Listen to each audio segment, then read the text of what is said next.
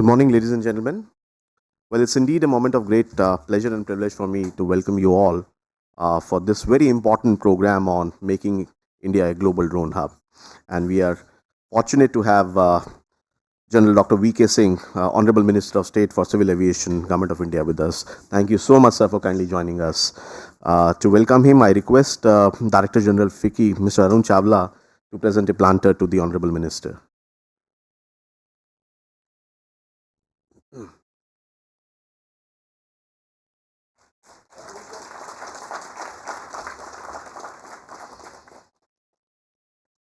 Thank you so much, sir. Now we begin the formal proceedings of the program, and I request Director General to deliver his formal welcome address.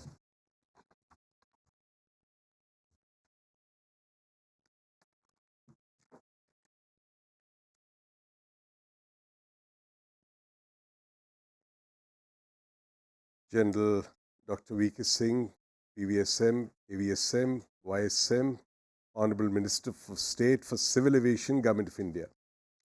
Dr. Arvind Gupta, Director, Vivekanand International Foundation, and former Deputy National Security Advisor. Dignitaries on the dais and off the dais, friends from the industry and media, ladies and gentlemen. On behalf of FICCI, it gives me immense pleasure to welcome all of you at this important conference, Making India a Global Drone Hub, which is being organized by FICCI today. We are privileged to have the presence of General V.K. Singh, Honorable Minister of State for Civil Aviation, Government of India, at this occasion. Thank you, Minister, for sparing your valuable time to join us for this program. Under your guidance, we are hopeful that this sector will reach higher heights. I'm also delighted to welcome Dr. Arvind, Director, Vivekanand International Foundation, and former Deputy National Security Advisor, who has joined us for the event. Ladies and gentlemen, technology is perhaps the greatest agent of change in current times. Both businesses and government organizations are leveraging digital innovations for operational efficiency and cost benefits. Among many other disruptive technologies, drones is one that has potential to achieve all desired benefits. Over the next few years, India can emerge as a front runner in the drone revolution. Unmanned systems have been used in defense and security industry. Further, we are going to witness exponential growth in civilian usage of drones. Increasing number of drone applications coupled with farmers in minimizing time, increasing efficiency by monitoring crops and livestock, as well as spraying fertilizers and pesticides. Drones can be a viable option for providing faster, cheaper, and more reliable delivery solutions for blood, medicine, and vaccines, particularly in remote areas and hilly terrain. Ladies and gentlemen, FICCI has been working in the area of drones since 2015. We have assisted the government in formulating a comprehensive policy framework for use of UAVs in the country. In addition, we are working with Ministry of Civil Aviation, Directorate of General Civil Aviation, and with DPIIT to identify issues to ramp up the drone production in the country. Besides research-based policy inputs, advocacy and forging partnerships to facilitate increased drone technology adoption in the country, FICCI has been instrumental in creating the mass awareness about drones. We have conducted various drone melas in select cities in India to raise awareness about drone technology among the masses, including farmers and the students' community. The best way for India's drone sector to take a pole position globally through economic competition and job creation is by investing in innovation and entrepreneurship. Honorable Minister, I would like to assure you that FICCI is committed to work in partnership with your ministry to achieve the vision of Honorable Prime Minister to create India as the global hub for drones. Not only become Atmanirbhar, but also as a leading exporter of drones and related services. With these words, I welcome you all to this important conference, and I hope that you have fruitful deliberations over the next 2 days. Thank you. Thank you, sir. Thank you for setting the context and sharing your perspective. Now, going forward, I request our co-chair, Mr. Ankit Mehta, who is also the founder of Idea Forge, to share the industry perspective with all of us. Ankit, over to you.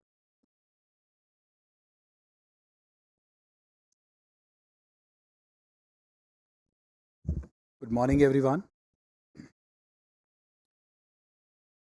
Honorable Minister General V.K. Singh, dignitaries on the dais, and my colleagues from the Committee on Drones in FICCI. It is indeed a pleasure to share the industry perspective for this sunrise industry that has finally been acknowledged and is now seeing its shine under the sun after many years.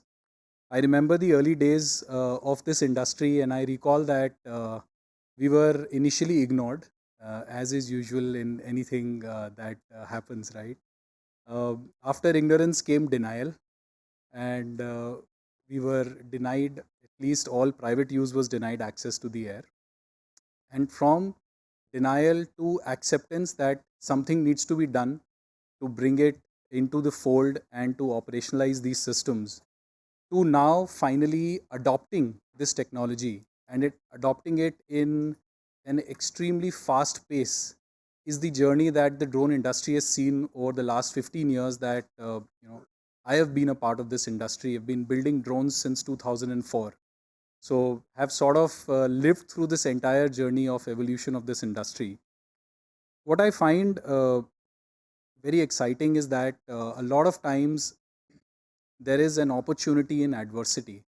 And if there is any industry that has shown uh, that there is some opportunity in whatever adversity the world goes through, it's the drone industry, which the moment the pandemic hit, all floodgates had to be opened up, because everyone was afraid that if we do not, then we will have to put people in the harm's way, which was the promise of the technology from day one.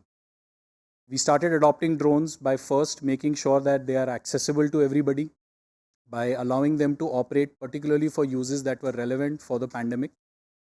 The moment pandemic started, we also announced one of the most visionary schemes in the world, which is the Swamitwa scheme, which which envisaged that we will be able to map all the properties of rural households and give them property cards to make them a part of the economic mainstream.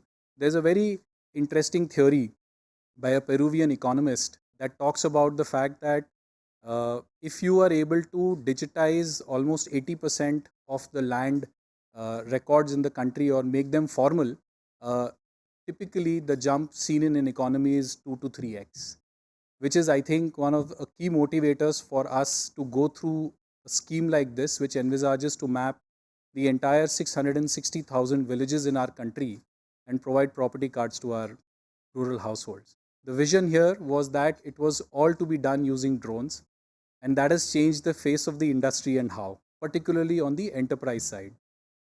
Then we, of course, had our northern neighbor and the skirmish we had with them, which was something that was that told us that we were missing eyes on places where we need to have eyes, and people cannot be the eyes there at all times. And therefore, to get eyes on those areas, we have started to induct drones in a very, very rapid pace, and we had the emergency procurement give out a lot of contracts on drones, particularly to ensure that we are able to man those borders. The wars that happened subsequently have further cemented the place of drones, particularly in the defense arena, because they have shown that wars, particularly the one that happened between Armenia and Azerbaijan, showed us that drones can be the difference between the winning and the losing side. And the war today that we are seeing between Ukraine and Russia, again we are seeing the kind of damage and the noise that drones have created. So therefore, I think over the last 2 years, I think the writing has been in drones today, and you need a driving license which is equivalent to a drone pilot certificate. So with that, now it seems very, very simple, straightforward to get drones out there, to increase their use, to bring in that economic benefit back to each and every citizen in our country. We are seeing a huge influx. Spraying in drones officially started with spraying for the locust issue that we had during the pandemic. From there to spraying on farms to Kisan drones services that have been launched recently, were launched by the Honorable Finance Minister in the budget earlier this year. I think drones are seeing a massive shift in terms of users. Now that we have accepted them, we are trying to find and leave no stone unturned. Uh, Even in Sir's ministry today, what I understand is that unless there is a drone report that shows the amount of construction that has happened on a highway, you cannot get your payments, which is exactly what we've always envisaged for the last 15 years, that drones can act as that evidence that is not reputable, and therefore create a much more efficient governance environment for our country. So the rules came in. After the rules, we also created a level playing field by banning import of drones. And I think why I'm calling it a level playing field is because if you look at the rest of the world, and particularly the success that our northern neighbor has enjoyed, they've enjoyed it because they are not signatories to any of the restrictions that we have been signatories to, like the Wassenaar arrangements or the MTCR or any other such arrangement. And because we have been signatories to these, we have obligations to prevent proliferation of these technologies. But they have no such restriction, and we are seeing the kind of debates they are getting into for their drones being used on either side for doing whatever is being done out there at this point in time. So therefore, there was a free export policy in some countries. There was a restricted import in the rest of the world, restricted export from the rest of the world. So in a way, in the small drone space, nobody flourished globally. And now that people are realizing that, and I'm extremely glad that our government has realized that there was an arbitrage that needed to be fixed, and we brought in an import ban which allows our industry to now flourish. And with the impetus on exports, and there are things that we are currently working on. We've recently come up with a draft note that will simplify the way drones will be exported from our country. So working towards not allowing drones which are not essential for our country, as well as working towards easing out exports from our country, is the next wave and the next benefit that we see in the industry. And last but not the least is the PLI scheme. I think it is a great shot in the arm for development in our country. It is designed in a way that it encourages us to plow back as much as we can into development, and not just in development of the overall system, but in the development of components around these systems, so that we can make a lot more of these systems and components in our country, so that whenever, if ever a situation arises that we are denied technology, we are not looking at somebody else to give us that technology any longer. So, and we have seen that progress in this industry within a year. Based on the PLI data, we very clearly know that the industry has moved from 1x to 5x. And my hope and expectation is that we can sustain this momentum at least for a few years, so that this can truly become an industry that is, one, a mainstream industry. Number two, it is an industry that brings its economic advantages to the common man at the fastest pace possible. With that, thank you so much, everyone. Looking forward to the sessions today. Thank you, co-chair, for taking us through the journey and the evolution of the drone industry in India and how FICCI has been part of that. Thank you so much. Honorable Minister, over the years, we have, for the last couple of years, we have come out with a research report, the kind of work which we have done to enhance manufacturing and export. And in partnership with EY, we have come out with that particular report, which we'll request you to kindly release today. And I would also like to invite for the report release our former chair, Mr. Rajan Luthra, to join us. And Ambarji, Mr. Amadube, please join us for the report launch. Please come on the dais.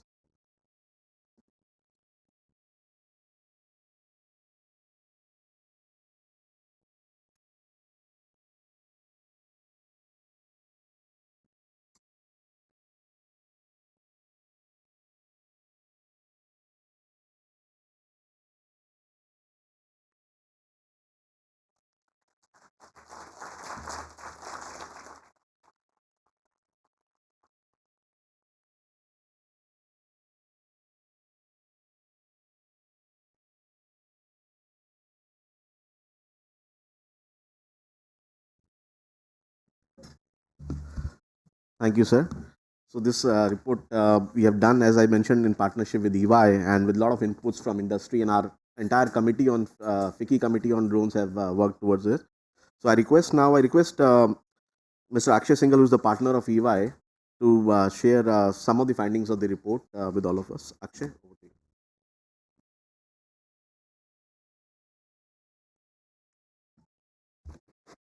I think I always believe I need a tallest, tallest stairs to be visible to everyone. So, a very good morning, everyone. Uh, uh, uh, a very warm welcome to our chief guest, General V.K. Singh, Honorable Minister of State for Civil Aviation, uh, dignitaries on the dais, and distinguished guests there. Uh, so, the FICCI Committee on Drones started working on this report quite some time back, and I would give a special mention to our earlier chair, Rajan Luthra, Ankit, Sumit, and Gaurav from FICCI. My team member, Shrikant Thakkar, who's not part of EY now. My current team member, Brigadier Raja Bhattacharya, and other supporting team members and the committee members who really worked a lot in doing the research that this type of report needed. Uh, so with that, I think I won't be able to do justice in 7 or 8 minutes to give you the depth and details of this report. I'll try to summarize it here, and I would request and urge each one of you to go through the details of each of them. Come back to us with any facts, any other inputs that we can work on it as part of our next version or next enhancement on the drone story. Uh, so as a kid, when I was growing up in early 80s, I used to get I mean, the flying objects used to catch my attention, be it birds or planes or maybe a helicopter sometimes. And then I would get mesmerized by uh, the, I mean, the UFO sightings in parts of the US or that then USSR or South America.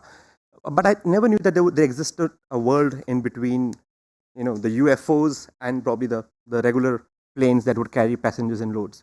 So I did some bit of a research and learning on my own, and I think I'll present some rise of the drones aspects as well. So if you go back, there was a spiral screw vertical flight that was designed by Leonardo da Vinci, which is called a quadcopter back in 1480s. If you go further, you will see. Sorry, yeah. If you see, there was a in 1950s there was a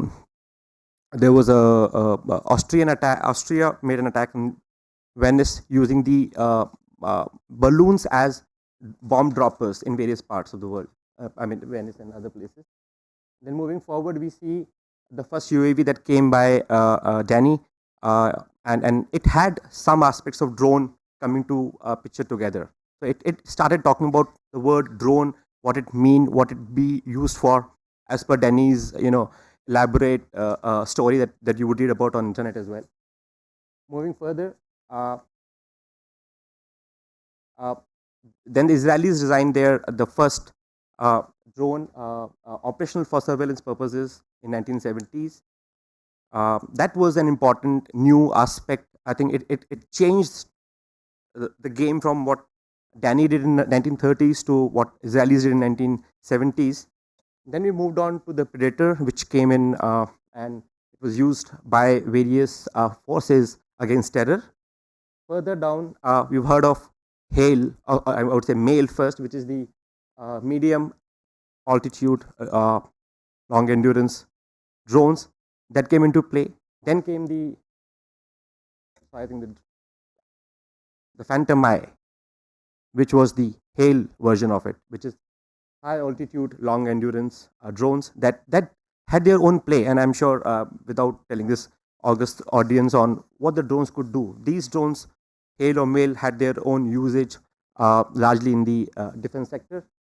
And then we started testing drones for various commercial purposes. I mean, the first test flight happened also around 2013 for commercial use of drones. And then India also started picking up the baton around drones, and I think Ankit rightly mentioned that we moved from ignorance to denial to acceptance phase and started picking up the learnings, usage of drones in various parts. Today we see, I think Arunachal Pradesh has come up with the medical drone to drop off supplies in various parts of the state, which are not reachable otherwise. The government came up with rules. I'm sure there will be revisions on those rules going forward. So drone has its own long story. And I think my learning way back my early days as a kid in 1980s got changed, modified, knowing this vast span that lies between a UFO and a typical plane that we've been talking about all this far.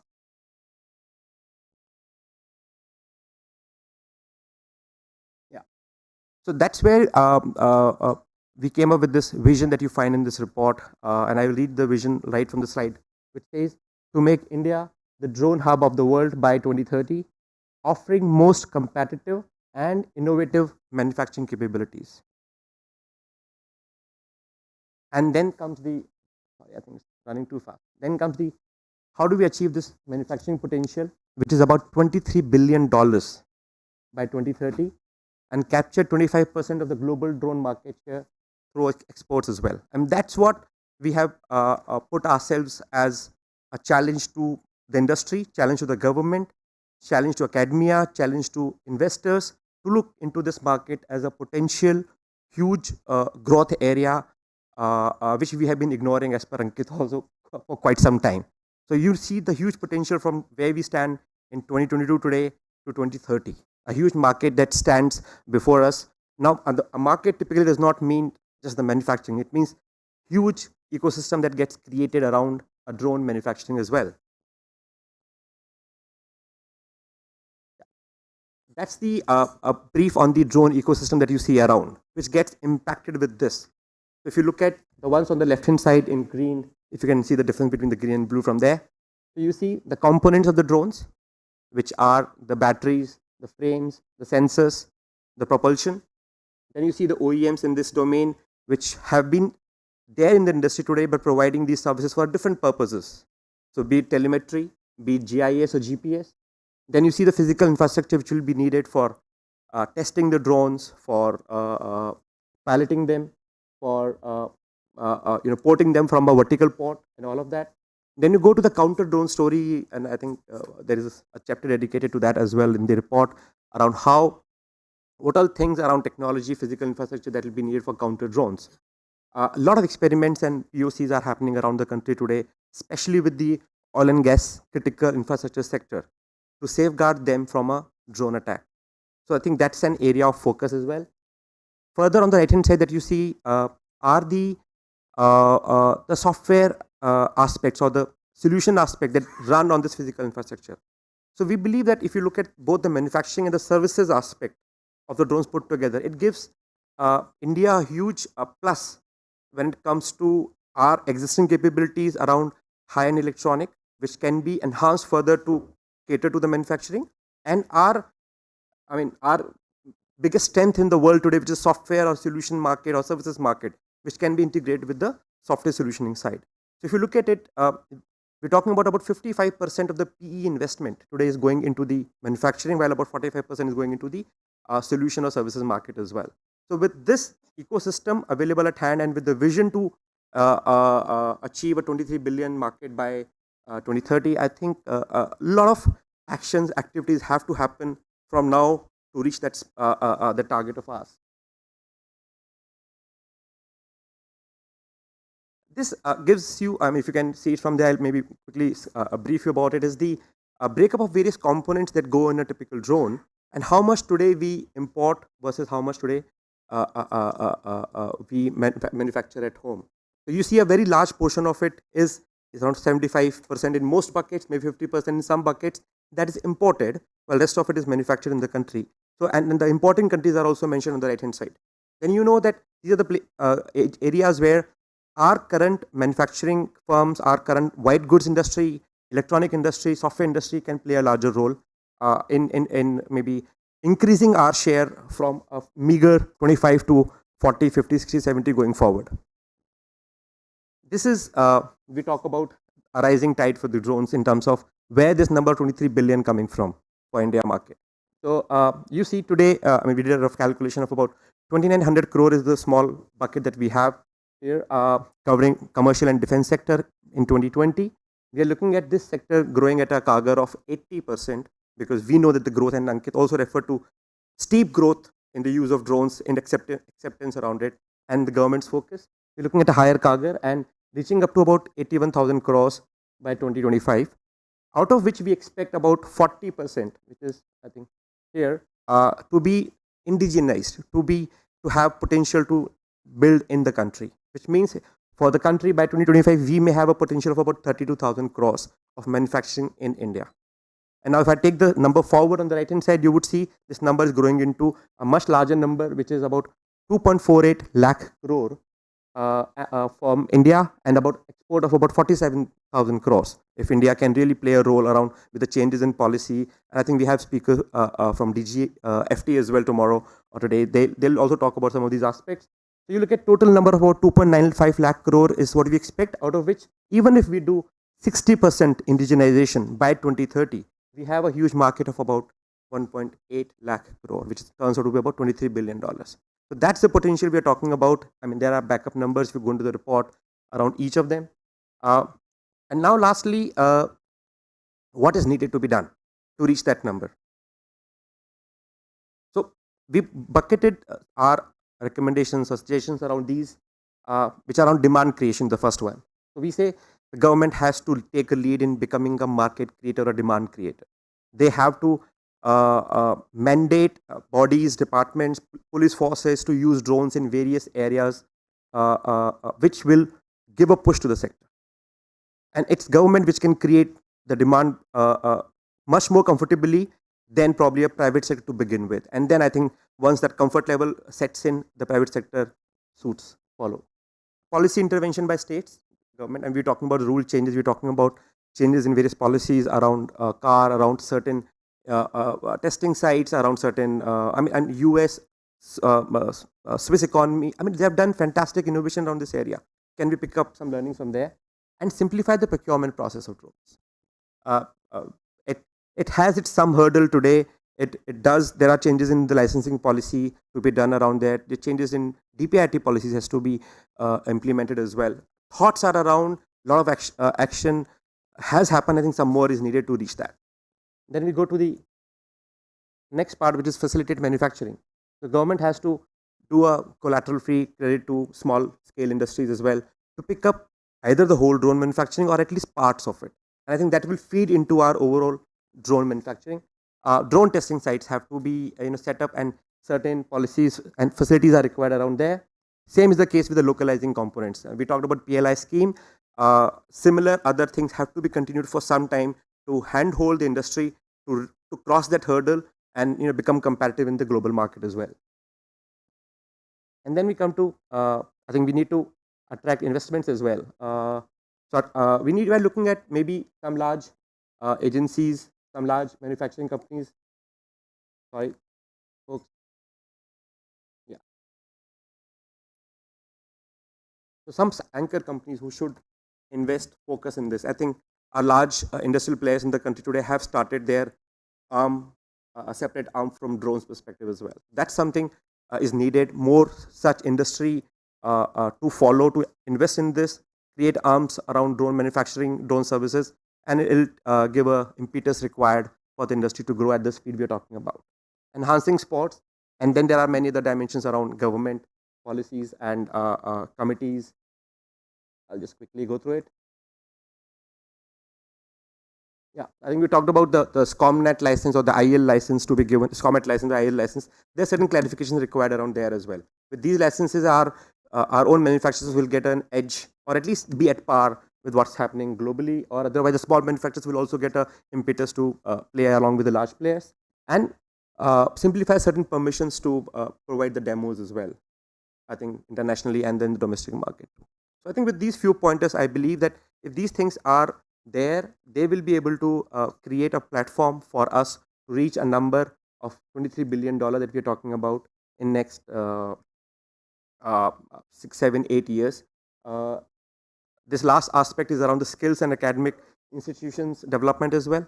So here the aspect of pilot training, certifications, availability of the manpower around the country, offering services even at the panchayat level, not just in the larger cities and tier 2 cities as well. We're talking about taking drone as a service to the next level, and I think the government intervention around this can help us give that impetus required.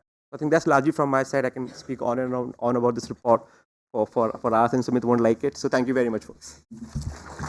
Thank you, Akshay. Thank you for taking us through the findings of the report. And after this session, we'll be distributing the reports to all the participants, and we'll be happy to invite any comments which you may have. So going forward, I request Dr. Arvind Gupta, who is the director of Vivekananda International Foundation and former Deputy National Security Advisor, to share his keynote address. Dr. Gupta earlier has been, as I mentioned, Deputy NSA and also Secretary of National Security Council Secretariat. Plus, he was a DG of IDSA, and he has been throughout former career diplomat and served in the Ministry of External Affairs as well. Over to you, sir. Namaskar. Thank you very much, Mr. Sumit, for this introduction and for involving the VIF with this very important conference that you have organized. We have been associated with the FICCI for the last several years, minus the, of course, COVID years, in organizing such conferences, the ones on cybersecurity, etc. So glad to be here once again. And VIF is very happy to join hands with FICCI, and also this is an opportunity to learn and also interact with a number of people, very distinguished participants who are here. And I also want to acknowledge the august presence of General V.K. Singh ji, who has been the former army chief, someone to whom we look as a mentor in the national security issues. And now he's a minister in the civil aviation, a very important ministry insofar as this drones is concerned. And of course, the distinguished members of this august house and those on the dais, thank you very much. And I really learned a lot from the presentations that have been made this morning. So, I think this is a very important initiative which brings multiple stakeholders together, and this is going to give us an opportunity, and we already had a very good start, as to really to do a brainstorming and see how India can become a drones manufacturing hub. It will require a lot of effort. Some very important reform measures have been announced and are now being implemented. But I think the window that we have is narrow, maybe in the next 5 to 10 years, in which we have to do a lot of work. And I think this was brought out in the report as well. This audience knows very well the drones have wide-ranging applications and diverse disciplines ranging from agriculture, health, resource surveys, geospatial mapping, and to national security. So I think developing the use cases and investing in them, and that is what the demand creation aspect of the presentation comes in, that is very important. And I think this particular seminar will also help us how we can use drones in multiple ways. So the point that I think has been made is that the possibilities are infinite. It's really up to us, because drones is such a basic technology and it cuts across all disciplines. The possibilities are infinite, and India should not be missing this opportunity to emerge as a leader in this area. And I think Prime Minister Modi's vision to make India a drone hub for both manufacturing and services is very, very important to achieve Atmanirbharta in overall for national capabilities, but also in this area. Drones is, of course, is a clutch of technologies. All kinds of technologies come into it, and drones really integrate multiple technologies. So I think making linkages between the drones technologies and other sectors is very important, and other technologies. So I think it's not just really focusing on drones, but how to also make linkages, cross-sector linkages, and also linkages forward and backward with other technologies is also very important. Now, the government has taken a number of very important steps and measures towards making India a drone hub by 2030. And some of these are have been mentioned, and they're there in the report. I had a very quick look at it. The enactment of liberalized drones rules of 2021. I think that was really a game changer, because we have been experimenting with this. Drones have been there for last more than 15-20 years. So after some initial experimentations and some hit and trial, etc., I think now we are beginning to get right. And the drones rules of 2021, which are liberalized rules and which allow you now to fly drones at up to the height of 400 feet in about 90% of India's air space map. That's a very big, that is very big step. And I think government needs congratulations. And I think, FICCI, I was looking at your previous reports, and FICCI from time to time, 2014, 15, 16, 17, you did a lot of surveys, and this has been a gradual journey. But now I think all the stakeholders are on the same page, and that's a very important thing. And also restricting the imports of drones is also, I think, a very important step towards Atmanirbharta. And concomitant, and I was looking at some answers given by the government in the parliament, and a lot of good data has been given, particularly the focus on skills and training. So a number of very reputed educational institutions, now they will be doing R&D on drones. And let me emphasize here, without R&D, we will simply be assembly point. So because the technology is changing so fast, we have to be really at the forefront of R&D in standards, in IPRs. And I think there is a mention of this in the very quick, I saw innovation you had mentioned. But I think we need to develop that a little further in your probably future reports, because without, it's all about R&D and how to use that R&D. So that is one area that we need to focus on, and skills and skill development. So Ministry of Skills and Entrepreneurship, they have now, I think, started some courses. 6 courses have been started, and so they will be now.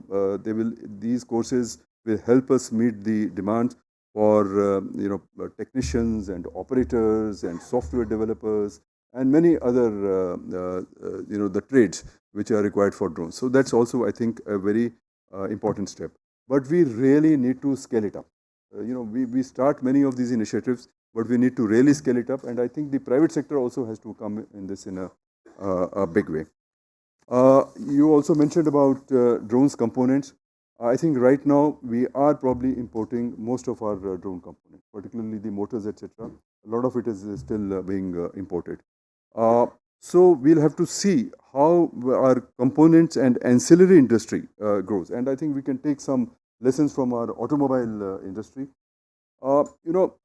Electronics is very important, and we know that how we missed the bus in the cyber side, for instance. And I was talking to Rahulji this morning, how we missed the bus on the cyber side, particularly on electronics, and we did not, for instance, the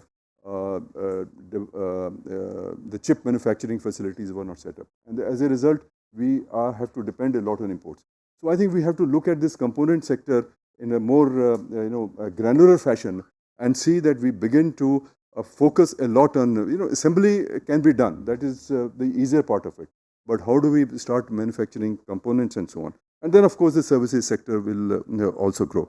Now, there are some very interesting data which I saw in some information which the government has put out.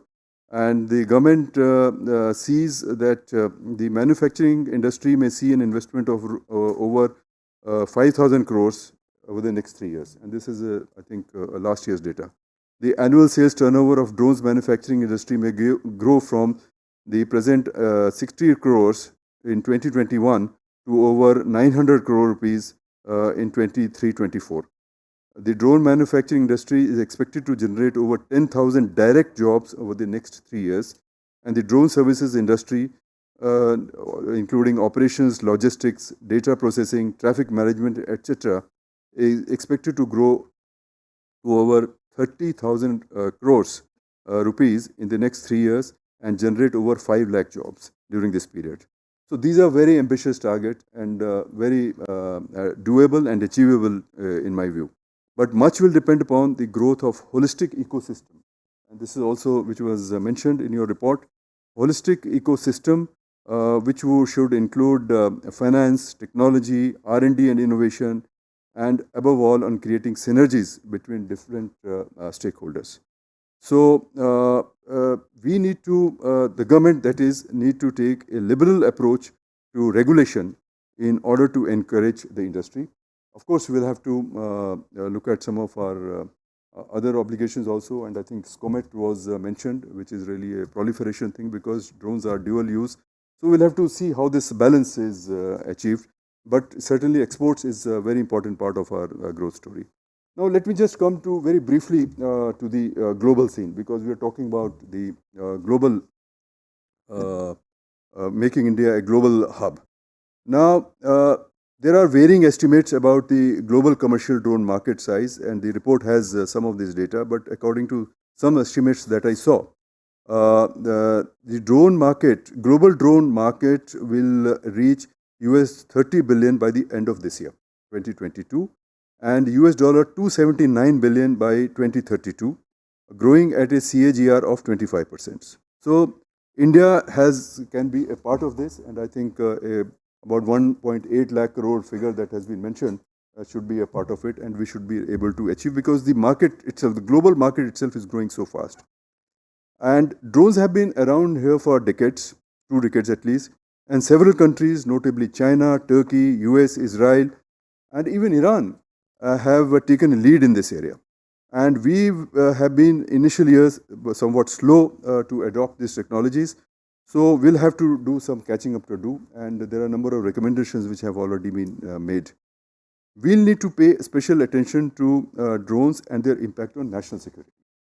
In the last few years, we have seen spectacular use of drones in warfare, in Azerbaijan-Armenia conflict in 2020, and now in Ukraine-Russia war. Armenia lost a large number of tanks, artillery pieces, and armored vehicles to Azerbaijani UAV attacks. Azerbaijan used Turkish and Israeli-made unmanned aerial vehicles, and drones also revolutionized intelligence, surveillance, and reconnaissance, ISR operations in wars, and also in peacetime. Incorporation of UAVs in warfighting will require a recalibration of our military doctrines. Underwater drones pose a major threat to naval ships. Drone swarms, in which literally hundreds of drones can be used for attacking the adversary, will take war fighting to an entirely new level. And I think we saw a demo of it on the Army Day, I think last year, when some drone swarms were also demonstrated. We have also seen how our adversaries are using drones for getting across drugs and arms across the border. And I think a number of this seminar will also have some interaction with the police and paramilitary forces tomorrow. Border management practices will have to be overhauled and updated in view of greater use of drones in arms and drugs trafficking. Detection and neutralizing small drones is a big challenge, and I think we need to work a lot on the counter drones technology, and that was also mentioned in your report. Drones are being extensively used world over in grey zone conflicts. Using drones, the Houthi militants crippled half of Saudi Arabia's oil company Aramco's oil production in 2019. For several days, the 50% of their oil production was taken off the table, and that created a turmoil in oil markets. About 5% of global oil production was taken off the table. Weaponized drones have been used to carrying out high-profile assassinations. Iranian Revolutionary Guard Chief Major General Soleimani was killed in a US drone attack in Baghdad airport in 2020. Al-Qaeda chief Ayman al-Zawahiri was killed in US drone strike in Kabul very recently. We will need to develop counter-drone technologies, an area which is still in infancy. A lot of work needs to be done in this area. Our police, paramilitary and law enforcement agencies will need to adapt drones technologies in their operations. At the same time, we will have to ensure that the new technologies do not infringe upon citizens' rights. We will need to develop a larger ecosystem of finance, R&D, skills, education, investment, trade, academia, government, and industry collaboration to make India a global drones hub. Drone technologies are strategic in nature. It is not enough for India to manufacture drone.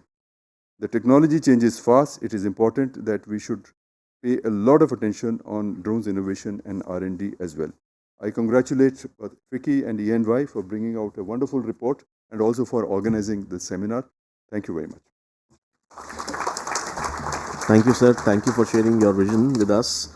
Sir, you very rightly mentioned about the scaling up the entire ecosystem, and you mentioned that R&D and component manufacturing, scaling and demand creation are the key areas one need to look at. Talking about demand creation, what at FICCI we believe that the more and more usage increases of drones, the more and more demand is going to be created.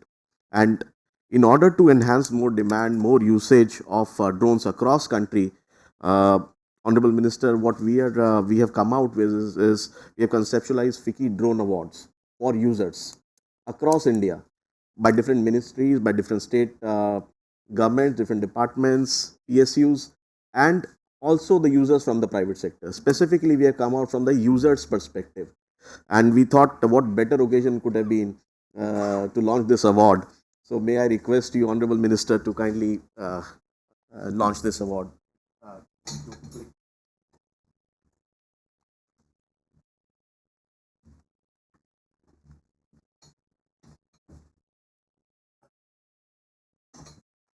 Could we have a round of applause, please? So as I mentioned, this is specifically for the users to enhance the usage, and we will be facilitating. We also have the category of best state who has adopted the drone technology. So very soon we would be coming out with call for entries, sending it to all different states, different government departments, and to the private sectors to enhance the usage. Thank you so much, Honorable Minister, for supporting us on this. And now I request Honorable Minister to deliver his keynote address.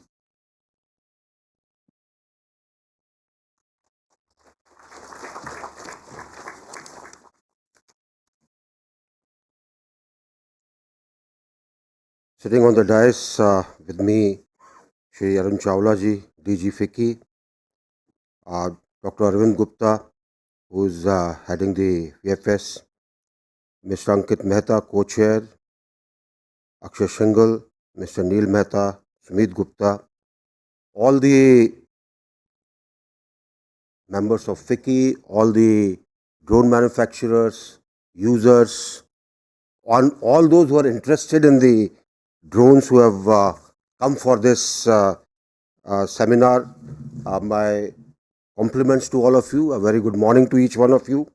And it's good to see this hall full and people looking for seats. Drones have been there for quite some time, and it is only in the recent 1 decade that the interest seems to have gone more from what it was used earlier for more military purposes than towards the commercial purpose. And keeping that in mind, the government has liberalized the whole policy for drones so that it can give a fillip to people who want to manufacture, people who want to set up the industry, and people who have the passion to take the things forward. So this particular seminar of talking about India as a drone hub is well called for. We have been looking for this particular thing from the ministry side, that a hub is what is desirable. If we do not look at it more ambitiously, then things will not happen. I always hold that if you don't think of jumping up to the moon, you won't hit the ceiling. So let's hit the ceiling by thinking of jumping up to the moon. Target is big, and you have to think big, then only things will happen. Where the government is concerned, old rules were liberalized to an extent that today 90% of the airspace is available for carrying out drone operations. All the regiments that existed have been liberalized. Whatever used to take long time, whatever used to take money to be placed in for various things, all that has been combined, and it is today easy to work and get the permissions all on digital system. We have also gone ahead in our own ministry to say that compliances will be linked to time, which means if a thing has not been given a particular time, it will be deemed to have been done. So the onus will be on us to ensure that the things happen faster, and people who are into the manufacturing field, people who are the users, they do not take time. Incentive has also been given for training of drone pilots, a simple system. A lot of people have set up their business in this. The schools have come up with the DGCA accreditation, and the certificates have to be given to the people who set up the schools, not the DGCA. So it becomes easier, it becomes simple, and it will provide employment to large number of people. We also look at ensuring that the productivity linked incentives fructify in pushing up the industry. Already a large number of people who have been notified as per this policy, both the manufacturers as well as the component makers, and I'm sure it will also provide motivation to others to join this bandwagon, so that the productivity linked incentive can help them in taking their own industry and markets forward. There are a couple of things which I just want to highlight, which will help in ensuring that there is a certain mindset change that is required. Let me take you back to Second World War, when Japan was literally devastated. MacArthur was the literal emperor out there, and he brought in a management expert who the Americans hated because he only used to talk about quality. The Japanese liked him. Everybody listened to him. And the result was that in about 10 years' time, Japan started turning out well-priced, quality products which slowly captured the market. Take your minds back to those days. I don't know how many people are from that era, but take your minds back where you had the German Hasselblad camera, nice heavy stuff. Even if it was stolen and you took it back, you can hit the thief and he'll fall down and the camera will still be able to take a photograph. It had ground glass lens, very good lens. What did the Japanese do?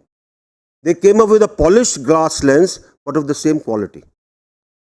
And slowly, they were the ones who captured the market. It is the quality that matters. It is innovation that matters. If we are looking at India becoming a hub, we have to imbibe these two things. And we have to believe in ourselves. Everything cannot be imported if you want to become a hub. You have to invest here, come out with solutions, and I have full faith in our young people, entrepreneurs, our people who are doing research, that they can come up with solutions which nobody else in the world can take out. It's just a question of putting your mind to it. There's a great amount that can be done. So let us promote the idea of quality. Let's promote the idea of pricing it right. Let's imbibe our ancient business ethics, which our Marwadis practice. Price it low, ensure there is a great market research, and soon you will capture the market. After that, decide your price. It doesn't make a difference. We need to do that. And that is how you will be able to capture the market. You will be able to not only capture the market in India, which has a market, but you will also be able to go outside. And if you want to go outside, the product has to match the best in the world. It cannot be just a copy of what has been made somewhere else, but it has to be much better than that. Research is needed, great amount of research at every this thing. Initial investment on research is going to get you the market and will get you all what you have invested in a larger measure than what you have invested in. So, if you do not do research, then I'm afraid you will only be importing or copying things which are not going to make us a hub. Take the example of Maruti. Initially, it was a screwdriver technology. All the parts came, all the kits came, they all got assembled into a car. Slowly, we started letting Indian manufacturers start making various small little things which were needed, whether it was the glasses, whether it was the fenders, whether it was anything. Today, that industry has enlarged itself to an extent where our people are suppliers for all automotive manufacturers all over the world. All over the world. Now, how has this come about? It is because we ensured that people started getting into the business of manufacturing. They had the incentive, you checked the quality, and you ensured that they were not left by themselves. That is what I think, as manufacturers of drones, you have to create your own system, you have to create your own suppliers, you have to create your own component makers, which will ensure that this thrives as a market in India, and then you are able to produce the quality which will be needed by others. Give you another example. A small little country called Serbia has been manufacturing copper cones which are used in most of the anti-tank weapons. Whole world takes it from them because they find it is cheaper to take from them, put it in any weapon system that they want, and it is as good. So once you start manufacturing things which match the best in the world, people will come to you. And it is the quality that matters. I keep harping on it because most of us do talk of Chinese goods. This is Chinese, it will break in 5 days. It should be Indian, which will never break in 100 years also. That should be the thing behind us. We also need to look at modularity of the systems that we create so that there can be multiple options for its use. We must look at various startups which are working and give them a certain incentive so that they come up to your expectation. And today there are many institutions of excellence which can provide you that technical pool which you need today. And mind you, where the commercial sector is concerned, the use of drones is growing multifold. We have, from our ministry, we have had drone melas in 12 different states. And in each one you get different people who come up with solutions which will help the commercial world. You have today nano urea coming in liquid form, which a person can use, that little 2 bottles or something for 1 acre, and it is much more effective than going into the field and throwing urea. Or pesticide. All is being done by drones. So the more simple solution you provide, and you provide that initial, as per what I said, the Marwadi philosophy of business, initial price being low, you will capture the market. It will grow. The more it grows, the better it is. More it grows, you create a hub and dependence of many people on it. We have to scrupulously cut down on imports. Policy is not just enough, because you do find that there are many people who want to look for shortcuts. Okay, let's import A, B and C which can be used by us for ensuring that my wares sell at more profit to me. I think this has to go. If we want to make India a hub, then we need to ensure that we manufacture the same thing. Initially the cost may be more, but I'm sure when the volume increases, the price will come down.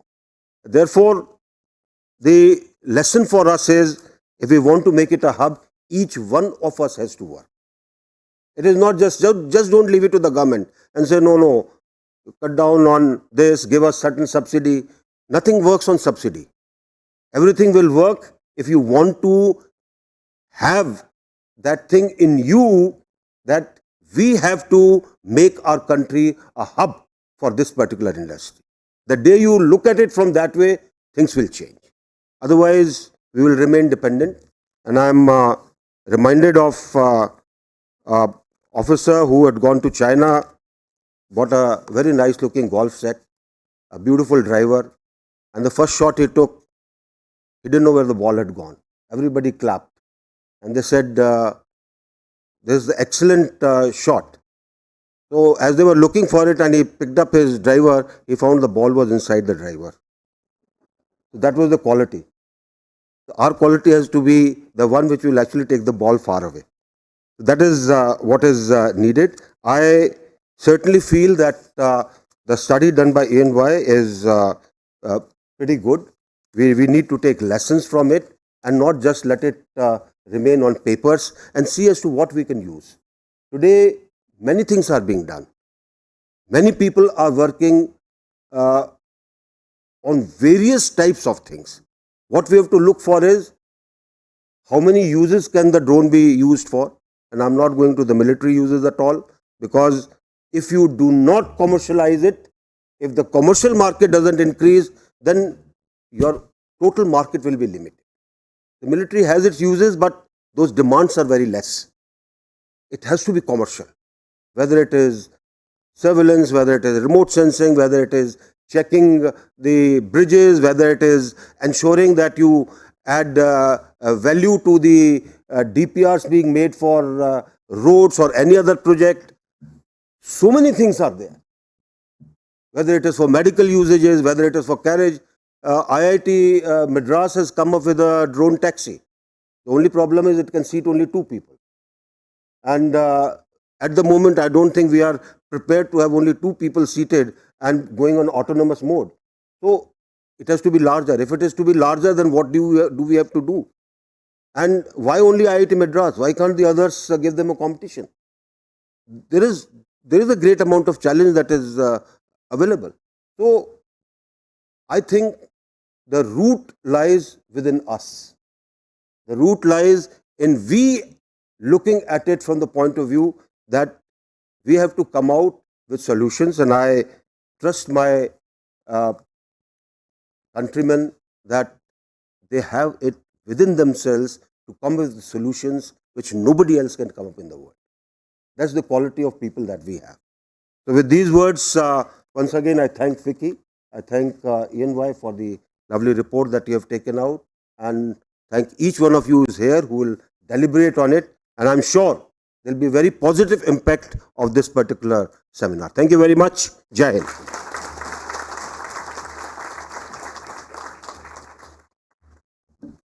Thank you, Honorable Minister. I think the key takeaway for us is the quality, indigenization, and innovation. Thank you so much once again for kindly sharing your vision with us. And from FICCI side, sir, we are committed to partner with you and make it happen. Now, moving forward, I request our co-chair, Mr. Neil Mehta, who is also founder of Esteria Aerospace, to deliver his closing address.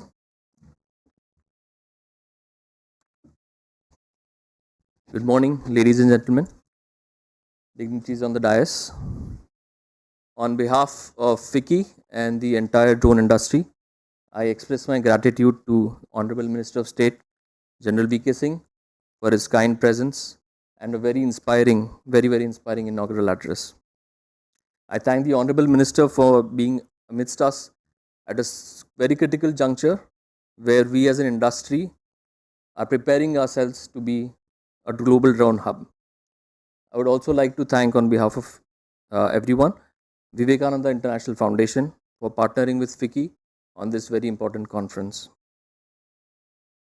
I am sure this conference with fellow industry members, academia and government participants, we will achieve our objective of being the global drone hub of the world by 2030 by strategically increasing our influence in this sector and making sure that we are at equal with the rest of the world in this technology. Friends, in 2015, I think, or 2016, I was in this very room where we had such a conference and spent 2 days only discussing how to counter rogue drones. And I think we've come a long way since then. And I'm very happy to say that today we are talking about a productive use of this technology, while of course, countering drones and making sure that our security interests are kept at heart. is very important. I think going forward, as has been laid out in the report as well, and as a FICCI Committee of Drones, we are committed to focusing on 4 key areas which will make sure that India becomes a global drone hub. And these are: first, focusing on designing and manufacturing world class products in India. I think the Honorable Minister of State has laid down the initiative for everyone. We need to focus on innovation, we need to focus on quality, and we need to ensure that an entire ecosystem, not just building drones, but also building components, taking a cue from the automotive industry, will enable us to capture the growing demand not only in India but also the rest of the world. Only when we build world class products which are at par with the rest of the world and can be exported can we truly consider ourselves as a drone hub. Without that, we will not reach that goal. The second is promoting drones services, solutions, and entrepreneurship. While manufacturing will create the supply which is required, the end users want to explore how this technology can be used from all sectors, ranging from surveillance, agriculture, land surveys, inspections of critical assets. And I think definitely beyond just the hardware itself, there's a lot of work that been done in software solutions, in promoting services to these various sectors, and in promoting local micro entrepreneurs who can use these drones to reach every village, nook and corner of the country. I think that's the second focus that we all should have. The third is in skill development. This is a major growth. The industry is going to experience a major growth over the next few years, and only if we are prepared with both technical and non-technical manpower to address this demand will we be successful in making India a global drone hub.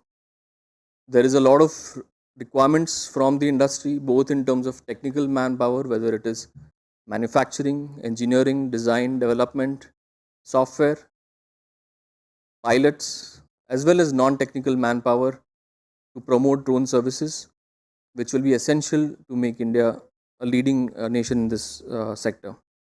I think that's the third focus area which we must have. The last, I believe, is in attracting investments to this sector. Uh, in the last, I think if you look at the last few years, maybe the last 5 years, the investment which has gone in the Indian drone sector is about 1/15 of what has gone into the rest of the world, including our erstwhile neighbors. So I think if we have to make the maximum proliferation of this technology, we must be in a position to attract investments from not only the private sector, but of course from abroad. I think with these four key focus areas, we are bound to make sure that India reaches the goal which has been laid down by the Prime Minister of India, and we, as FICCI Committee of Drones, have also been working in these areas and make sure that we will reach this goal. Over the next 2 days, you will see a lot of deliberations within these areas, and I convey my best wishes to all the participants and to all the uh, people on the participants on the dais. Will ensure that we collectively make India a global drone hub. And I thank everyone for being participating in this event, and I wish you all the best. Thank you. Thank you, Co-Chair. Thank you for your concluding address and sharing your perspective as well. With this, we come to the conclusion of the inaugural session. I thank everybody on the dais, and thank you, Honorable Minister, for your kind presence. Thank you so much.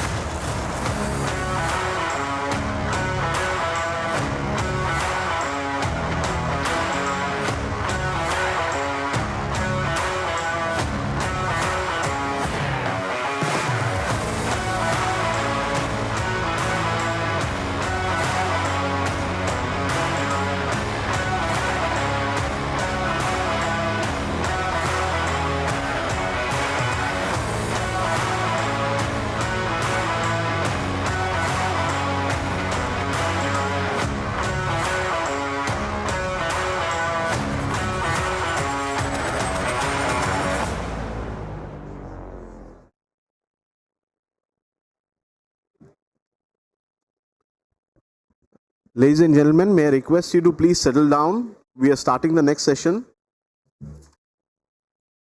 May I request everybody to kindly settle down.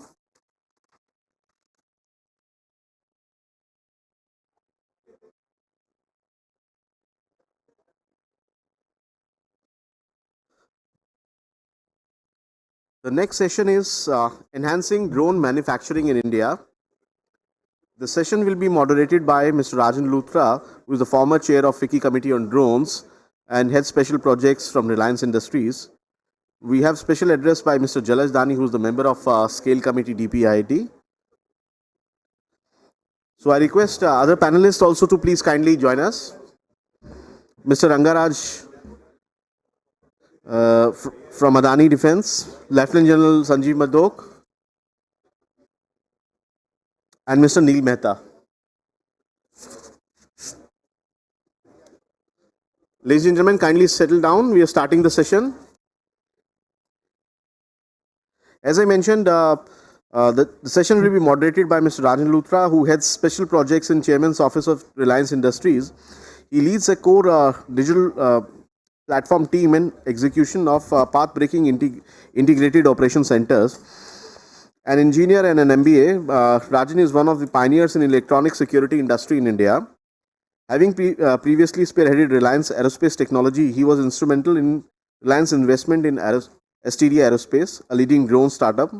As a former chair of FICCI's National Committee on Drones, he led the drone working group under the aegis of DPIIT, Government of India. He played an active role in supporting the government's effort for the liberalization of drone rules 2021 and PLI scheme for the drone sector. Previously, he was the co-chair of FICCI's Homeland Security Committee and is a member of Expert Committee on Drones under METI. So before I request him to moderate the session, may I request Mr. Luthra to present a planter to Mr. Jalaj Dani and formally welcome him.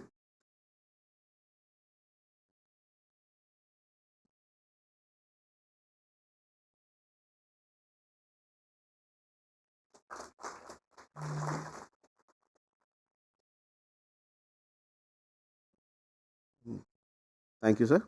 Now I request you to kindly moderate the session. Over to you, sir. Thank you, Sumit. Good morning once again, ladies and gentlemen, Mr. Dani and my co-panelists. Before we start, may I request everyone to settle down so we can begin the session.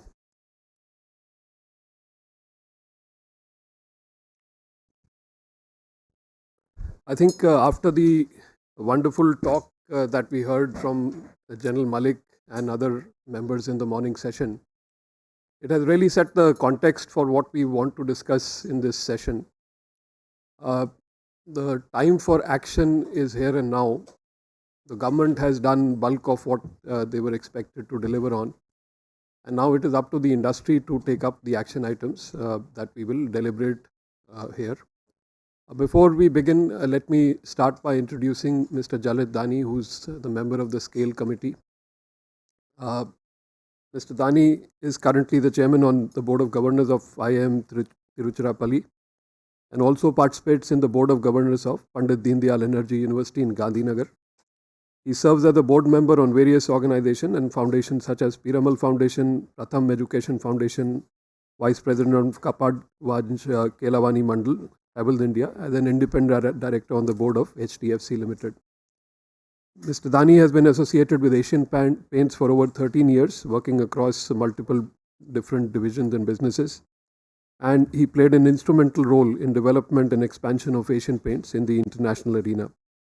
He also holds affiliation with government bodies such as member of the Pradhan Mantri Kaushalya Vikas Yojana Steering Committee, Advisory Committee of Fit India, and he's a member of the Young Presidents Organization. In his role here as a member of the Scale Committee guiding the drone sector, we welcome him here and would like him to present his inaugural address. Thank you.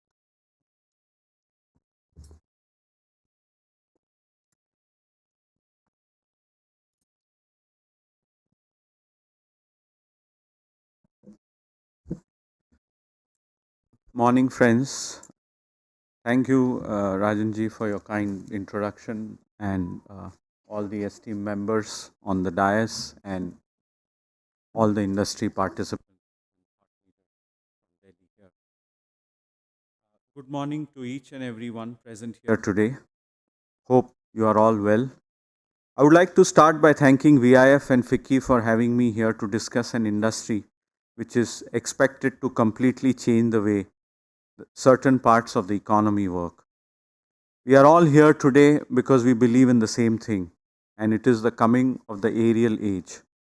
The drones have naturally become the first step in that direction.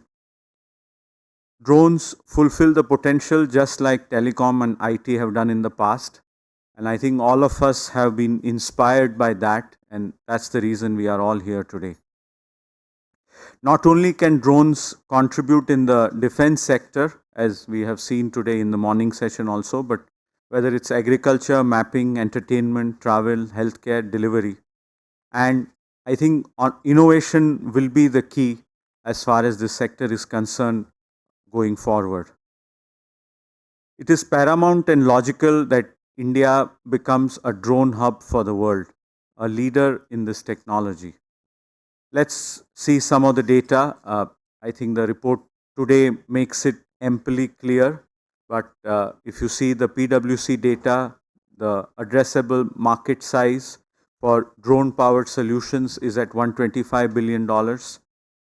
Globally, some estimates put drone manufacturing market to be about $10 billion and expected to cross $35 billion before this decade ends. We have seen how drones have engaged in benevolent capacity, whether it's delivering medicine or fertilizer usage in farming, whether it's the Ukraine conflict to other applications that are now coming up. This makes drones manufactured with Indian technology so important for national security and hence the need to be Atmanirbhar. Of course, all of us are here living in exciting times. On one hand, the government of India has put its weight to help the industry reach its potential. Ambar Dubey ji is here, who's been taking it up as a cause for us as an industry across all platforms.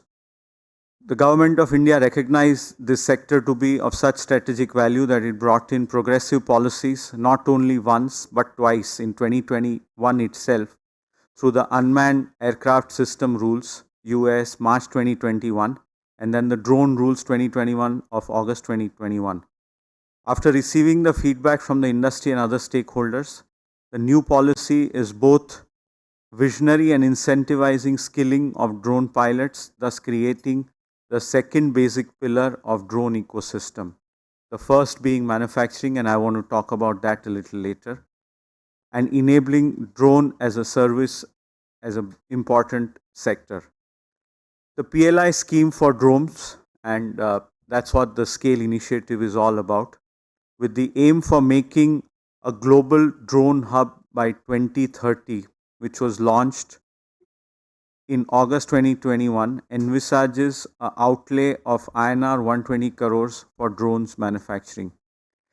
23 beneficiary companies have already been selected for the same, and I think most of you are here in the room in one capacity or the other. The marquee scheme promotes a flat payout of 20% of value addition, one of the highest, and I can say that as I have seen the data across 20 odd sectors that SCALE works on. And this rate is kept constant for all the 3 years. This, we believe at SCALE, will give a huge fillip to drone manufacturing and hopefully attract over $600 million investment to the sector and create 10,000 jobs. On other Indian technology, if you see in the IT and the IT enabled services, it has created a market of more than $200 billion with leading Indian brands now on the global horizon. We believe at SCALE that India is also the global hub not only for tech development but also the third largest startup ecosystem in the world. Drones, I think, as all of you know well, is a strategic technology and asset for India. But there are some key imperatives for success. First and foremost, and we heard some of this in the morning session, is innovation. Drone manufacturers would need to innovate to global standards. The cutting edge drone technology is being developed across the world. We have to go beyond assembling basic drones from kits and incorporate latest technology, whether it's edge AI, high definition cameras, long distance heavy drones, etc.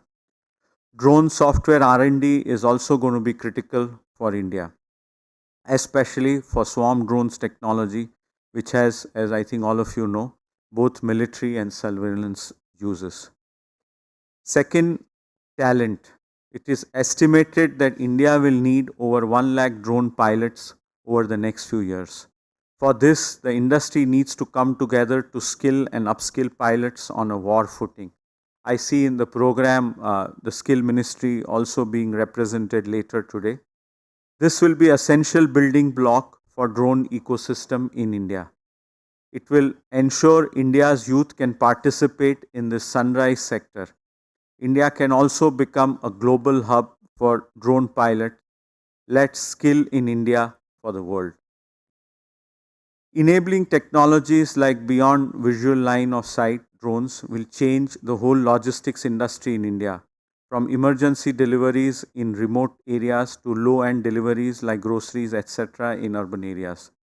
Government of India, as all of you are aware, is already working on mechanism, and it is only a matter of time before this policy is introduced.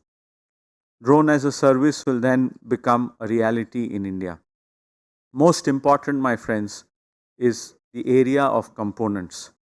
Towards building a manufacturing hub, high focus should be on backward integration or component localization.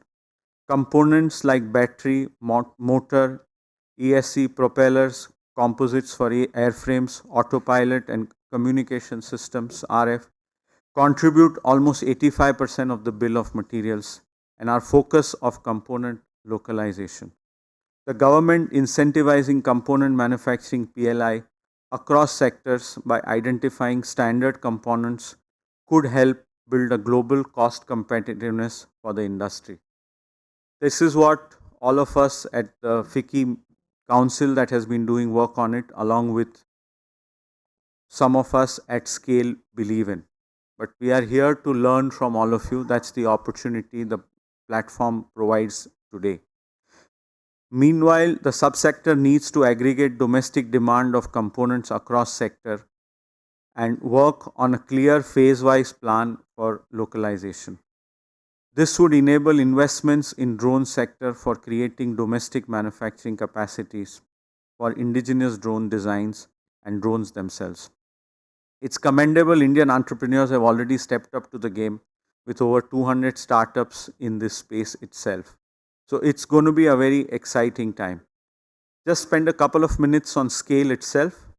The Ministry of Commerce and Industry has set up steering committee for advancing local value add and exports scale a little over 2 years ago. 24 champion sectors were identified where India could make significant headway in driving domestic manufacturing. The drone sector, which possibly is the smallest in terms of revenue, was included on account of the impact across sectors that it can deliver. Today, it is my privilege in supporting the drone sector on behalf of the Scale Committee. FICCI, being the only major industry body with a dedicated drone committee, was the obvious choice to be assigned this charter. And in August 2020, a well-represented 12-member FICCI Drone Working Group was set up. In less than 3 weeks, on 14 September, the first review of drones was chaired by Dr. Pawan Goenka, and the sector presentation was made by Mr. Rajan Luthra on behalf of FICCI Drone Working Group and EY as the knowledge partner. The Scale Committee acknowledged the vast potential and diverse application of drones and advised that the focus should be on manufacturing in India. Ministry of Civil Aviation, as the line ministry for the sector, was also requested to support the initiative. Dr. Goenka had advised that given the vast opportunity in India, India should not miss the bus on drone manufacturing and outlined the strategic objective of making India the drone manufacturing hub. Deepak Bagla from Invest India suggested a few domestic champions could be identified. 4 areas the panel I think will deliberate, as I can see. One is to generate demand initially by government support. Second is to facilitate drone manufacturing. Third is to enhance export potential. And fourth is to attract investment, both foreign and domestic. All these 4 aspects with industry support, also led by PMO, MOCA, DGCA and DPIIT, coordinated by the FICCI Drone Committee, has made significant progress to serve all the stakeholders as far as the drone ecosystem is concerned.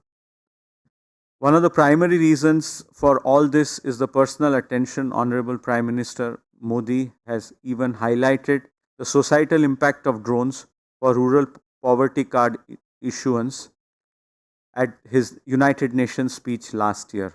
I am confident the panel members in this session, and we have illustrious panel members here, shall bring out specific actions that the industry and the academia and the government can undertake to further fast track the aim of making India the drone manufacturing hub of the world.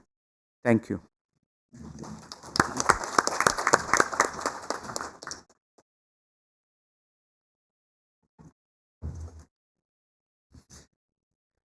Thank you, Mr. Dani. Let me introduce my co-panel members now.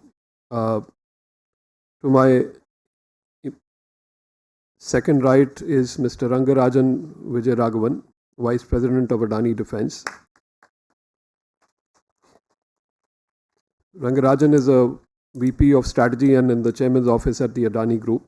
He is actively involved in handling multiple aspects of strategic planning and governance, including incubation of multiple drone-related offerings for the Adani Group. He brings over 16 years of experience in management consulting and corporate roles across AT Kearney, BCG and Tata Group, where he has worked with over 40 different companies, particularly in the industrial and infrastructure sectors, to effect strategic change and transformation. He is a qualified chartered accountant and holds a postgraduate diploma in management from IIM Ahmedabad. Welcome, Rangarajan. To his immediate left, we have General Sanjeev Madhok, Head of Defence Business at Dynamatic Technologies. Dynamatics has devoted itself to Make in India in the last 3 decades and has been on, General Madhok himself has been on deputation to a United Nations mission in Iran, Iraq as a senior operations officer in 1990-91. He also had a tenure with the Ministry of External Affairs in 2006, where he was responsible for nurturing the Office of Director Security Affairs Eurasia Division. He ended his first innings as General Officer Commanding-in-Chief Army Training Command, where he added value to concepts, doctrines, leadership training and Red 4, among others. He authored an in-house book on leadership, Dare to Dream Big. Welcome, Sanjeev. To my immediate right, we have Mr. Neil Mehta, Director and co-founder of Esteria Aerospace. Neil has a BS in Aerospace Engineering from Purdue University and an MS in the same field from Georgia Tech. Prior to founding Esteria, Neil worked as a system engineer at Collins Aerospace, USA.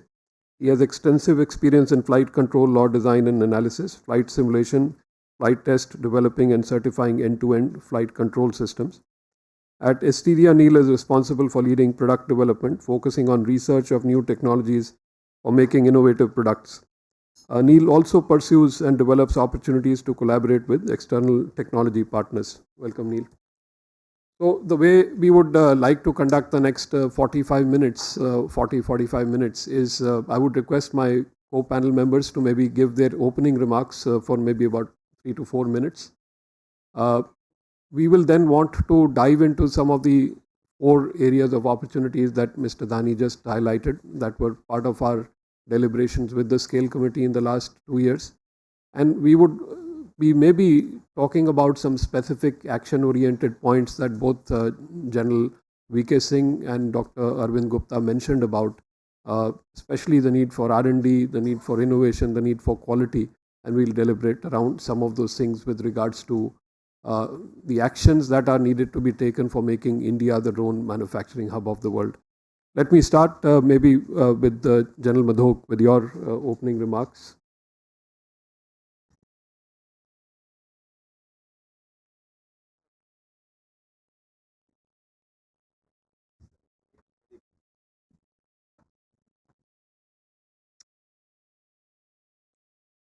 Chair, Mr. Dani, fellow panelists, ladies and gentlemen, a very good morning to you all. A lot of what was said in the opening session has actually given a very good impetus for our session now. And I'm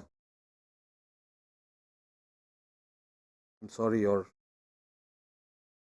do I have to point it somewhere? Sorry? Okay, post-pandemic, I have seen a total change in FICCI. Earlier, we used to have a nice laptop here and we could see our slides, but I guess things get more and more technological and gets better. Okay, can you just please get to the, yeah, okay. We are now, this is a slide which Bloomberg has taken out in July this year. And I'm not talking of UAV, I'm talking of the emerging entire markets in the world. And that's where India stands. And within that market, if you see the growing, please get on to the next. You see the growing Indian UAV market. Now that's what it has with it. They are the original equipment manufacturers as of today, a few listed players, a large number of startups. And I'm seeing them growing each day in the Dronacharya WhatsApp group. End users, drone services, aftermarket, or ancillaries and components. When I look at the security and defense domain, just to say here is that while we need to follow the automobile industry, in the security and defense domain, we cannot have the large number of UAVs to leave such a big logistic footprint. And therefore, what I have written, what I have highlighted in red is important, that optimal synergy is required between the users so that there are far and few in between modular UAVs, cutting edge, and everyone across the board using them. So it really can't be the automobile industry in this case, while there would be procedural matters that could be taken from there. And the other advantages as are shown with driving adoption of the industrial applications, which are very well known to you all, and I'll get on to the next slide. The drone market presents tremendous manufacturing opportunities. While there is a competitive landscape, it boosts employment, attracts investment, and the loop gets closed by enhancing the manufacturing. What is India doing presently? And there are 10 ways they have been highlighted far many times in the opening session, and I'll not really talk about it. The good part here is the SOP for agri drones that has come about. People were waiting for it for a long time, and that's where the agricultural industry is going to grow. And so it's helping both upstream and downstream business opportunities, design and manufacturing components, assembly of drone products, development of software applications where we are weak, though we are an IT country, we need to spruce up there, enterprise solutions and counter drone technology. And my next slide is an important slide because it speaks about, get on to the next please, 6 critical areas in India's manufacturing. And now you can place your own points. I did not want to place any points ahead of there. Where we stand as far as the UAV industry is concerned. It's very nice, it's going up ahead. 5-6 years has seen a lot of jumps. But I think if you look at each of these aspects separately, our inner souls will tell us where we really stand. And that's very important to know what we are, where we are, and how we are going to reach there. As General VK said, aim for the moon, and then only you will hit the ceiling. And thus, the important aspect in manufacturing competitiveness, get on the next please, is basically, I would place as costs. Costs along with quality as mentioned by General VK. Next please. How do we therefore enhance from where we are? Those 10 ways the government has shown, a lot of work has been done by the FICCI committee, but the important aspect is info spread and mentoring. Info spread is how it was done for agriculture. We know it in the last 2 to 3 years, being in part of the FICCI committee, the erstwhile FICCI committee, as to how things were taken up by FICCI, DFI, MOCA, the various stakeholders who took this forward and ensured that it spread and the Kisan actually realized that it is the requirement. So demand creation in agriculture was built up through that. And this demand creation can be built in all other aspects too. Investments, yes, investments are required. While General VK did say that the government cannot do everything, but investments by the government are necessary in a host of these spheres. While incentives are important and they are there, I think they have to be major investments. Skill development, known thing, drone schools have to be there. There's got to be courses. I'll give you an example of what Dynamatic did. In good early 2000, there were no skilled force for aerospace. There were aeronautical engineers, they were there, but skilled force for workspace. What we did, we adopted ITI Bangalore, gave them the syllabus, gave them everything, and today we get the best of skilled force, not only for Dynamatic, but for India. So that's what's got to be done. Collaboration is important in technology, and of course integrating testing sites, and I would say special economic zones for UAV manufacture. FICCI has been at the forefront of a whole host of issues along with MOCA and DFI and many other stakeholders. I don't want to name them because my each minute counts then after that. And this is what is in the pipeline. A lot of issues are being done. I would like to flag one issue is the anchor companies. 4 companies were shortlisted which could invest and take things forward, but we are waiting for the government to hear these 4 companies out, and simultaneously the government tells those 4 companies what is expected of them. The last is the latest, where a big survey was done by that time it was in the presence of Rajan, who was the chair of the FICCI committee. A big survey was done in terms of meeting each and every component, or I'll say most of the component and ancillary makers in the country. And we found there was a strong opportunity in batteries, airframes and motors to be done here. Opportunity, I'll take it a step down, is where they are, but the focus is to be on autopilots, high-end navigation, lidar, radar, because they are based on chips, they are based on sensors, which are all imported from abroad. And therefore the road ahead, I think it can be read on the slide. The only point I'd like to flag is that indigenization by the government in terms of policy reforms and financial assistance is in the right direction. It helps the industry servicing domestic and export demand, but the demand is expected to grow exponentially, driven by multi-use cases. Who knew about the number of cases? If you open this research booklet done by Ernest EY, you will find that the list that is there did not probably exist 6 years back or 5 years back. And therefore, it's going up in a very big way. However, having said that, a word of caution, the industry will require skilled experts. Go on to the next slide, please. Industry will require skilled experts to undertake and understand the intention of making India a global hub. And therefore, crystal glazing into 2028. Why I say 2028? Because if I keep 2030 as the day or the year we should be the hub in the world, therefore 2028, 2 years to wrap up. By 2028, 6 years to go, or maybe 5 years to, or 6 years to go from today. There will be a strong indigenous base of skilled workforce, technology, drone manufacturers, exporters, drone services and incentives from the government. And it will keep growing. The industry sentiment will therefore be very, very aggressive. But some concerns will remain if not tackled in the present. And that is software, skilled workforce and shortening of defense procurement cycles. I finished here. I wanted to just show a quick slides on Dynamatic, but I think I'll leave that out. Thank you very much. Thank you, General Madhok. As usual, your guidance during my tenure as a chair has been phenomenal in making some of those things happen. Thank you once again. Let me invite Ranga for you to. Yeah, please.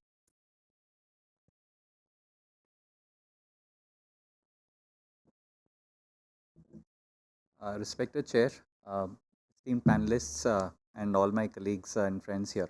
Thank you for the opportunity to be part of this discussion today. And I was actually speaking to Dr. Abhishek on the sidelines of this meeting, saying If 5 years back we had to have a similar conversation, it would have probably been happening inside a classroom-sized space. And now we are having a much larger interest and much larger opportunity in front of us, thanks to the markets and how they have changed. In fact, when we talked about manufacturing as an opportunity for India, I wanted to call out one important aspect which I think makes India very, very well positioned to become the global manufacturing hub for drones in the world, which is that from a regulatory perspective, I think India is probably market leading in terms of the policy framework which it has given to the drone industry for actual adoption of drones at scale. And that means that the opportunity and the time is now if we can capture that opportunity by establishing a manufacturing base. When you have the auto industry grow up in the US, or in Europe, in the developed economies, basically, there you had a set of developments where India was later catching up to. In drones, that's not the case. We will be actually at the forefront because the demand creation is probably going to happen in India much faster than the rest of the world. And that really is the call for action for us at this point of time. We have actually heard esteemed guidance from Mr. Sanjeev and other people as well on what can be the opportunity and what are the mandates that we can potentially push for. I wanted to just highlight two important components as part of my address to the group. One is that, and this has been covered earlier in the EY report already, is that if I look at the entire BOM cost of the drone, anywhere between 50 to 90% of that is actually imported today. There is a huge opportunity for that to change. And interestingly, the import component is not just in the arms and legs or the physical components of the drone, but also the GPS, the avionics, the navigation and the likes. I think there are significant opportunities in both sides. We do talk very actively about the physical manufacturing as part of this entire effort. One area where India can leverage its strengths using its tech, its base of engineers and its, I would say, pool of English speaking and I would say well-connected labor is actually the software and the navigation and the avionics part as well. That's an area where with sufficient thrust and efforts, we can potentially get much more advanced to serve the global markets. So that is one. The second part I'd like to also talk about, which is probably touching upon a lot of the other elements which have already been touched upon, is the concept of clusters. If you look at the global market, when you talk about the Chinese market and being as an export hub for global industries worldwide, take the textile industry. You would have clusters in northern China which would make the polyester on one side, the dye on the other side, the chemicals on the other side, and actually the weaving and finishing on the final before it gets exported to the entire world. Now, clusters are the, I would say, secret sauce which can actually make the whole manufacturing system pick up and thrive in an integrated fashion. It is most important to have maybe concepts of drone parks which can take into account various components of the ecosystem and then provide that cluster manufacturing approach which can create targeted impetus for players to be part of. And that, if you see, has worked wonders in the global market. When we talk about India being a hub for drones in the world, I think it is a huge, I would say, mandate on the entire room assembled here to actually think about those clusters. Where can we as individuals, as teams, as organizations, as policymakers contribute to those clusters creation? And how do we actually ensure that we are collaborating actively with other members along the way? I think that's something which is very important for us to consider. There are enough and more case studies in other industries globally as well as in India which have created that kind of impetus for specific industries to thrive.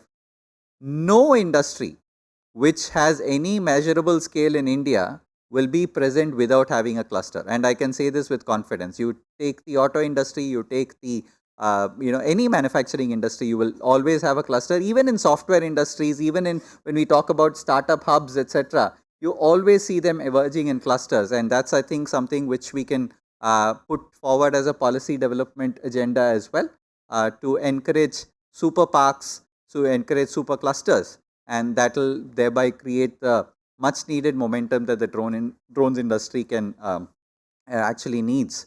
So with that, I'd like to conclude my address, and thank you again for the opportunity. Look forward to a vibrant discussion in the next couple of days. Thank you. Thank you. Neil, may I request you? Neil also happens to be the co-chair of the FICCI Drone Committee. Good morning once again, members of the panelists, respected chair. When we talk about enhancing the drone manufacturing ecosystem in India, I think there are two parts to this, right? One is the demand side and one is the supply side. The demand in India today for drones, which is riding on the back of initiatives taken by the government, is far greater than the supply. I think let's put it out there. The government has been leading the way in adopting drones in all sectors, ranging from the Swamitva scheme, to the agricultural ministry pushing drones in agriculture, to the central government, adopting drones in mining, road transport, oil and gas, power utilities, and other critical infrastructure sectors. Over the last year, drone companies have received orders for more than 500 crores from the Indian Army, Navy, and Air Force. The government has put a ban on import of drones. On certain defense drones as well, the government has put an embargo on importing drones. All of that has led to a huge demand creation for the Indian market, the local manufacturing ecosystem. Not only the government, but riding on again the drone rules 2021, which have made it very easy for anyone to operate drones. Enterprises are also increasingly leveraging the use of drones for security, for surveys, for inspections, and for even now deliveries as well. Mostly this demand has largely been generated over the last 2 years. As we've talked about before, drones were increasingly being viewed as a threat. Now they're being used as a technology which can enhance your productivity. Over the last, I would say 6 months, there has been a 35% increase in the number of companies who are working on drones, and primarily these are all startups who have been trying to cater to the demand. Still today, like I said, the demand is much more than what the supply is in the Indian market. There are a few ways in which we can organize this demand, which would make it easier for manufacturing to come up. I think one of them which I want to highlight is a bit of standardization in the demand. I'll talk about specifically, let's say, requirements coming from the Indian defense, from, let's say, the Indian Army. Every command and every unit in the Army wants to adopt this technology and use it for various, use cases, be it surveillance, be it response, be it, logistics. And what we are seeing on ground is there is a lot of disparate demand. The specifications of drones, though they are largely serving the same use cases, look very different, from the procurement tenders that come out. And I think one thing which the government can really push on is a bit of standardization of the demand, so that there is a certain specification which manufacturers can aim for, which would meet majority of the requirements from the end users.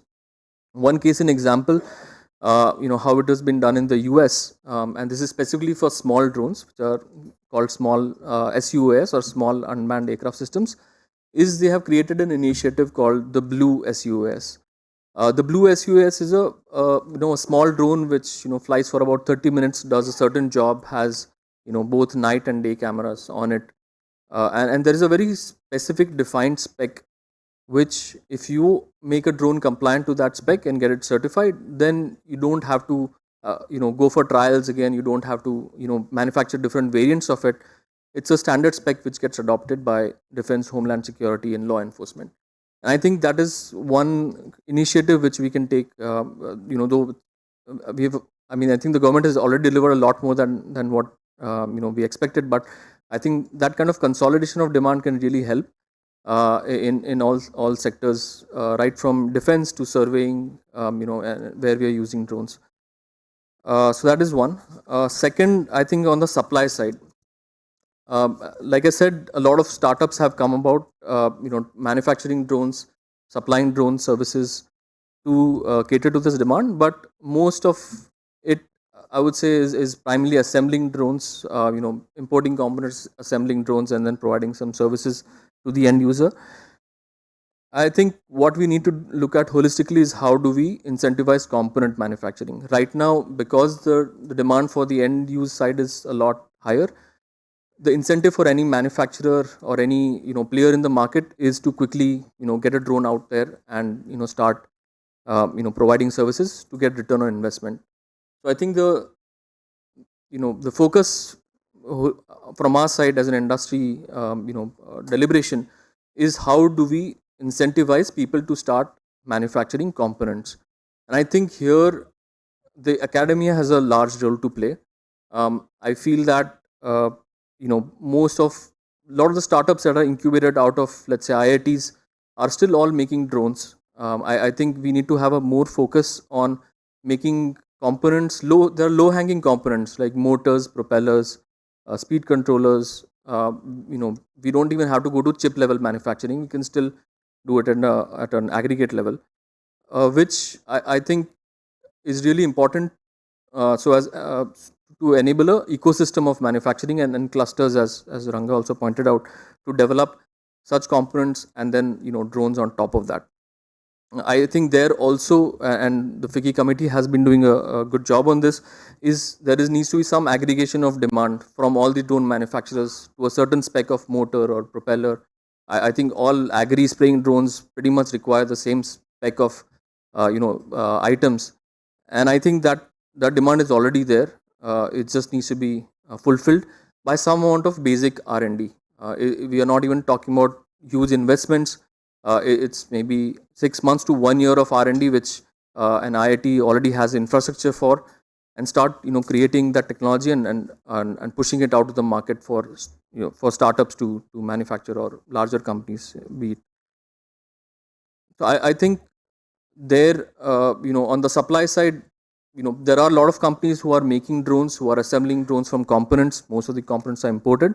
I think on the supply side, we really need to start working on components, and probably we'll deliberate on that in the interaction. I think I just wanted to keep my comments here, and I think keep it more as an interactive session where we can take questions, hopefully. Thanks. Thank you, Neil. So one of the common themes we've heard, we've got about 15 minutes before we close the session. We'll try and keep maybe a couple of questions if possible. One key theme that is coming across in the morning session and in what has been spoken by the co-panelists is that we really have an opportunity where the government has laid out the policy, where we are leading in many ways ahead of many other countries. On the other side, the demand also, as Neil just highlighted, the demand is also now growing pretty rapidly, starting with the government and then moving to the enterprise sector. The key bane here is, even though there are large companies like various manufacturers who are scaling up their production, the import of components is where the key concern lies. This has been something which, as Sanjeev mentioned earlier, we have done a lot of surveys, we have done a lot of groundwork, and I think the key issue there, one part was what Neil mentioned, that the design of the components at the academia level, but I think the other sector or the other part of the same thing is also about the incentivization of a component manufacturer. I'll just give one example. We invited some of these companies, two examples in fact, one a camera manufacturer and second a battery manufacturer. And with them we went into a little more detail of discussing what would it take for them to start focusing on the drone sector. The PLI scheme was already out and I think they were happy with the PLI scheme coming in, but the key was the volumes. And I think the challenge of large scale component manufacturing still remains as volumes. Part of that issue is about how do we standardize the component themselves so that the demand is aggregated. so that the volumes grow. And I think that's the key question I would like to pose here to all the panel members as to how do we, without having government to do anything about it at an industry level, Ranga, you talked about collaboration and you talked about the clusters. What can we do to at least aggregate the component demand around at least 5 or 6 key components? Maybe let me start with you, then Sanjeev, and then Neil. Wonderful. Thanks a lot for that, Rajanji, and very well said. And as you rightly said, it's not just about government providing the policy support all the time. One thing which at least comes to our mind initially is in terms of component demand, if we can maybe try and find ways by which we can, I would say, get synergies with other industries. When we talk about motors, or certain areas where batteries are required, can we find other industries who have similar demand and thereby just build on that? Therefore, not necessarily rely on a sunrise industry alone, but try to leverage the strength of some of the other industries in the ecosystem. I think that could be a clear area where we can start. Of course, much more can be done as we go forward, but to my mind, at least, that would be a good step. Additionally, from a component, I would say, aggregation or a minimum scale perspective, I think one great development which has already started happening is just the sheer scale of orders which are coming out, and a lot of those orders are sometimes anchored by the Ministry of Defence, the tri-services. There are orders coming in thousands rather than tens and 20s rather than earlier. And that, I think, is going to be another good enabler for the scale to pick up as well, because even if I think about us as an assembly shop to begin with, having that kind of a scale can be quite beneficial in terms of creating that pull. So those two definitely come to my mind. It will be great to hear the rest of the group. Yeah, I agree with Rangarajan with respect to the other industries which would be using similar components, and I think a lot of work has already been done by the FICCI committee along with scale. And the last I remember before I left the committee was that where scale was to meet with ministries and work out as to which are the products which are common which can help out. I'm sure that would have moved forward. That's one aspect that can really move forward. But the volumes, what I feel is the volume by the of drones itself will keep the component manufacturers motivated. The volumes, when I talk of the volume of the fully assembled or fully manufactured drones, once that goes up, the multi-usage has come up in a very, very big way. The modularity is there. It's a very simple example. I know the government doesn't have to come into this, and it is only between you and I who have to take this forward. But the fact remains is that there is a limit to that. The other day I got a letter from the Gymkhana Club. They were wanting to increase the footprint in the club. Probably the costs were going up and they had to increase. As all of you know, that Gymkhana Club is run now by not by the committee itself but by the government. And a very good thing which was pulled out, which is there in other clubs also, that you have to spend 12,000 in a year. A person like me was hardly visiting. I stay in Gurgaon, so I hardly visit Gymkhana once in a while, maybe 900, 1,000, maybe in one go 5,000, but definitely not 12,000. And now I am forced to spend, because if I don't spend 12,000 in the club in that one financial year, and I spend say 11,000, then my next bill will include that 1,000, which I have not spent. So I it's not a very good example, but I hope you're understanding what I'm trying to say, where the government can come in. It is something which is necessary, it is something which is important, and something which is required to be done. Thank you. Thank you. Neil, let me ask you slightly more specific question. You talked about the blue SUS, right? Can you expand on that a little more on the concept as to what is that concept and how can the Indian industry maybe take that on board without having to have government intervention? Is that something we can do at the industry level or with help from the scale committee that helps in standardization of some of these areas? Yeah, thank you. So I think the key thing is standardization, right? So At the government level, it might be standardization of procurement, which drives some standardization of demand. At maybe an industry level, there is a standardization of technology which we can adopt. So I think there are already very good global open technology standards for drones which are available. Things like, let's say, USB, right? USB is a technology standard. Any component manufacturer who makes something compatible to USB can sell into that ecosystem. I think there are similar opportunities available for the drone industry as well. There are emerging standards which maybe India can adopt, and that can help component manufacturers satisfy that need, that okay, if I make something which is to that standard, then it will get adopted. Things like protocols of exchanging information between devices. There are standards available for that. There are standards available for, let's say, battery monitoring, which are used in smart batteries, also common with EVs. So I think as an industry, if we can maybe start promoting open technology standards, not something which is proprietary and closed, but I think something which is available and everyone is using that, then I think component manufacturers can also feel confident that if I make something, it's not just for one manufacturer, it would be for all drone manufacturers. So I think that is one suggestion. Thank you. Thank you. And I think let's maybe, my suggestion is that at FICCI, let's try and collaborate on this one specific area and then come back with, let's say, what follow-up action can be taken. Let's move to another area which is around standardization, but not at a component level, but from a quality standpoint.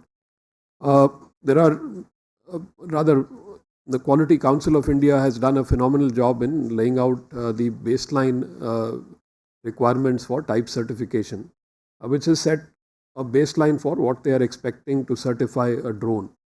Beyond that, there are efforts being made by the Bureau of Indian Standards. There are efforts globally which have been made by the Underwriters Laboratory and many other bodies about standards. Let me just have a quick response from each of the panelists about any standards that you believe should be reviewed or should be considered for adoption beyond what has already been done, or what are your expectations from the quality standards around drone manufacturing? Sanjeev?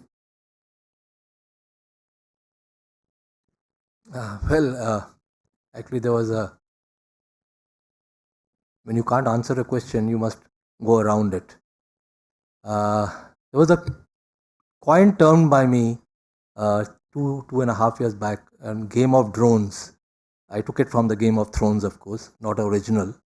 And I see it in tomorrow's session, so I'm glad that it is being used.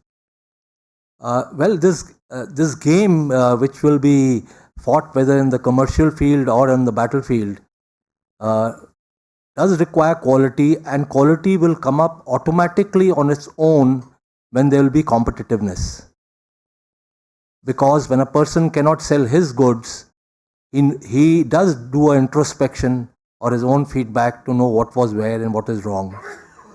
Just to take the example of dynammatics, again a separate example, not from UAVs, because we are not in UAVs only. Hydraulics. Hydraulics in the 70s or the 80s, our hydraulics vertical was there, in the minus, not doing anything.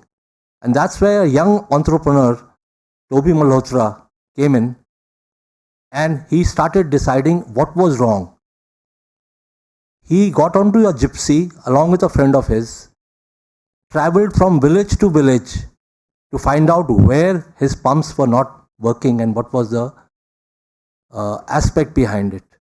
Today, Dynamatic, every 4 tractors in the world, every 1 tractor out of 4 tractors in the world has a Dynamatic gear pump. So it's the passion, it is the individual thing.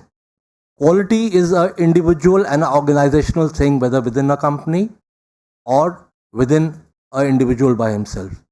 That passion is there, competitiveness is there, automatically the quality will go up, while QCI and other bureaus will continue laying the standards. And that's how I feel the quality will be up. Thank you. Rangan? And I'd like to just actually take the drone bomb on one side and the role of standards on the other side, and just maybe provide an answer there.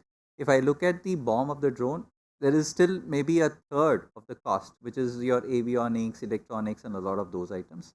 There'll be a third of the cost, which is your airframe assembly and so on and so forth. And then there is the rest. Now, if I also take another industry as an example, in simple thing like steel fabrication, just deployment of standards helped China go from a productivity of about 2.5 tons per man per month on fabrication to about 20 tons per man per month in a matter of 5 to 6 years. And therefore, what role do really standards play? The standards help generate efficiency in the chain and bring down the scale. If I take Neil's point as well, when we talk about a USB kind of a standard, a lot of the soft aspects about communication, the interoperability between electronic components, I believe could be very, very strongly amenable to uniform standards. I think that's a clear win-win. And the second part of it would be also from the physical components as well. If we start creating certain standards on, especially the motors, propellers, and then the battery systems. Those two areas definitely could be helpful in terms of how you set up the BMS, the kind of physical operating parameters for the components, and thereby make it, I would say, more amenable for efficient manufacturing. Those would be my. I think the Quality Council of India, for people who are not aware, has done a great job in laying down the certification scheme for unmanned aerial systems, which means that there is a certain guideline that drone manufacturers have to adhere to, and certain standards that they have to adhere to in order to get a drone certified, which is one of the prerequisites for operating drones in India.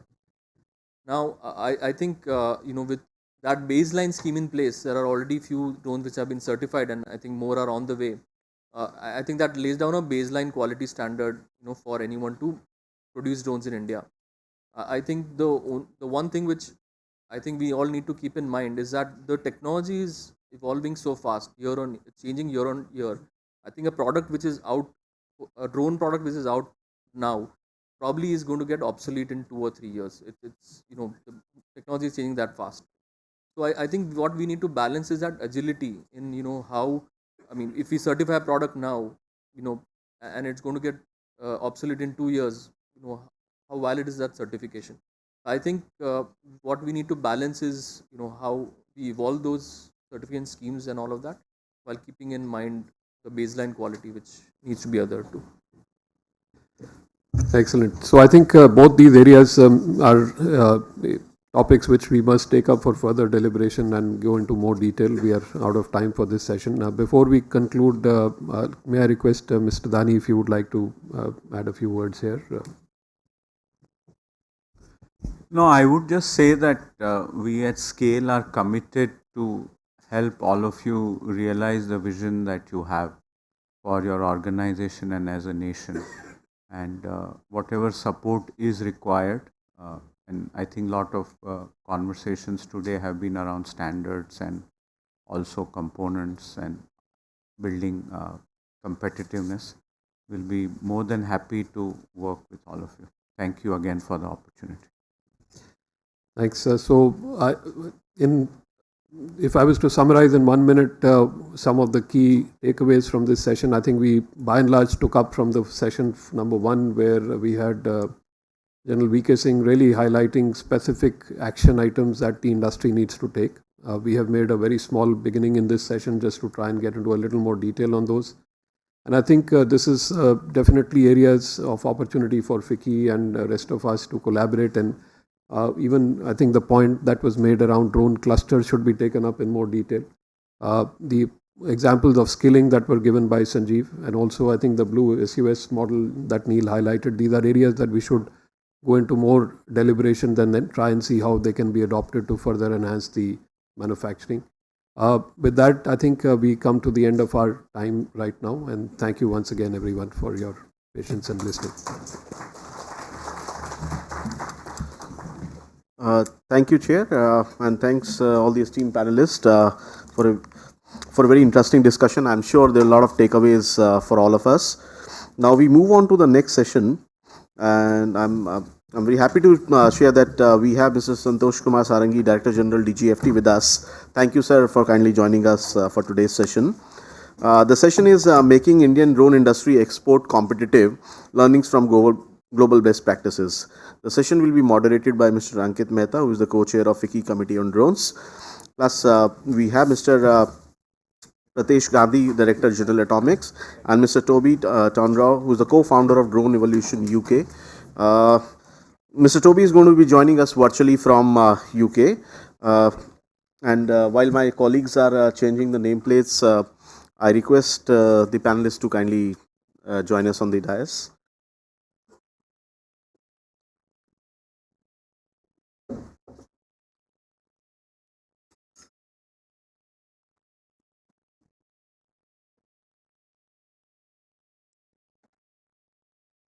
So just 30 seconds switching break.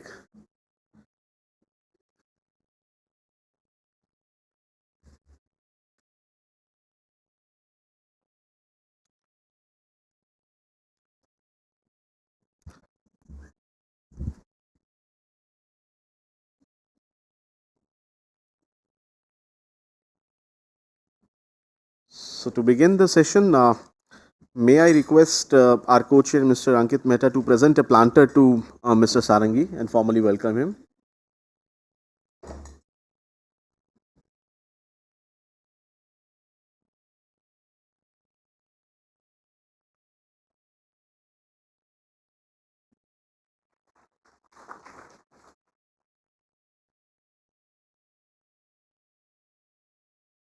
Thank you so much.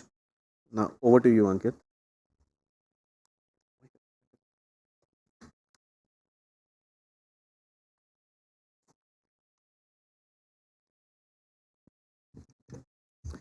Thanks, Sumit, for initiating the session. It is my real pleasure to welcome Mr. Santosh Kumar Sarangi, Director General DGFT from the Government of India.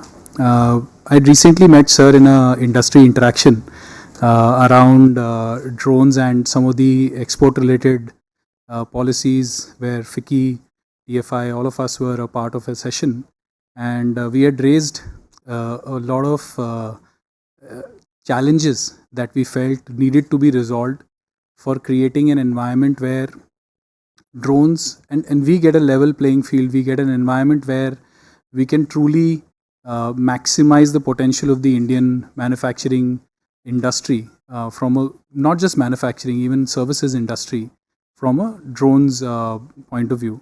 And I am extremely happy to note that within this short span of time, we already have a couple of days earlier a draft note released by DGFT that talks about the changes that are being spoken in this comment policy so that the entire process can be more streamlined and can be made more fast-tracked in a way that still complies with the existing rules that we need to adhere to. So I'm extremely excited to share that.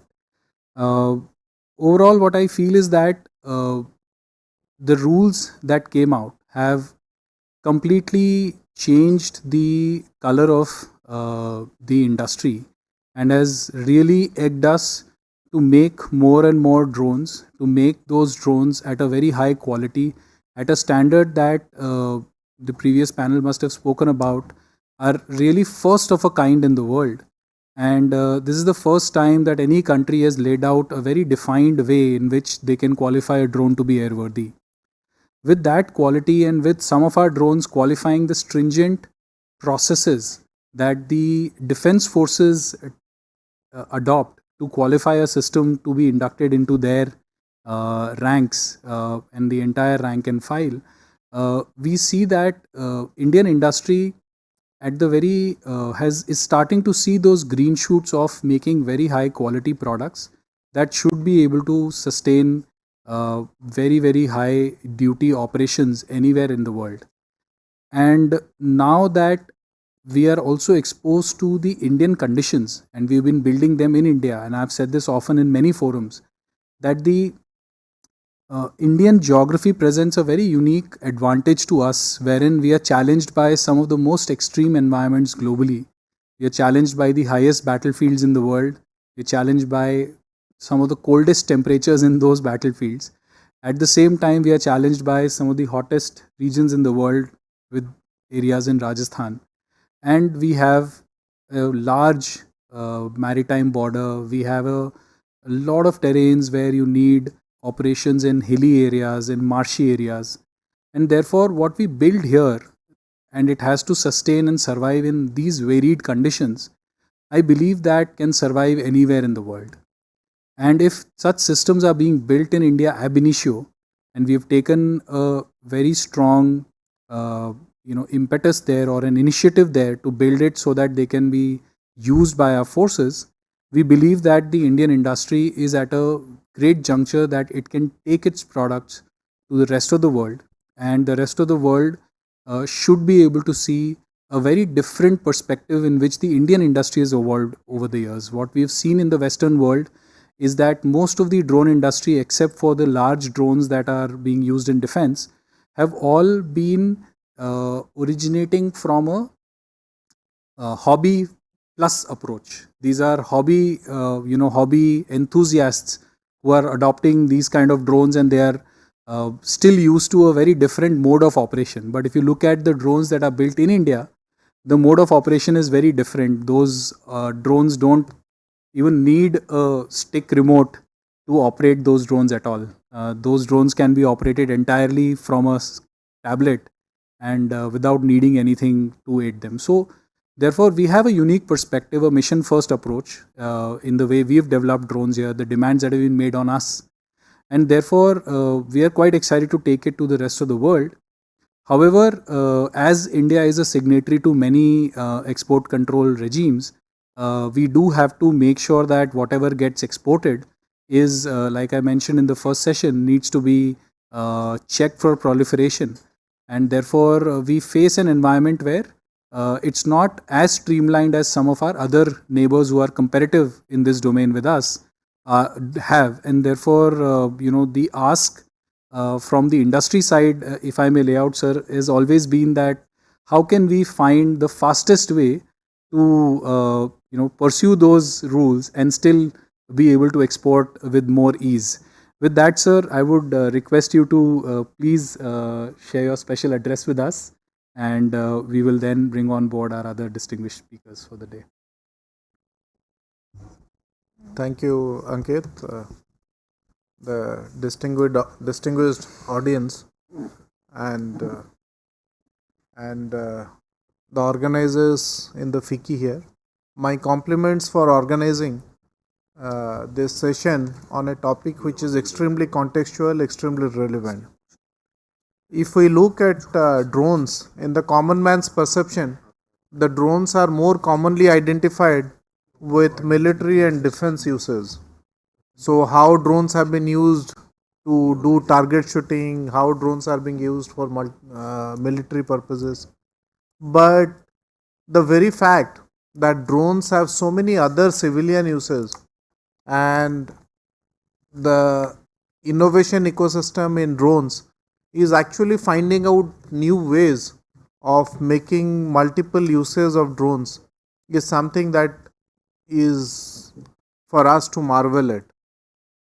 In fact, the ability of drone ecosystem to merge seamlessly with the emerging technologies like artificial intelligence, like blockchain, is something that is very interesting to look at. So the way drones are being used in use of pesticides, in use of disease surveillance, the use of agriculture, the use of delivery of pharmaceutical products is actually promising of a much better future. And no better place to play around with this than in India, where we have such a large pool of industrious as well as technically competent manpower. Over the years, the government of India has tried to evolve policies which will supplement the manufacturing of drones and we have seen the green shoots of these manufacturing process emerging in India. And I'm extremely glad that some of the young entrepreneurs like Ankit and others have actually set up systems which is now seeing not only a lot of domestic demand but also international demand. On our part at DGFT, we have been trying to check and monitor how exports are happening, how exports are growing, and what kind of facilitation measures could actually enable higher levels of exports. So, in this connection, we have had interaction with some of the drone manufacturers. I am happy that Mr. Ambar Dubey, in his capacity as JS in civil aviation, has been driving the manufacturing as well as exports, and and along with civil aviation and commerce department, we had initiated this dialogue with the drone manufacturers to see what kind of ecosystem, what kind of enabling policies would actually facilitate higher levels of exports. As all of you know, these are items which come under the SCOMET guideline, and from that point of view, the export authorization would require fulfilling certain minimum requirements and certain conditions. So, after discussion with them, we have come out with a draft guideline which we have kept in the public domain, and we have invited suggestions, objections from people as to whether these guidelines will be enough or there are some further tweakings which are required. We have seen that Indian exports have grown, especially in the last 2 to 3 months. We have seen Indian exports going to countries like Djibouti, to Hong Kong, to Nigeria, to UAE, US, and that's a very encouraging sign that we are not only penetrating some of these developing countries but also deepening our presence in some of the developed markets. So that's an extremely encouraging sign, and we in DGFT would continue to look at regular interaction with the stakeholders, with our drone manufacturers, with the line ministries like civil aviation ministries, MHA, etc., to ensure that we are able to come up with policies which will facilitate further exports from India. And we have also brought in regulations pertaining to import policy of drones, and we have ensured that drones in completely built up units or in semi knockdown condition or completely knockdown condition are prohibited. So this has been done by keeping an eye on promoting domestic manufacturing, and we continue to monitor the level of imports and how this will be regulated so that domestic manufacturing, domestic R&D in drones is further facilitated. With this, I will end, and I'll look forward to your suggestions, comments, and the sessions ahead. I have my best wishes for the young entrepreneurs who have been devoting their time and energy on manufacturing as well as R&D in drones, and we assure that from the Government of India side, from the DGFT side, there will be sustained support for your endeavor. Thank you very much.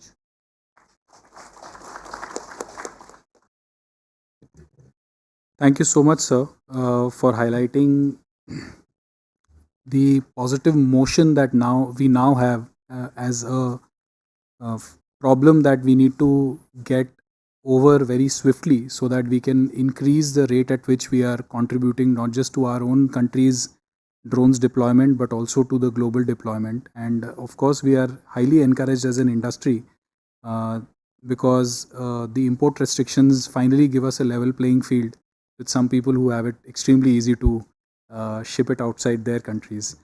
With that, I'd like to invite Mr. Toby Townrow, who is the co-founder and communications director of Drone Evolution.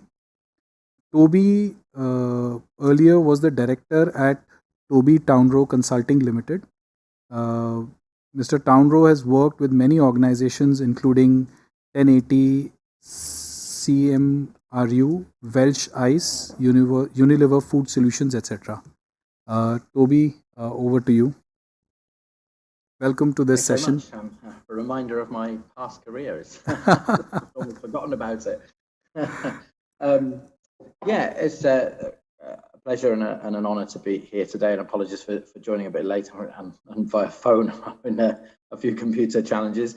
As you mentioned, yeah, I'm a co-founder of Drone Evolution. We're based in South Wales, in just outside of a city called Cardiff, 2 or 3 hours from London by car. And we started out both with services and with products in our business. So the idea of what we do is that we have a nationwide service for using drones, and generally we use commercial off-the-shelf drones for our services. So it was good to hear some of the wide range of use of drones as being used in India. We do an awful lot of things similar to that. We do telecoms masts inspections all the way across the UK. So we're doing sort of thousands of those every year. We're doing a lot of roof inspections and building modelling and things like that for clients. And it's interesting really that the UK market for services, for drone services, is growing, but growing perhaps a little bit slower than we'd anticipated. And certainly I think the COVID-19 pandemic has been a part of that. 2 years where people didn't necessarily want to change very much in terms of their operations. They just sort of kind of carried on with their basics. Now we're coming out of that. People are exploring different ways of using, of different ways of saving money, different ways of doing things. I mean, we've worked out, for example, with one of our clients, we could save them £350,000 on scaffolding costs for an inspection. Whereas normally they use the scaffolding and that would take ages to put up, and it'd take a long time for people to manually walk around or get on top of a roof. Whereas we can do that in a few days. So there's a growing realization that drones are an important part of the kind of inspection infrastructure, inspection of infrastructure ecosystem. We're starting to do power lines. And if you know anything about the history of Wales in particular, but also the UK, obviously there was a lot of coal mining. And when that kind of finished and came to an end, a lot of the excess coal just got dumped onto and almost made mountains. And unfortunately they move. So we actually inspect those regularly now with drones, because you can monitor the fissures and the cracks over time. So our service business is growing, and that's with kind of free-flying drones that you'd expect. The normal one, DJI, Unique. We use a couple of different different manufacturers. However, we really set the business up to grow our products business, and that was really where our bread and butter is. And this is perhaps more of interest on this panel. So what we've created 2 products, which we're just commercializing at the moment. And the first one is a tethered drone system. So to keep a drone up in the air for hours, powered by a cable from the ground. And the idea with our system is that you can run it directly from a vehicle. So you can have a vehicle with the engine running, and that powers the drone and keeps the drone up in the air for 6-8 hours. It depends how long the vehicle can stay in idle, really. You can run it from a generator or mains for as long as you want. And we've created our own drone to do that. So we call the whole system Sentinel. We can tether other drones, other people's drones, and we do that for some bespoke manufacturers who ask us to do certain things. And going back to some of the points made earlier, a lot of the use case for that is certainly the immediate use case for that system is around defence and security, but mostly defence. So we have defence clients that we're working with at the moment. Some of them in areas of the world that you might be able to guess. And the idea is that the system is there for overwatch, for if there's a forward operating base, or it could be a distraction technique. Whereas the tethered drone is up in one area and it gets fired upon, then the enemy is kind of releasing their position. and just for monitoring, movements and lots of other things. So that's a system which has come into play quite a bit in terms of there are other tethered drone systems out there. Ours is unique in a certain way. And then our second product is something we've just literally finished testing, our initial testing yesterday. So this is hot off the press. So this is very exciting news being released here at this conference for the first time. It's a product called Sentinel Runner. And the idea, this is a delivery drone that has no pilot.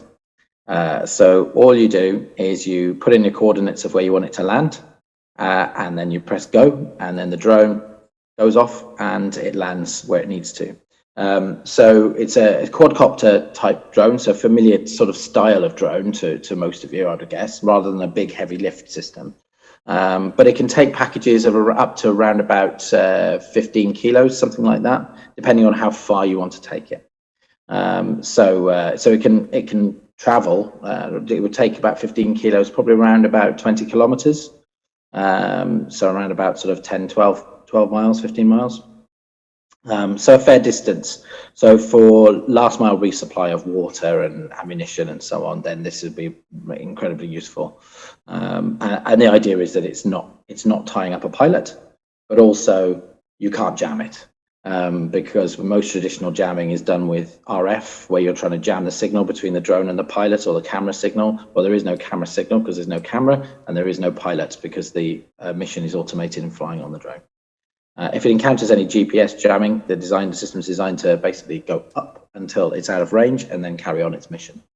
So brand new system, and we're very excited to take that. But again, this is a kind of military, probably military use. This wouldn't necessarily be civilian use in its current form. I think civilian use will come a bit later on. But how does this work out in terms of exports and selling drones to our experience of selling drones into foreign markets? What I've found over the last couple of years, looking to commercialize the products as we're developing them, is that it's almost as if it's a global marketplace for drones. That it's almost like there isn't a single country in a way. Our initial clients have come from Canada, from Holland. We've had some discussions with a couple of people in India already, and I'm looking forward to more. So I would welcome anybody listening who wants to talk about our products to get in touch. From France, from Spain, from Sweden, and UK military. So it's actually been, I would say, that the interest in specific products, because there isn't a huge, our product is relatively niche product. So there's not a huge ecosystem in every country for tethered drone systems. There just isn't. So we've had inquiries from all over the world as we've started to grow and we've put out publicity, and we're obviously part of our relaunch for the new versions of Sentinel, the Sentinel Runner I just talked about, and this new improved version of our tethered drone. I would expect that when we start going out to press, to market, we'll get more inquiries from everywhere. In the UK, we're quite well set up for government support for exports. There's an export support team that deals specifically with supporting businesses with export finance to sort of help guarantee payments and things like that. So some insurances, so if there's any issues around payments. There's quite an advanced Department of International Trade that has links with obviously most countries around the world, certainly the ones that we're dealing with at the moment, that help you embed in local markets, and they'll arrange things like trade missions, and virtual trade missions have become popular since COVID as well, and that's been quite useful actually, because it helps keep the cost down for a small business like ours.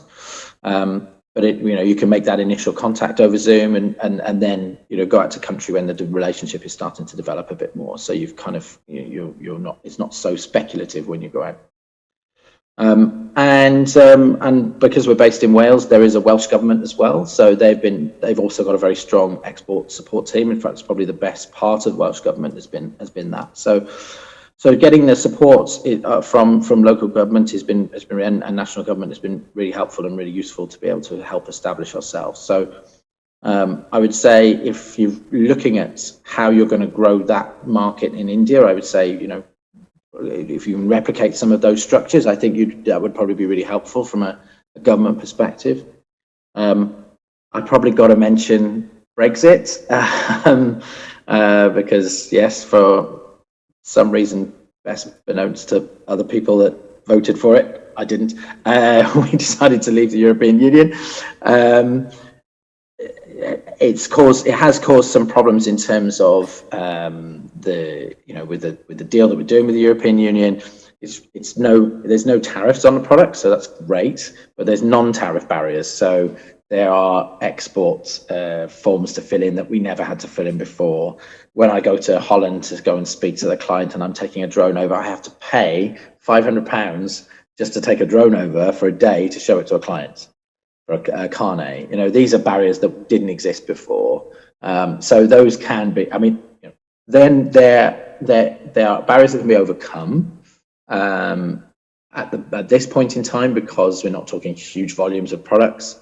It doesn't really cause a problem in terms of, people still want to deal with Britain and the UK, and they recognise that Britain and the UK has a good solid background. So I appreciate I'll probably talk too much, but I just wanted to give you a kind of overview of where we're at in terms of exports, and from our perspective, it's relatively straightforward. The market, in terms of how we then, we say we get the support from local government, we do our own publicity in drone-specific channels, and that does seem to drive some international interest. So hopefully that's given you a good grounding from where we are. So thanks a lot for that. It was very helpful in terms of painting an interesting picture of how things are looking at that side of the world. And I have a few follow-up questions, but first I have a couple of questions for Mr. Santosh Sarangiji.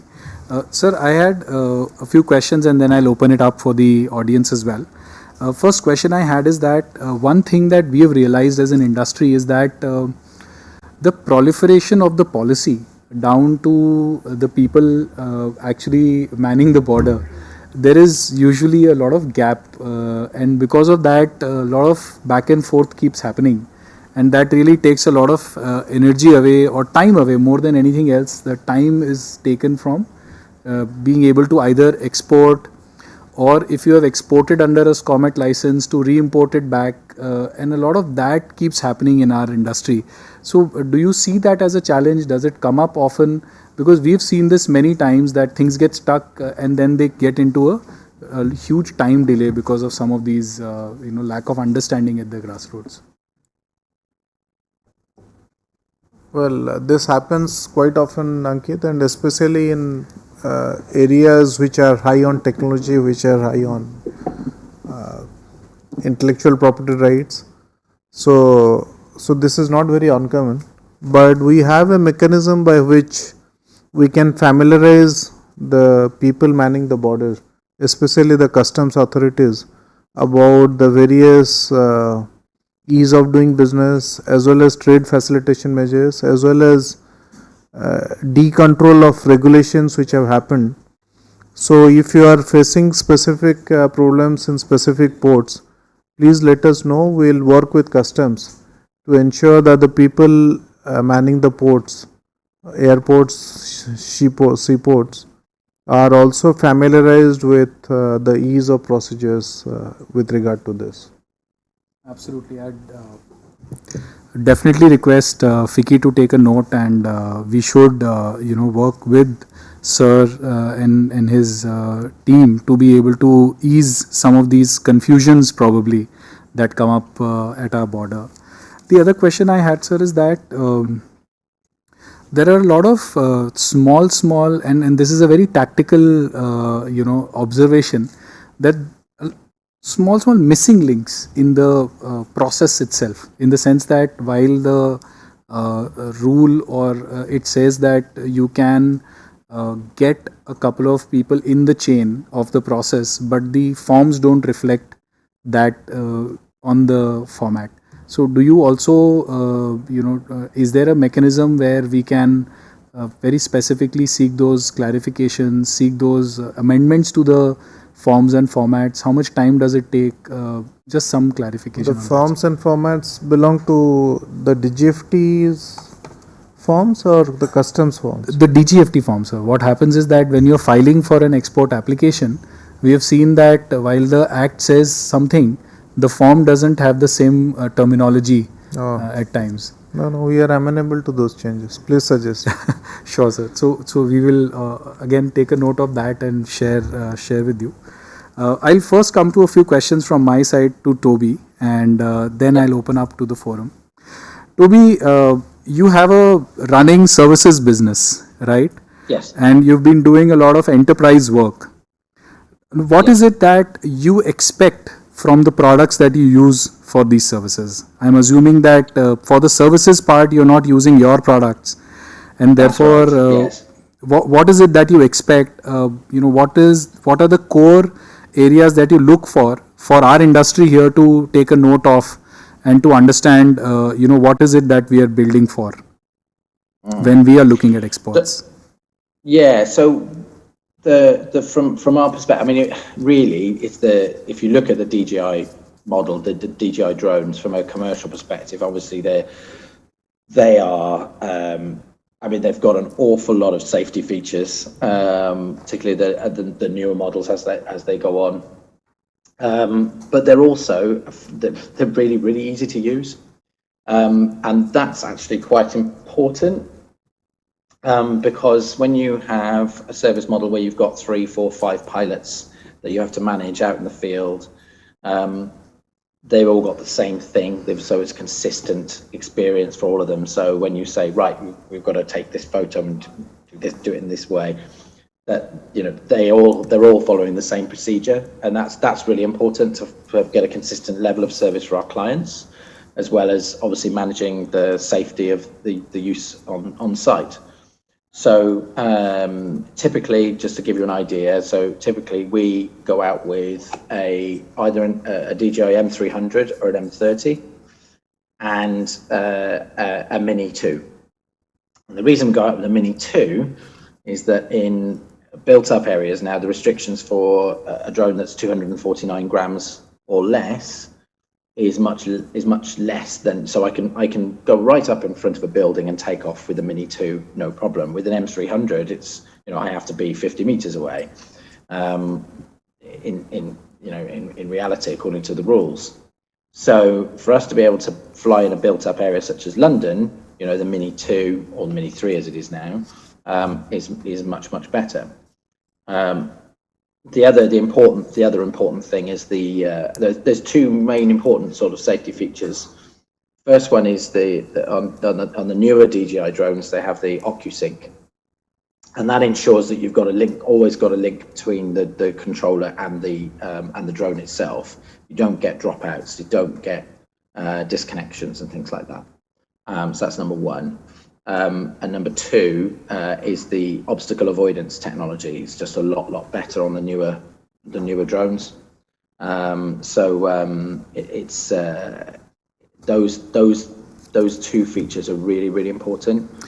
And Toby, sorry to interject, but what do you think is the opportunity for somebody else? Like, we all are aware of DJI really well. What do you think is the opportunity here as well, which is yet unserviced by what you have available in the market? It's difficult, really, because at the moment I would say we are very happy with those drones, and it would take something that was as good but cheaper, probably to change it. Because obviously they're well established, but I also appreciate that we'd love to be able to. In a perfect world, you'd have a much bigger variety of manufacturers because you're spreading risk to a degree. But the monopoly that DJI have at the moment is probably a bit ridiculous, really. I mean, absolutely. So it would be great if a manufacturer could come in and say, right, these products. And I think it's the quality that they're manufactured to as well that I think is important. I mean, it's a whole bunch of things, but it's the quality that they're consistently out of the box. It just works, and it works really, really well. Even the packaging is done well. It's in a white box, not a cardboard box, if that makes sense. It looks quality from the moment you get it. And I think those are the things that I think make a difference. I'm not saying it's just about packaging, but what I'm saying is it's The whole package product. Well, it's a high quality product that's very easy to use. It's very easy to set up, and it also looks the business, and it's it ticks all of those boxes. So I think if anybody's going to come into the market, they've got to look at DJI and say, okay, we've got to basically do that, but better. How can we do it better? Are there more safety? Is there a safety feature that nobody's thought of yet? For example, is there the enterprise drones that we use? We use to say the M series range, the M210s, the M300s. Can a drone that is manufactured do 6, 7, 8 flights a day, every day for 3 years? Is that kind of it's got to have that kind of level of robustness. Got it. So also, Toby, wanted to ask you that what are do you have an equivalent to an ITAR in UK? And you're aware about the ITAR restrictions in the US, right? What we call SCOMET in India. Do you have something similar? And what is the process there to get those? Yeah, no. So basically, when we're making our systems, we're making them to ITAR standards. So, or sorry, that's not quite true. We can make them to ITAR standards. There's one component basically. So it's it's called a Pixhawk Cube. It's very widely known. There's an Australian version, and then there's the ITAR version, which is blue, and that's made in the US. So effectively, what everybody does over here is build things to ITAR standards if ITAR is required from the client. Now, the way we've built standard sort of Sentinels, tethered and Sentinel runner, we've done it to kind of Five Eyes standards, which is basically no significant Chinese parts and no data gathering Chinese parts, and that's the way we've done it. There are some things you just can't help, wires and diodes and things like that. They are going to be Chinese because that's where they get made. But the significant parts of the drone are made in the UK, and it's just all assembled and manufactured in the UK and programmed in the UK. So that fits in with the Five Eyes standards, and that's what most people go to. If it's required in the US, ITAR, we can just change one component and that's fine. So what I wanted to understand as well was what's the process of applying for a ITAR permission, and how much time does it take for you to get that permission? That's a good question because we haven't done it yet, so I probably can't answer it specifically. What happens with the kind of the UK stuff is that we certify. There's a certification process. It's not a huge amount of work, but it specifies the parts and their origin, and we effectively are certifying that that's the origin of the parts and where they've come from and so on. And you self-certify that? Yes, that's right. Yeah. Okay, got it. Great. Thanks, Toby, for answering those questions. I'll open the forum for any questions if we have. We have around 15 minutes. Please, can we get a mic? Yeah, there must be. Considering application markets in the civic space, in India, we haven't heard much about usage of drones in media and journalism sector, wherein it can be used in taking photography in extreme terrains, war zones, etc. If not the domestic market, there's a huge export market for that. Any specific reason why, when we are in the process of making India to be the global manufacturing hub, we're not speaking about that application market? Thank you.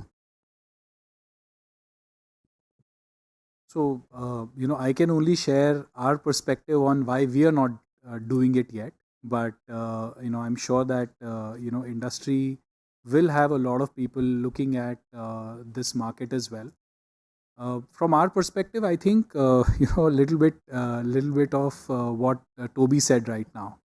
We have a very, very powerful incumbent, which is in the form of DJI, and if you have to fight that market, which is actually a consumer market, you need to have an offering that is significantly better in that aspect, and that kind of it takes a lot of investment to get there, and we haven't seen that kind of an investment environment in India yet. So while it is a significant opportunity on the consumer side, it isn't the most amenable opportunity for funding in India yet. But I'm sure that everyone, as the rules have opened up significantly, will look to identify technology innovations within the country that can enable and bring impetus to the industry and its focus in that direction. Because what it takes to build it for India, India may be a significantly smaller market as compared to the rest of the world, and that kind of investment will only come if you're building for the rest of the world.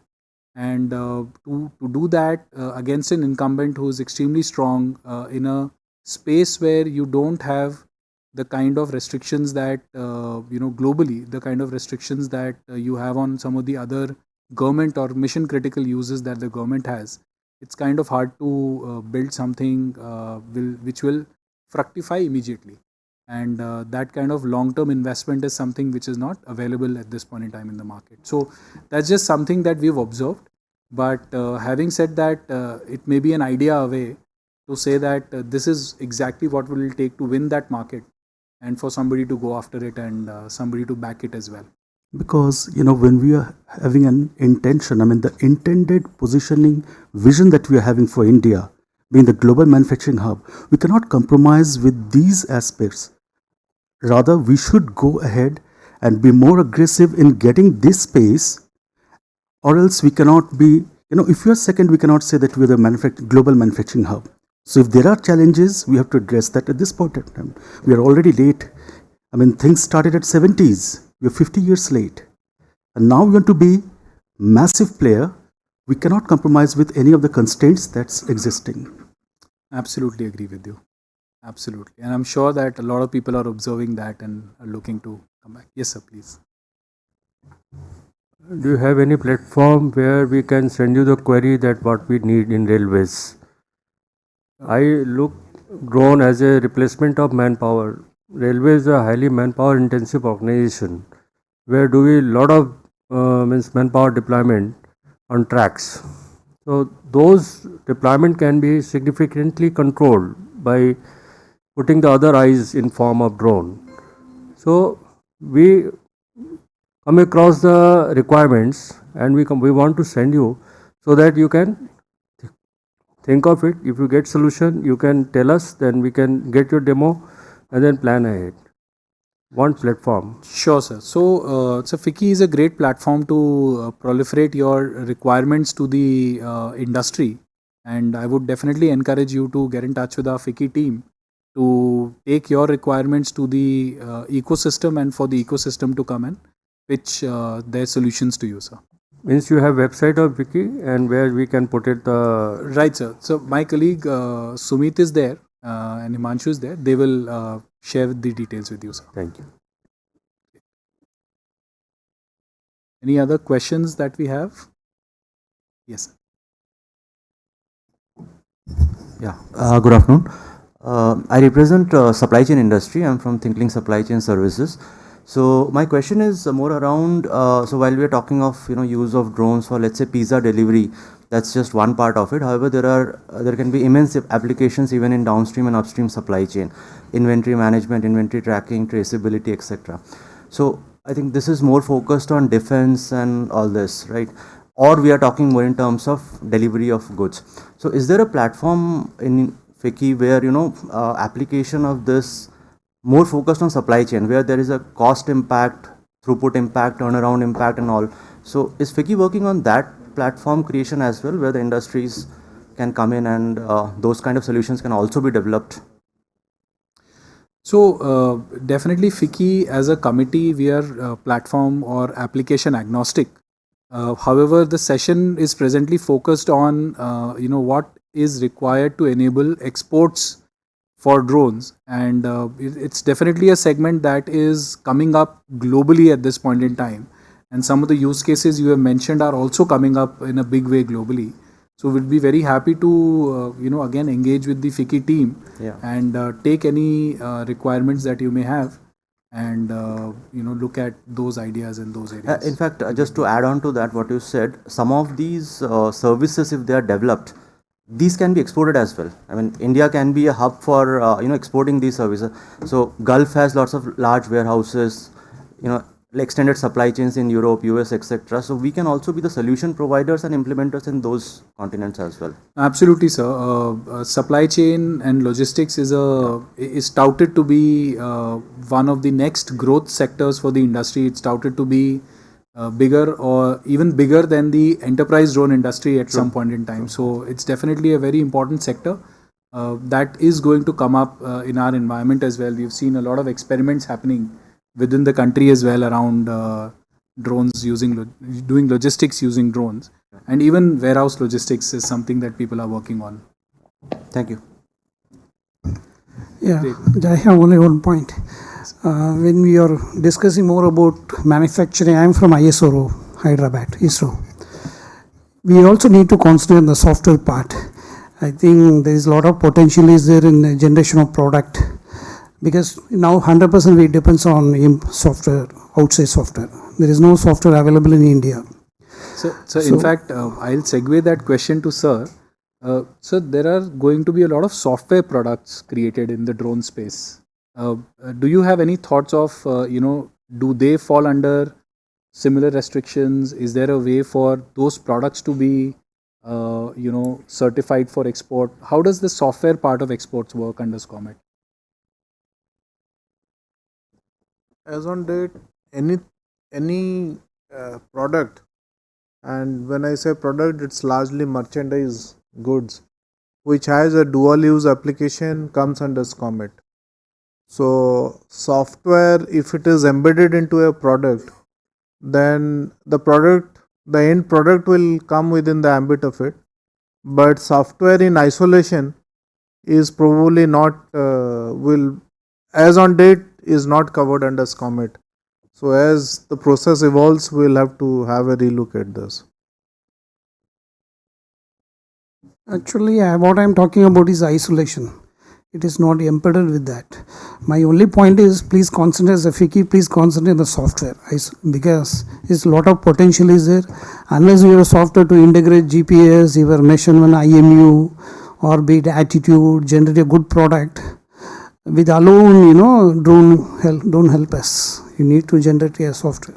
Absolutely, sir. I think it's a point really well taken, and I'm sure the FICCI team is taking a note of that as well, that we need to look at a lot of application-oriented software in this domain.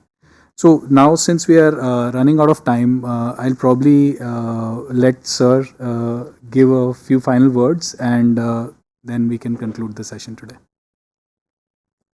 Thanks, Ankit. This also has been partly an exposure session for me, because as DG of Foreign Trade, we are actually exposed to a whole host of merchandise goods and services which are involved in import and export. But drone as a product is relatively new for us. We have been learning along with you all, and in the process, our exposure to this particular product and its immense potential to both serve Indian society as well as the export market is quite evident to us. And from that point of view, working with the innovators in India, the drone entrepreneurs in India, and to ensure that your ability to scale up, to innovate, and to introduce new product is facilitated by government is something that we will be working on. On our part at DGFT, the ease of procedure which is required in SCOMET licensing, as well as in facilitating higher levels of export, and any kind of import regulation which which will provide a level playing field for our manufacturers, is something that we will be actively pursuing, and we remain committed to support our domestic manufacturers and to facilitate higher levels of exports. In this context, introduction of new technology and ability to be more competitive, especially cost competitive, is something that our entrepreneurs will have to work on, and our best wishes are with all of you in this endeavor. Thank you.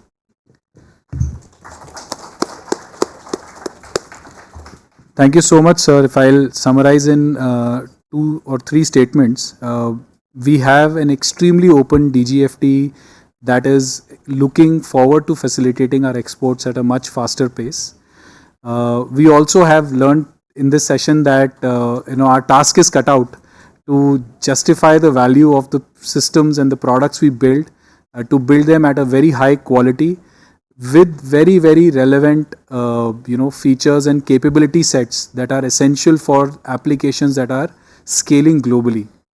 And of course, we have noted that for any challenge that we are facing in execution, we can approach a very agile DGFT, as is evidenced now to all of us, that we will be able to see a massive improvement. I am hoping, sir, that we can look at a 2 to 3x improvement in how fast we are processing these applications. So with that, thank you very much, everyone, for the session. Thank you for being a very patient audience. Sumit, over to you.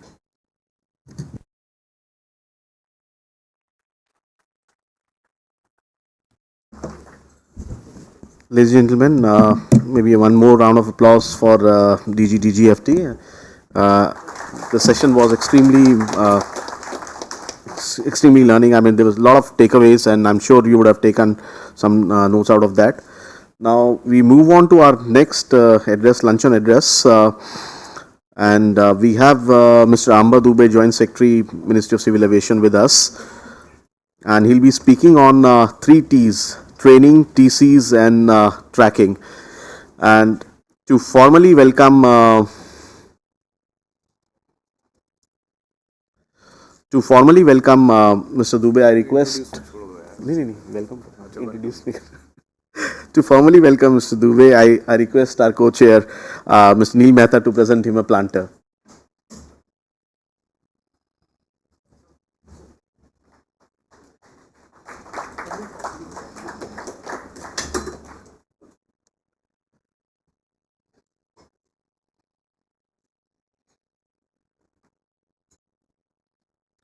Thank you, Neil. Now I request Mr. Dubey for his address. Over to you, sir. अभी lunch खोला तो नहीं है ना अभी सब भाग जाएंगे ना तो we'll keep it very short and interesting, and we'll also keep it a little interactive because most of the things which had to be said is already said. Very good afternoon to all of you, and congratulations, FICCI, again. You've been part of this journey for very long. You've gone through the frustration, the ups and downs. But as I say, every cycle, like a cycle ka chakka, upar jata hai, niche jata hai. That's the cycle of life, Kal Chakra, whatever. And you've been more through down and up, but the cycle keeps moving forward. So as long as the cycle is moving in the right direction, you end up reaching your gantavya. So congratulations, FICCI, for all the hard work, the frustration and the tensions and the all the things that come with the struggle. But ultimately, if the end result is good, then it's all worth it. And also all the sponsors, they've all paid money for all the nice biryani and whatever jalebi rabdi we'll have outside. So thank you all these sponsors for getting this done. It's good to see sponsors coming in. Earlier we were struggling to get sponsors also. So now when the moolah is coming in, the sponsors also walk in. So this is fantastic. Results may ultimately, you see, we're all numbers people. Numbers may, the PLI guys, the 23, first round they were only 14, immediately became 23. Now I hope every year it becomes 33, 43, 53, and maybe we'll run out of cash by the 3rd year at this pace. Also, the increase in turnover, it was just 88 crores. It's actually 60 crores for the drone manufacturers, but then component is typically double counted, right? Because when you make an engine, that engine also goes into a motor car, so it gets counted, double counted. So if you look at the PLI, it will say 88, but the number was 60 crores for the manufacturers. But if you combine the two, 88 crores has already gone to 319. So big round of applause for all of you. Okay. It's gone from 88 crores to 319 already. और इस बार some of our youngsters who I was meeting outside, they were saying कि इस साल तो हम 600 से क्या गर्दा उड़ा दिए and all that. So 600-700 crore is what we're going to do. Something we better write to Finance Ministry and get some more PLI, because at this rate we'll run out of that 120 crores that we got. And इस साल का भी we had expected 200 crores gone to 319 crores. So 119 crore तो extra हो गया. ऊपर से we had expected 40% value addition, because generally we keep conservative. Okay, when all these projections go to Finance Ministry, तो हम लोग कोशिश करते हैं वो under promise and over deliver वाला. तो 40% वैल्यू एडिशन सोचा था, कुछ एवरेज 66 या 67% आया. सो 40 to 67% 1.5 गुना हो गया. और जो हमारा टर्नओवर था वो 200 से 319 को, वो भी 1.5 गुना हो गया. तो 1.5 into 1.5 आप समझ लो कि हमारे लिए अब थोड़ा सा ना वो बाबूगिरी करने में अब ज़्यादा मेहनत हो रही है. तो अब all the file work, all the numbers and all the documents and explanations are being given to finance ministry. Hopefully we have been told कि जो 16 करोड़ का जो उसमें है approved number in the gazette notification, and it is approve by the union cabinet on whatever 8th or 15th of September last year. तो वो तो तुरंत ले लीजिए आप. तो वो मेरे ख्याल से by September October that money should come, and it comes as a पूरा supplementary grant, because the whole ministry, I mean, they deal with thousands and thousands of crores. So 16 crores will not come as a single check. It typically comes as a supplementary grant for the whole ministry across 67 ministries.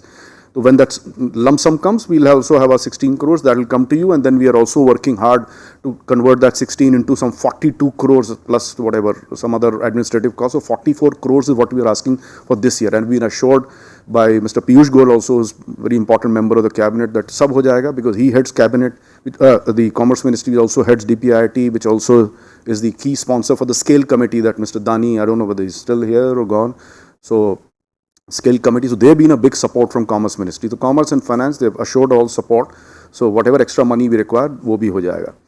Okay, but all this adds up to just 1% of the journey. अगर हमें वो जो PM का dream है वो 2030 तक विश्व का ड्रोन हब बनना है, तो this is just 1%. All that hard work that has happened over the last 5, 6, 7 years, and congratulations again to all of you. You've stuck around, didn't give up. Okay, it's just 1%. अभी दिल्ली बहुत दूर है. Okay, though we are sitting in the middle of Delhi, but Delhi अभी बहुत दूर है, और हमने अपनी गलतियों और बेवकूफ़ियों के कारण चाइना को हमसे 20-25 साल आगे छोड़ दिया है. और वो भी कोई सो नहीं रहे हैं. उनके यहाँ भी इसी तरह इवेंट्स और कॉन्फ्रेंसेज हो रहे हैं, और वहाँ पर कोई डेमोक्रेसी भी नहीं है. They can just take quick decisions and just move on in life. Okay, so they are 20 years ahead, and they'll only become 30 years ahead if we don't wake up and speed up and work whatever 26 hours a day, government, industry all combined. और Israel, France, US तो ऐसे ही हमसे 40 साल आगे हैं. तो that's तो ठीक है. We have done a lot of self congratulation, mutual administration society, because when you do conferences, industry will praise the government will praise the industry, everybody will praise Lord Almighty. So वो सब ठीक है, all that is fine, but let me be very blunt and honest here. We are running against time. और ये drone जो है ना, ये ठीक है, does spraying and all the nice things, but is also a weapon for national security. Okay, and also see some friends from NSG also here, so, and from the defense community. National security, food security, and every damn security in between comes from drones. So this drones is like internet, it's like hawa, pani. We don't even discuss कि हमें आज oxygen लेना चाहिए, या बाद में भी बाहर बिरयानी खाना है, या पानी पीना है कि नहीं. It's an essential part of our country's national security.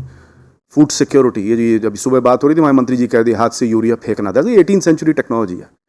अब 2022 में भी कांट भी, मतलब the dream we have been given is कि ना by next 5 years, just like manual scavenging, we should throw away this whole manual spraying of urea, and वो जो हाथ से वो नैपसैक, वो स्कूल बैग लगा के जो हाथ से स्प्रे करते हैं, all this should go in the next 5 years. Now as industry we should now decide, and I keep saying industry because I am actually from industry. ठीक है, I am carrying this babu tag, but actually in 15 days my tenure with government gets over and I join on the other side. Okay, so I'm an industry person, so it's the industry which runs the country, right? The government is हमको भी यही बताया जाता है, we are in public service, so you are the public, we are the servants. हम कई बार भूल जाते हैं, कई बार हमको बहुत हमारी, आप लोग बहुत हमारी भाव बढ़ा देते हो, बहुत हमारी तारीफ करते हो. Half of it is just nice diplomacy, but we sometimes take your praise or admiration very seriously. तो हमारे दिमाग चढ़ जाते हैं, ठीक है ना. So, but end of the day, we are public servants, as we are told. We have come here for national service, and you're the nation. We have to serve you. You're the public. We have to serve you. Okay, so that's our job. तो भाई समझ लो कि आग लगी है, और हमारा जो बड़ा फ्रेंडली नेबर है अप नॉर्थ, वो हमसे बहुत आगे निकल गया है, और जो वेस्टर्न वर्ल्ड है वो और भी आगे निकल गई है। और उसमें भी कई लोग, अगर हम अपने बच्चों के लिए अच्छा माहौल नहीं क्रिएट करेंगे तो ये सब भाग जाते हैं। आजकल हर इंडस्ट्रियलिस्ट, एनी बडी जिसके पास जेब में पैसे हो, एनी ब्यूरोक्रेट, एनी पॉलिटिशियन, सबके बच्चे बाहर जा रहे हैं। जिसके पास जहाँ 4 पैसे आए अपने बच्चे को बोलते भाई तू तो निकल, हम तो यहीं रह गए, ठीक है ना, तो तू निकल, हैव अ बेटर लाइफ। तो हम भी घूमने आए उसी बहाने, हम भी तेरे पैसे भी यूरोप शोरोप घूम लेंगे, ऑस्ट्रेलिया, कनाडा, ठीक है। सो this is what we have created. So now coming back to drones is so critical that I don't even want to spend even 5 seconds on it. It's like air and water. We don't discuss air and water. ठीक है। Now we come to the वो जो मेरा था ना कि जो कुछ हमने अचीव किया, इतनी हमने एक दूसरे की तारीफें करी सुबह से, that's just 1%. 99% is ahead. और उसमें ये 3 चीज़ें बड़ी इंपॉर्टेंट, जो 3 T's जिसको हम बोलते हैं, ये एक TC टाइप सर्टिफिकेट, दूसरा है ट्रेनिंग, और तीसरा है ट्रैकर। ये 3 बहुत इंपॉर्टेंट है। Start with tracker first. और ट्रैकर में सबसे पहले मैं गाली दूंगा फिक्की को, ठीक है ना, क्योंकि ये इनके साथ हमने सालों से काम किया है, और इनको कई बार हम बोल रहे हैं कि इंडस्ट्री के बेनिफिट में है कि आप ट्रैकर्स जल्दी से ले आओ। और ये एक ऐसी सरकार है जो आपसे बोल रही है आप ही कानून लिखो, हम नहीं लिखेंगे, क्योंकि पिछले लिखा था तो आपने रिपील करवा दिया, हम क्यों लिखें फिर, ठीक है ना। सारी अकल आपके पास है, सारी मैच्योरिटी आपके पास है, दुनिया से आप कंपीट कर रहे हो, and it's in your own interest. कल को एक नेगेटिव एक्सीडेंट हो गया तो क्या, जैसे कश्मीर में हुआ, तो एक वो जम्मू में गिराया तो उसने लास्ट ईयर 27 जून को, the easiest things just ban, पूरे श्रीनगर में बैन हो गया जी, फिर आसपास 4-5 और डिस्ट्रिक्ट में बैन हो गया। तो लॉस किसका हुआ, सरकार का क्या लॉस हुआ, हमारा तो ईजी हो गया ना, बैन कर दिया जी, बैन कर दिया तो कोई सब वारदात ही नहीं होगी। अगर कोई ड्रोन हुआ तो वैसे ही रोक ड्रोन, उसको गिरा दो, ठीक है। But the industry will go back 5 years in time. So FICCI, Drone Federation, all these smart people, all those who were on the stage, my request would be work with the government. Here is a golden chance where you are being made a government. We are telling आप govern करो अपने आप को, self governance, जैसे media को हम बोलते हैं ना, सेल्फ गवर्न करो। नहीं तो सेंसर बोर्ड बिठा देंगे, बड़ा आसान है, वाले 3 आदमी को बिठा देना वहाँ पे। तो प्लीज डेवलप दो standards, tell us the draft notification, everything is fine, will do it ना। QCI के साथ तो यही किया है, we didn't develop the quality standards, हमारा काम तो बहुत आसान था। It is QCI which is and all the committees, उसमें एक DGC एक मौका का बंदा, वो मैं ही था यार, तो हमने तो कुछ काम ही नहीं किया। हमने कहा भाई हम बहुत स्मार्ट आदमी, हम दूसरों से काम कराते हैं। We make frameworks. फ्रेमवर्क का क्या मतलब होता है, आई फ्रेम यू वर्क, ठीक है। तो हम फ्रेमवर्क बनाते हैं। तो हमने कहा इंडस्ट्री भाई आप ही लोग जितने 6-6, 7-7 लोग के, वो उसमें एक TC और एक टेक कॉम होती है, एक सर्टिफिकेशन कमेटी होती है, स्टीयरिंग कमेटी होती है। तो I am only in the steering committee, 1 member, the chair of that committee. No, I am not even the chair of that committee, thank God. So हमारा काम बहुत आसान था। वो इंडस्ट्री उसमें बनाती, इंडस्ट्री बैठ के सर्टिफिकेशन मैनुअल बनाती, ताकि QCI और जो रेगुलेटर्स हैं और सर्टिफिकेशन एजेंसीज हैं, they have to go by that manual. So वो नहीं कि मेरा वाला पिंक और तेरा वाला ब्लू, तो मुझे इनकी शक्ल पसंद है और उनकी नहीं है, तो वो जी वो तो उनके आदमी है तो ये उसको कुछ नहीं है। It's as per a certification manual. उसमें क्लॉजेज हैं, बैटरी है, मोटर है, प्रोजेक्ट इसका है, उसका है, सॉफ्टवेयर का है, फ्लाइट कंट्रोल, एवरीथिंग का वो सब स्टैंडर्ड्स बने हुए हैं। And you have to go just like an RT-PCR, go to any certified lab. हमने सर्टिफाइड लैब्स बना दी, वो भी हमने, आपने बड़ी शिकायत करी है सरकार में, बड़ा टाइम लगता है, ये होता है, वो होता है, पैसे मांगते हैं। हमने कहा वो भी हमने आपको चलो डिसेंट्रलाइज कर दिया और उसको प्राइवेटाइज कर दिया। So certification is also privatized. You have these three certification bodies which will only become 4, 5, 6 and 7 as volumes increase and competition increases. Okay, we'll have more certification bodies. ये तीनों सब world class हैं, वो Tata Quality, UL and Bureau Veritas and all that. RT-PCR test की तरह किसी भी lab से आप टेस्ट करा लो, हमें जी टेस्ट रिजल्ट भेज दो। उसमें भी टाइमलाइन डाला है सरकार ने, जबरदस्ती PMO से डंडा पड़ के हमने 90 days मांगा था, 60 days अलाउ किया है।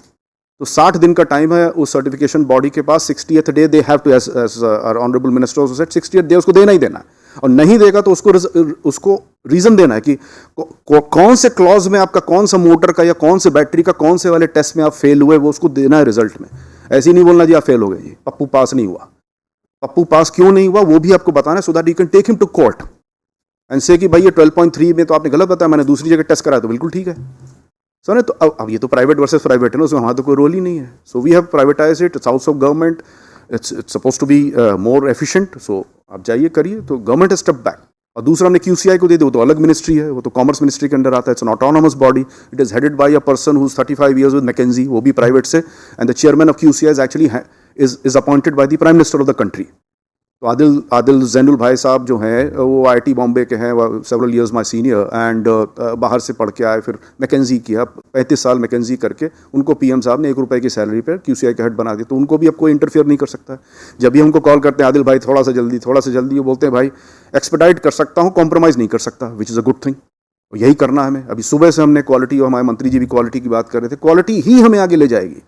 वो था ना कोई चाइनीज़ हो, कोई अवन माइक्रोवेव ओवन में पुश किया, चल नहीं रहा है जी, गर्म की जगह ठंडा कर रहा है, तो क्या माइक्रोवेव ओवन खाओगे, खरीदोगे, या रेफ्रिजरेटर जिसमें चाय डाली तो ठंडे होने के बाद गर्म होगी। तो you have to focus on quality. Quality हम हमेशा से कहते हैं ना, खुद क्वालिटी बनाते हैं, मेड इन इंडिया, ये सब वो सब अब ख़त्म कर देते हैं। जो हमने 75 साल से जो किया उसको चेंज कर देते हैं, उसी का ये प्रयास है। एक टीसी है, एक टाइप सर्टिफिकेट है, सबको टीसी आना ही आना है। अभी तक एग्जामिशन से हम चला रहे थे, क्योंकि भाई ड्रोन इंडस्ट्री को इतनी जॉब्स आप क्रिएट कर रहे हो और सर्विसेज हैं, एंड रिजल्ट है, इसलिए हम उसको सपोर्ट कर रहे थे। So that's why we gave exemption. So without a TC you could have operated. Now that it's all systematise, 26 जनवरी को हमने गिरते पड़ते इंडस्ट्री के साथ मिलकर उसको लॉन्च कर दिया। Certification scheme is there, it's on the website, it's in the gazette of India, so it's a gazetted document. Nobody, even I cannot go and even my minister cannot go and interpret things. It's as per that gazetted scheme. और उसके हिसाब से अब जाइए private में lab से करवाइए, और उसका भी टाइम फिक्स्ड है, 2 months का टाइम उसके पास और 2 weeks का टाइम डीजीसीए के पास है. Both have to give reasons if they reject you. तो अब तो सब कुछ कहते हैं ना, जा सिमरन जी ले अपनी जिंदगी टाइप हो गया है.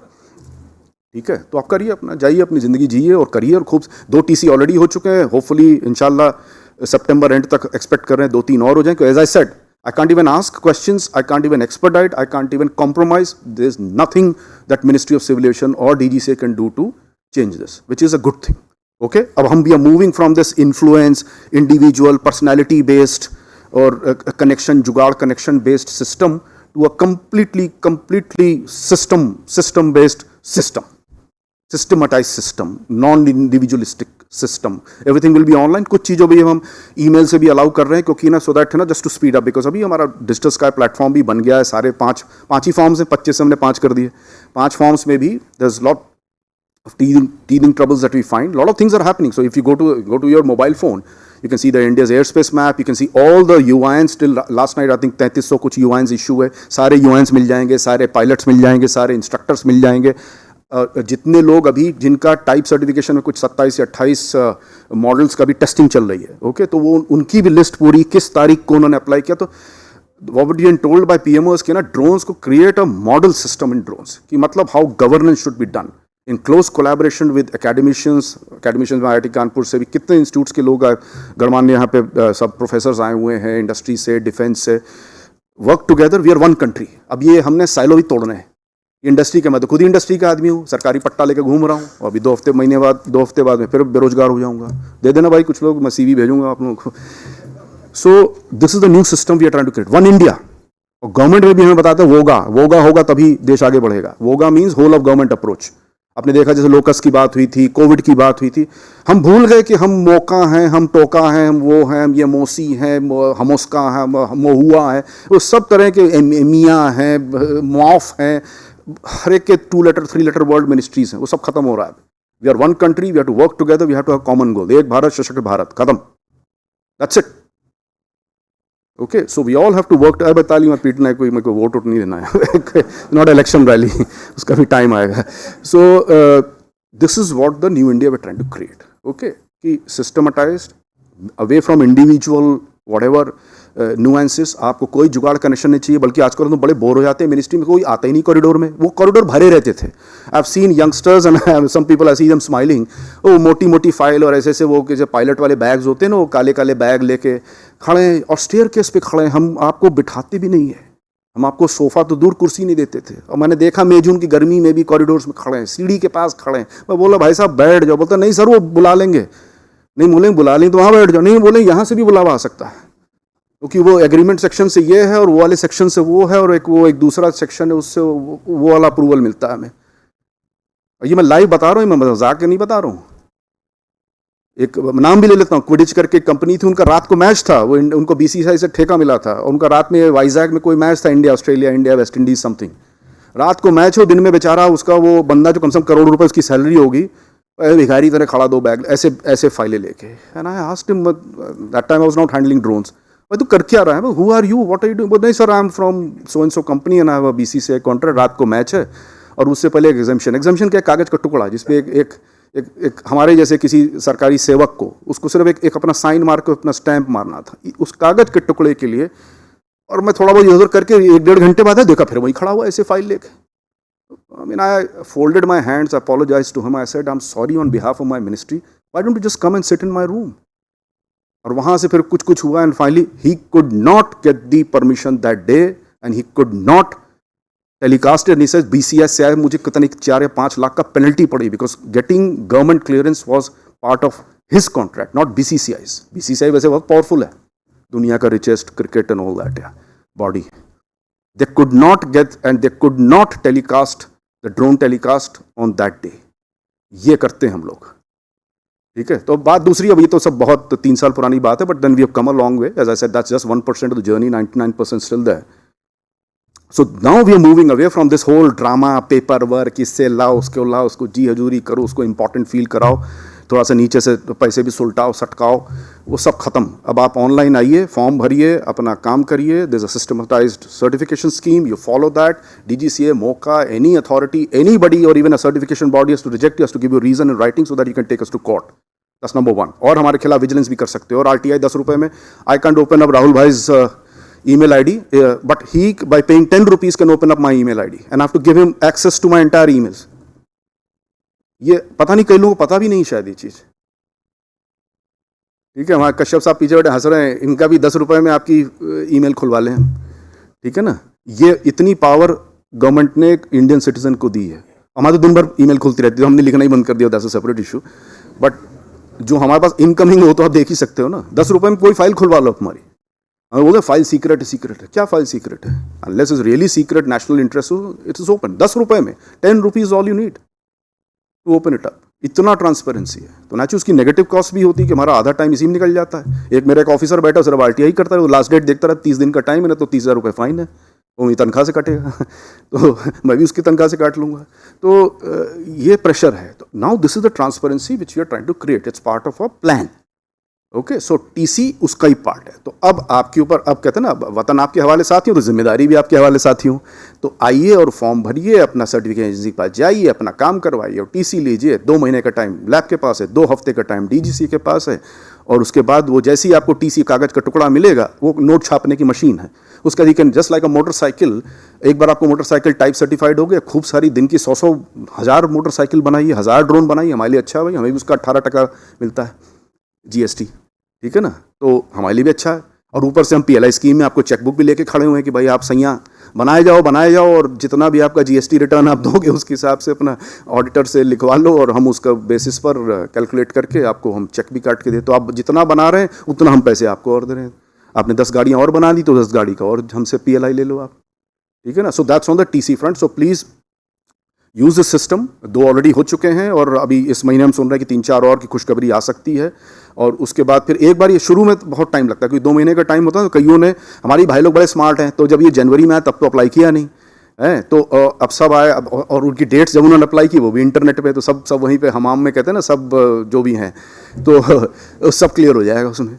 तो सबके एप्लीकेशन जब उनको लगा कि नहीं यार ये एग्जाम्पशन से अब हम थोड़ा सिस्टमेटाइज वे में जा रहे हैं, तो देन दे स्टार्टेड अप्लाइंग. तो सबके एक्चुअली मई, अप्रैल, मई, जून तक, अब जून का वो अगस्त, सितंबर आया, 2-2 महीने सबके कंप्लीट हो रहे हैं, एक एक करके आ रहे हैं. और 28 एजेंसी है जिनका ऑलरेडी मॉडल सभी उसमें चल रहा है, और वो सबकी लिस्ट आपको उस पर मिलेगी. ये हो रहा TC की बात. सेकंड T पे आते हैं, वो है ट्रेनिंग. ट्रेनिंग में शुरुआती दौर में तो बड़ा टफ था, बिकॉज है ना, we only allowed flying training organisations, जो है ना रेगुलर कमर्शियल पायलट्स को ट्रेन करते हैं ना, जो इंडिगो, स्पाइसजेट के पायलट्स हैं, एयर इंडिया के पायलट्स. तो बिकॉज वी फेल्ट कि दे अंडरस्टैंड DGCA नॉर्म्स, उस पर बहुत सेफ्टी, सिक्योरिटी के बहुत सारे इशूज़. देन वी रियलाइज़ कि आई थिंक थोड़ा सा हम ज़्यादा कर रहे हैं, क्योंकि एक 1200 किलो का प्लेन जिसके अंदर 2 इंसान बैठे हैं और उसके अंदर तेल है, और वो ऊपर तक जाके उड़ के वापस को लैंड करना, और ये यंग बच्ची है जो 12वीं पास है, तो उसके जो रिस्ट्रिक्शंस हैं they very very high.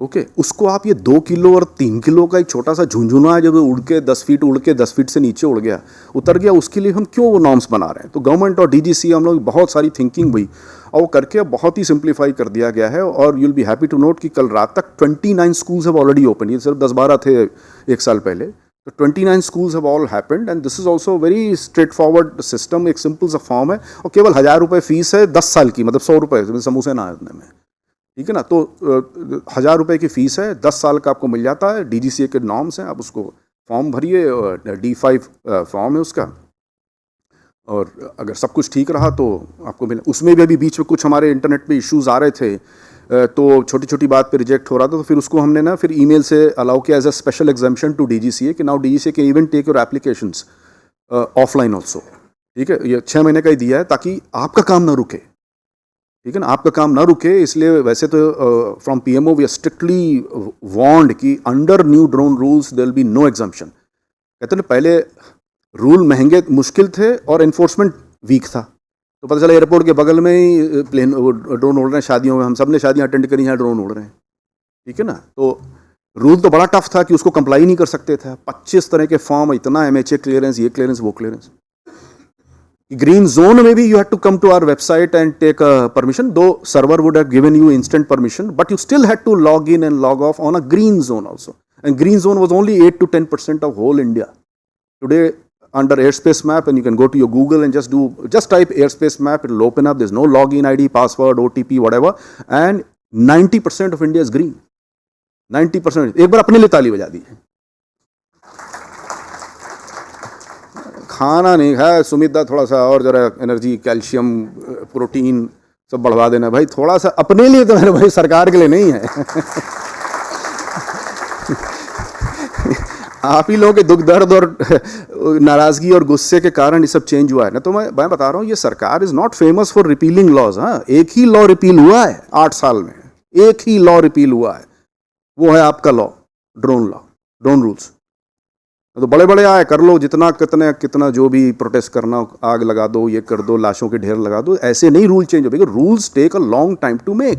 This is a democracy, it's a very flourishing democracy. There are levels within levels, there are wheels within wheels, there are interministerial confabulations, there's a committee of secretaries, then it goes to cabinet, then it goes to prime minister's office, then it goes to law ministry, then it goes for Hindi अनुवाद, then उसके बीच में एक public consultation भी होता है mandatory 30 days का। तो it's a very law making in India is not a easy process.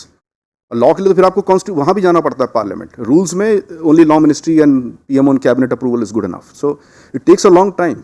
सो वो जो फार्म लॉ हैं भाई, फार्म लॉ भी तो रिपील हुए नहीं, फार्म लॉ रिपील नहीं हुए, सिर्फ सस्पेंड हुए, विड्रॉ हुए, रिपील नहीं हुए और रिप्लेस नहीं हुए। यहाँ पर आप लोगों की बात सुन के और एक और मज़ेदार कर दूँ, क्योंकि इसके बाद से लंच करते हैं आराम से। ये अभिषेक जी जो बैठे, सबसे बड़ी विलेन यही है। इन्होंने इतनी गंदी एक लव लेटर लिखी थी कि ना, और अपने साथ क्या आपके 16 और प्रोफेसर थे ना आपके साथ, 16 प्रोफेसर आईआईटी के मिल के इन्होंने इतनी भद्दी चिट्ठी लिखी, इतनी भद्दी चिट्ठी लिखी, मतलब आप पढ़ लो तो वहीं आपके मतलब उल्टी निकल जाए।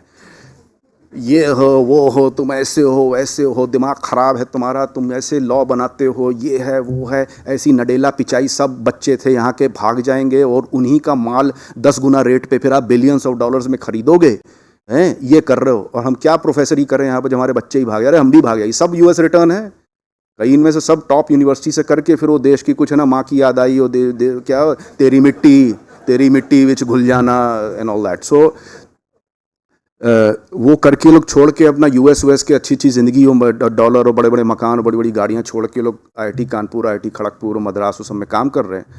तो इनकी चिट्ठी से हिल गया पूरा सरकार, मतलब ऊपर नीचे इनकी चिट्ठियाँ फैली। Within I think 48 hours we got you all on a video call कि भाई बताइए क्या इशू, इतने आप नाराज़ हो गए।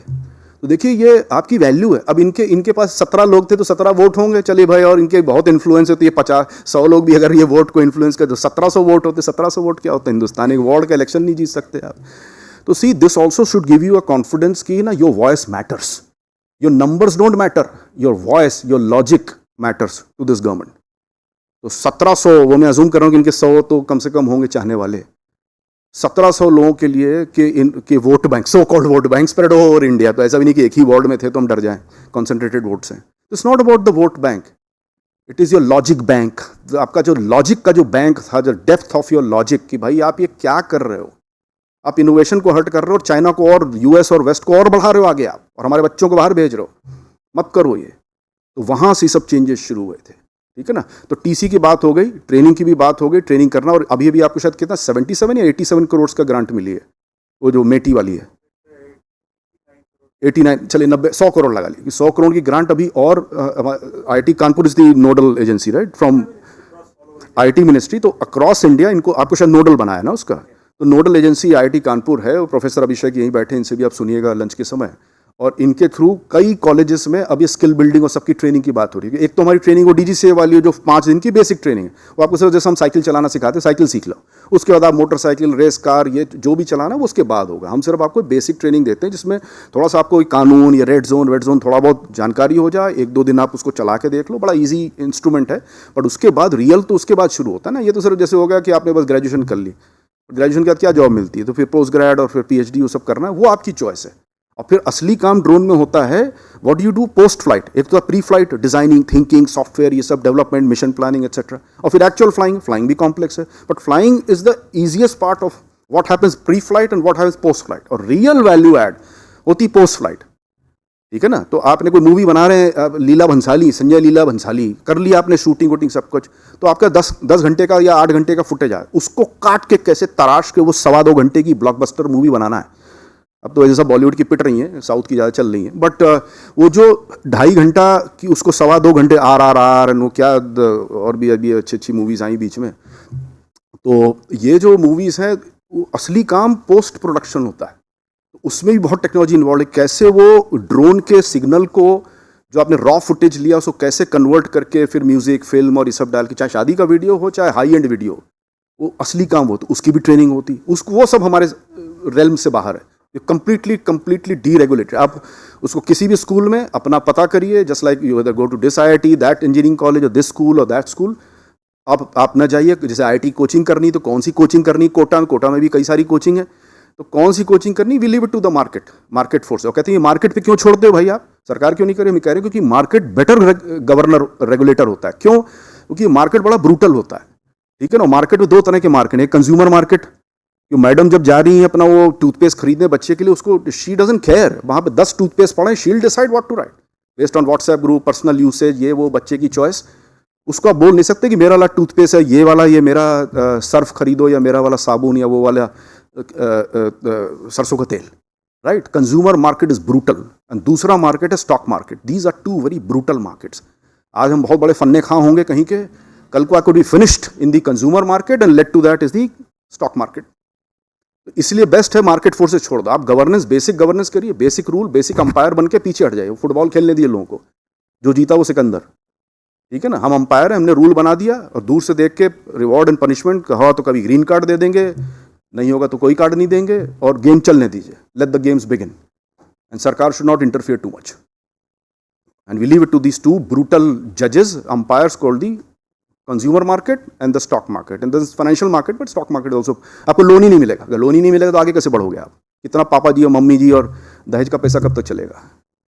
सो you need to go back to financial markets, right? Debt and equity and all the different instruments, and of course the stock market. So we leave it to them.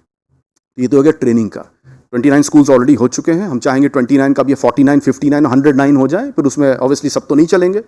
अब भाई 700 डिस्ट्रिक्ट है तो कम से कम एक भी, अगर 800 डिस्ट्रिक्ट अगर एक भी पर डिस्ट्रिक्ट भी हुआ तो 800 स्कूल चाहिए, 800 स्कूल हो इंशाल्लाह, ठीक है ना। तो उसका तो हम कोई रुकावट ही नहीं है। फॉर्म भरिए, D5 फॉर्म, जो भी बेसिक DGCA के रिक्वायरमेंट्स आपको कंप्लाई करना है, it's rule of the law. वो 2x2x2 बोलते हैं, 2 एकड़ जमीन, 2 ड्रोन, 2 इंस्ट्रक्टर, 2 क्लासरूम, वो आप बेसिक को कर दीजिए, उनके इंस्पेक्टर्स आएंगे, देखेंगे सब कुछ ठीक रहा तो आपको दे देंगे, और बाद में भी रेड भी मारेंगे वो, और वो रिवॉर्ड भी देंगे। रिवॉर्ड तो नहीं दे सकते, रिवॉर्ड तो आपको मार्केट देगा और स्टॉक मार्केट देगा। पनिशमेंट जरूर देते हैं, तो वो हमारे इग्रुआ को भी देते हैं। हमारे इग्रुआ हमारे ही गवर्नमेंट का है, जिसमें हमारे सेक्रेटरी ही उसके चेयरपर्सन है, तो इग्रुआ का भी ऊपर भी फाइन पड़ता है और हम खड़े होकर ताली भी बजाते हैं, वेरी गुड।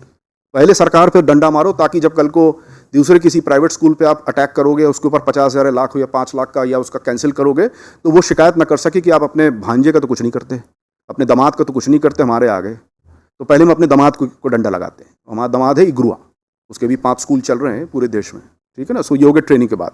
और लास्ट चीज़ है हमारा TC हो गया, ट्रेनिंग हो गया, ट्रैकर। ट्रैकर के वैसे मैं पहले बोल चुका था, उसको ज़्यादा नहीं खींचेंगे क्योंकि ऑलरेडी लंच का टाइम हो चुका है, ज़्यादा ही हो गया। ट्रैकर में बस वही है, every drone has to be tracked. जैसे आप आए थे, आप लोगों में से कोई भी बैंक रॉबर या किडनैपर या रेपिस्ट मर्डर तो है नहीं।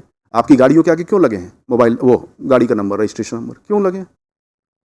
आपके हर मोबाइल पे एक सिम कार्ड, आपका यूनिक सिम कार्ड है, आपका यूनिक नंबर है, उससे उसमें भी आपने अपना आधार दुनिया भर की चीज़ें दी होंगी तब आपका सिम मिला होगा।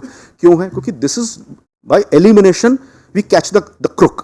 जो क्रुक है उसने तो वैसे ही गड़बड़ सिम उठाने हैं। राकेश नाम होगा तो सुरेश के नाम से सिम बनवाएगा, ठीक है ना, ताकि आप राकेश के पीछे जाओ। मुझे अगर बैंक लूटना है तो दुनिया की हिस्ट्री में किसी कोई गधाई होगा, अगर नॉर्मल बैंक रॉबर है तो शायद ही कोई बैंक रॉबर गया होगा जो अपने ही नाम से अपने पिताजी या माताजी या अपने पत्नी के नाम की कार लेके गया था बैंक लूटने की। चलो भाई आज पंजाब नेशनल बैंक पे रेड मारते हैं, ठीक है ना। So it's by element. Of course अगर मुझे लूटना, सबसे पहले मैं अभिषेक जी की गाड़ी उठा के सबसे पहले उसका पेंट चेंज करूंगा, नंबर चेंज करूंगा, ताकि पुलिस ढूंढती रहे इनकी कार, और मैं निकल के जाके अपना जो भी मुझे क्राइम करना है या बम ब्लास्ट करना है वो करके, कार बम डालना है करके, या ड्रग इधर से उधर करना है वो मैं करके वापस आ जाऊंगा। सिमिलरली इन ड्रोन्स ऑल्सो, और ड्रोन्स तो is worse than a motorcycle और अ कार, बिकॉज ये तो this thing bloody thing flies यार। ये उड़ के तो आप ड्रग्स रनिंग कर लो, आप जो रोज हमारे कथुआ वो क्या कश्मीर बॉर्डर उधर सब राजस्थान बॉर्डर पे रोज सॉल्टीज आ रही हैं हमारे पड़ोसी मित्र देश से, और कुछ शायद हमारे भी जा रहे होंगे, तो वो तो मुझे पता नहीं, बट उधर से जरूर आ रहे हैं, ठीक है ना। तो उसको कैसे रोकें? तो इसके लिए भाई everything, anything which moves, anything which is sensitive and anything which flies, this is a very sacred airspace, it's a sovereign airspace of India, जैसे territorial waters होते हैं, हमारे territorial airspace है, it's our property, it belongs to you। इसमें कोई अगर जा रहा है तो उसकी हमें पहचान होनी है, और बहुत सेफ्टी के लिए, क्योंकि टकराना जब पता ही नहीं चल। आप देखो ना कि एक छोटी 2 किलो की चील होती है, 2 किलो के चिड़िया से पूरा प्लेन, इतना बड़ा जेटलाइनर नीचे आ जाता है यार। बर्ड हिट आपने सुना होगा, ये तो अगर 10 किलो 20 किलो, या हम तो 500 किलो की भी अभी ड्रोन उड़ाएंगे। जब 500 किलो का ड्रोन अगर वो ऑफ ट्रैक हो गया और उसमें तो पायलट भी नहीं है, जरा सा सॉफ्टवेयर गड़बड़ हुआ, जीपीएस का कुछ हुआ, किसी ने स्पूफ कर दिया, किसी ने उसमें स्पाईवेयर मैलवेयर डाल दिया, उसको किसी रनवे पे किसी एयरपोर्ट के पास ले आया, तो को पता चला आपके, भगवान ना करे कभी ऐसा हो, मेरी भी फैमिली उसमें बैठी हो सकती है उस प्लेन में, तो 200 पीपल विल कम डाउन। और वो सिर्फ वहीं नहीं, किसी रिहायशी इलाके में गिरे तो 1000 लोग और उनका अल्लाह से मिलन हो जाएगा उसी दिन। तो this is the risk that we are running with, safety, national security, spying, snooping. जैसे स्नूपिंग है, हम उसको वेट बेसिस पर रिस्क करते हैं, वेट बेसिस पे नहीं है। In fact when we talk to some of our friends in the security agencies, they say यार जितना छोटा ड्रोन उतनी ज़्यादा मुसीबत है, क्योंकि आपके फ़ोन में जो छोटा सा कैमरा लगा है आजकल, तो 3 मेरा तो पुराना फ़ोन है, आपके वाले फ़ोन में शायद 3-4 छेद वाला होगा कैमरा, हाई एंड वाला, तो उसमें क्या वेट है उसका, 10-20 ग्राम 10, और उसको उड़ाने के लिए 100-150 ग्राम 200 ग्राम के ड्रोन से मैं जाके कुछ ही भी पालम एयरपोर्ट इधर उधर कोई भी एयरफोर्स स्टेशन, नेवल स्टेशन, कहीं पे भी जाके चुपके से पता किसी को हवा भी नहीं लगेगी। एक 100 ग्राम का ड्रोन कभी दिखता है किसी को? तो ये रिस्क है। So anyway, registration is very important and और tracking is very important. So tracker का बड़ा सिंपल सा रूल है कि जितने शरीफ लोग हैं भाई, आपके ड्रोन से एक आपकी वो बीम होनी चाहिए, क्योंकि वो आँख से तो दिखता नहीं है, गाड़ी पे तो आपके रजिस्ट्रेशन नंबर दूर से दिख रहा है, उसकी भी एक स्टैंडर्ड फॉर्मेट है, और आप कहीं से भी ले लो रजिस्ट्रेशन नंबर, हमें मतलब नहीं, as long as issued number, आप किसी भी पेंटर से पेंट करवा लो, दैट्स ओके विद अस। उसी तरह यहाँ पर है ट्रैकर का, we are working on the rules. FICCI और डीएफआई के साथ हमारी काफ़ी चर्चाएं हो चुकी हैं। थोड़ा सा हम इनसे नाराज़ हैं क्योंकि ये काम ये थोड़ा सा और जल्दी कर सकते हैं। जैसे कुछ चीज़ों में जब ये हमारे साथ रुदाली रोना करते हैं तो उनका काम तो जल्दी हो जाता है, बट कुछ चीज़ों में जब हम रुदाली रोना करते हैं तो वो उधर से ज़रा सा स्लो आता है, ठीक है। तो वो सब नोट हो रहा है, और वो एमएचए और एमओडी भी नोट कर रहा है। तो किसी दिन हमको यही समझाते हैं कि भाई साहब या तो आप जल्दी से आ जाओ, नहीं तो अगर वो फिर कुछ आ गया ना, फिर आप बोलोगे ड्रकोनियन, एंटी इंडस्ट्री, एंटी ये, एंटी कंसेंसस, तो फिर कर लो, फिर रिपील करवाना उसको 6 महीने बाद फिर। बट ये अच्छी चीज़ नहीं है, तो ना tracker we all need it for the nice guys. और ये भी हम कहते हैं कि ये आपके सेल्फिश इंटरेस्ट में है, क्योंकि अगर कल को कोई भगवान ना खुदा ना खासे से, मैंने कहा था कि अगर कोई कुछ गलत काम शहर के अंदर हो गया ना, तो मैं बता रहा हूँ ड्रोन बंद हो जाएंगे, फिर हम 5 साल पीछे चले जाएंगे। इसलिए ट्रैकर्स जल्दी से लगवा लीजिए, हमारे साथ बात करिए, आप ही नोटिफिकेशन बनाइए, उसको हम चर्चा करके if everything is fine then we will put it up for committee of secretaries और CAPSEC and PMO approval, law approval, Hindi अनुवाद, and it will be done, ठीक है ना। So this is on the tracker part. Tracker is very simple. अच्छा, उसमें भी हमने थोड़ा सा सिंपल किया है। कई बार लोग कहते हैं भाई ड्रोन पे होना चाहिए, इस पे होना चाहिए, जीसीएस पे, उसको भी हमने सिंपल किया है। Are initial thoughts, and of course this is all based on discussions, is that it we want to start small, कि जीसीएस जो है, जो ग्राउंड कंट्रोल स्टेशन, जो हाथ में जो आपका रिमोट पड़ा है, उसको हम, उसमें सिम कार्ड होता ही है, उसको सिम कार्ड्स को हम कर लें, क्योंकि ज़मीन पर टेरेस्ट्रियल नेटवर्क अभी अच्छा है जो हमारा मोबाइल का, तो we'll use the mobile network. उससे वो आपका जो ग्राउंड कंट्रोल स्टेशन है, उससे जो आपका वो आपकी जो location, latitude, longitude, speed etcetera etcetera, उसका जो इन्फॉर्मेशन है वो बीम हो जाएगी। हमारा जो एक आईपी एड्रेस हम देंगे, जो हमारा डिजिटल स्काई का सर्वर है, उसको आप भेज दीजिए। जैसे आपका फ्लाइट रडार पे आप इंडिगो की कोई भी फ्लाइट देख सकते हैं, इंडिगो, स्पाइस जेट, एयर इंडिया, लुफ्तांजा, सारी फ्लाइट रडार, फ्लाइट सब दुनिया भर के वो फ्लाइट ट्रैकिंग जो हमारे सॉफ्टवेयर उस पर आपको सब दिख रहा है। यही चीज़ हमें ट्रांसपेरेंसी इसमें भी लानी है, बिल्कुल क्लियर आपको कोई भी ड्रोन जो इंडिया में उड़ रहा है, आपके घर के ऊपर भी उड़ रहा है, तो यू शुड नो कौन सा ड्रोन है, ताकि आप उसका रिकॉर्ड करके शिकायत कर सको पुलिस को कि प्राइवेसी का हनन हो रहा है, ठीक है ना। So it's for your empowerment. The more we know, the safer we are. तो वो करना हमें, वो सिंपल ग्राउंड कंट्रोल स्टेशन से, जैसे आपका व्हाट्सएप पे हम नहीं लोकेशन पर करते हैं शेयरिंग, बस वैसे ही होगा। आप बीम करिए, वो सर्वर पे जाएगा, सर्वर से वो डिजिटल स्काई प्लेटफॉर्म का जो मैप है उसके ऊपर दिखना शुरू है, ये देखो ये बीम है, ये देखो अंकित मेहता को उड़ रहा है, ये देखो नील मेहता को उड़ रहा है, ठीक है ना। तो that's it, that's all we want. और जीसीएस से होगा, क्योंकि ड्रोन का ये है कि ड्रोन अगर 100 200 400 फीट, उससे ऊपर 500, कभी 1000 फीट 2000 फीट पे भी उड़ेंगे परमिशन लेके, तो वहाँ पर उतना हमारा भी ब्रॉडकास्ट नेटवर्क नहीं, बिकॉज इस पूरा सेलुलर नेटवर्क तो ज़मीन पे है, और ऊंची इमारतें तो उसके ऊपर फिर आपको वो भी लगाना पड़ता है, टावर्स वगैरह, तो हर जगह हो सकता है। ड्रोन अगर उड़ भी रहा और दिख नहीं रहा तो कोई फायदा नहीं, इसलिए हम उसको सिंपल रख रहे हैं, जीसीएस पे रख रहे हैं। और ड्रोन पे भी रखने से फिर क्या है, फिर उसमें भी डोंगल लगाओ, ये लगाओ, जो पुराने आएंगे रेट्रोफिट करो, जो नए आएंगे उसमें आपको है ना वो लगाना पड़ेगा। नए में तो चलिए एम्बेडेड होगा, बट पुराने वाले में फिर डोंगल लगाओ, तो फिर वो बैटरी से ड्रेन करेगा, एनर्जी लेगा, तो आपकी फ्लाइट एंड्योरेंस कम हो जाएगी। तो that's why we want to keep it simple. तो to begin with will start with the GCS, that's the idea, still under debate, okay, and we welcome your thoughts, और उसके बाद फिर we'll shift it to the drone thing. So I'll just stop here. I don't think there's time to take questions, but this is all I wanted to say. 1%, ये जितना भी हुआ है पिछले 7-8 साल में, ये 1% है, 99% जर्नी अभी बाकी है। हम सब मिलकर लड़ेंगे, चाइना को मुंह की दिखाएंगे, वेस्टर्न वर्ल्ड को भी, विद ऑल ड्यू रिस्पेक्ट, कहते हैं ना, like in sports we say, if you want to beat someone, first respect the opponent. So let's respect the bloody Chinese. Let's respect our northern neighbor, western neighbor, all kinds of neighbors. Let's respect China, Israel, western world and all that.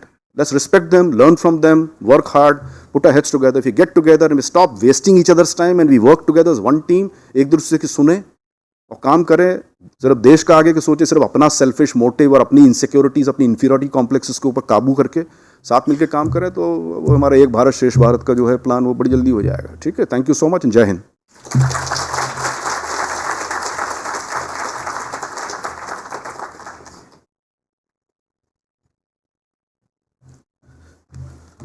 Thank you so much, Mr. Dubey, for very inspiring and very motivating speech. I'm sure our industry members have taken note of that, and on your request for tracker, we'll definitely be working with you. We have submitted initial draft, but we'll be carrying it forward. In fact, we have scheduled a session as well in the afternoon on trackers, so the outcome would also definitely be submitted to your office. With that, we come to the conclusion of this session and we break for lunch. The next session post lunch is on skilling, where Secretary Skilling Mr. Rajesh Agarwal would be here with us. So we'll take a half an hour lunch break. We'll try to wrap up in half an hour, will be short, 40 minutes, and we'll be back in this room after that. Thank you so much.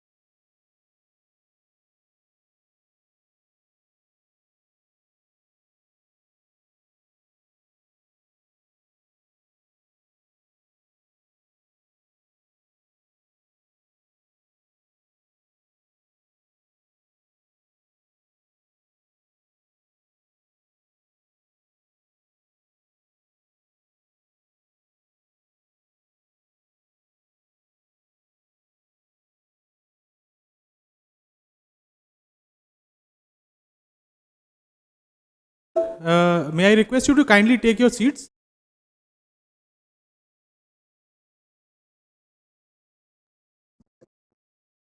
Ladies and gentlemen, kindly take your seats. We are starting the next session.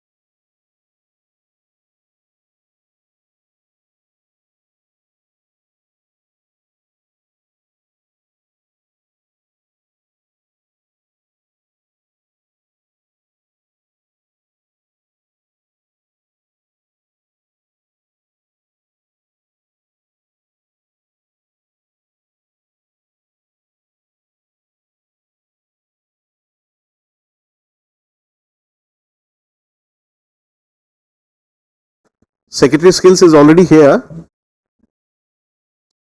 We will be starting the session in another 2 minutes.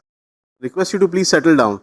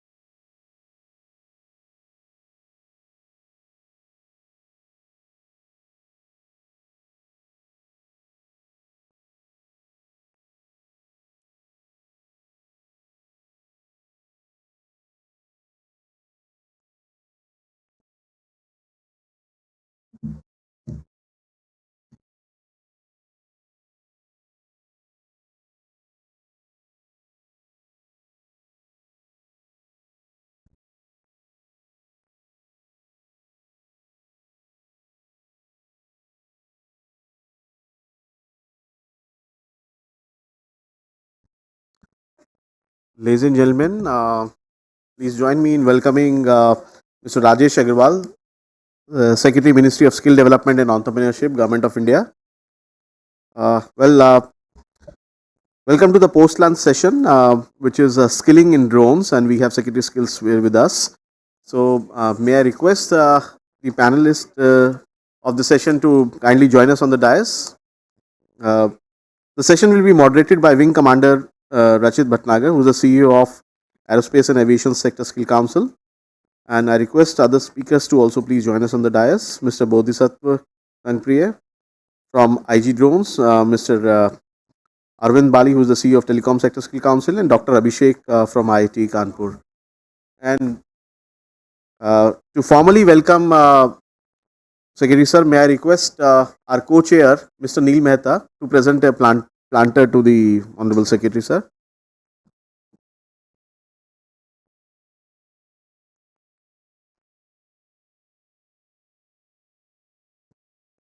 Can we have a round of applause, please? Thank you, co-chair. Now, I request Wing Commander Bhatnagar to kindly conduct the session. Over to you, sir.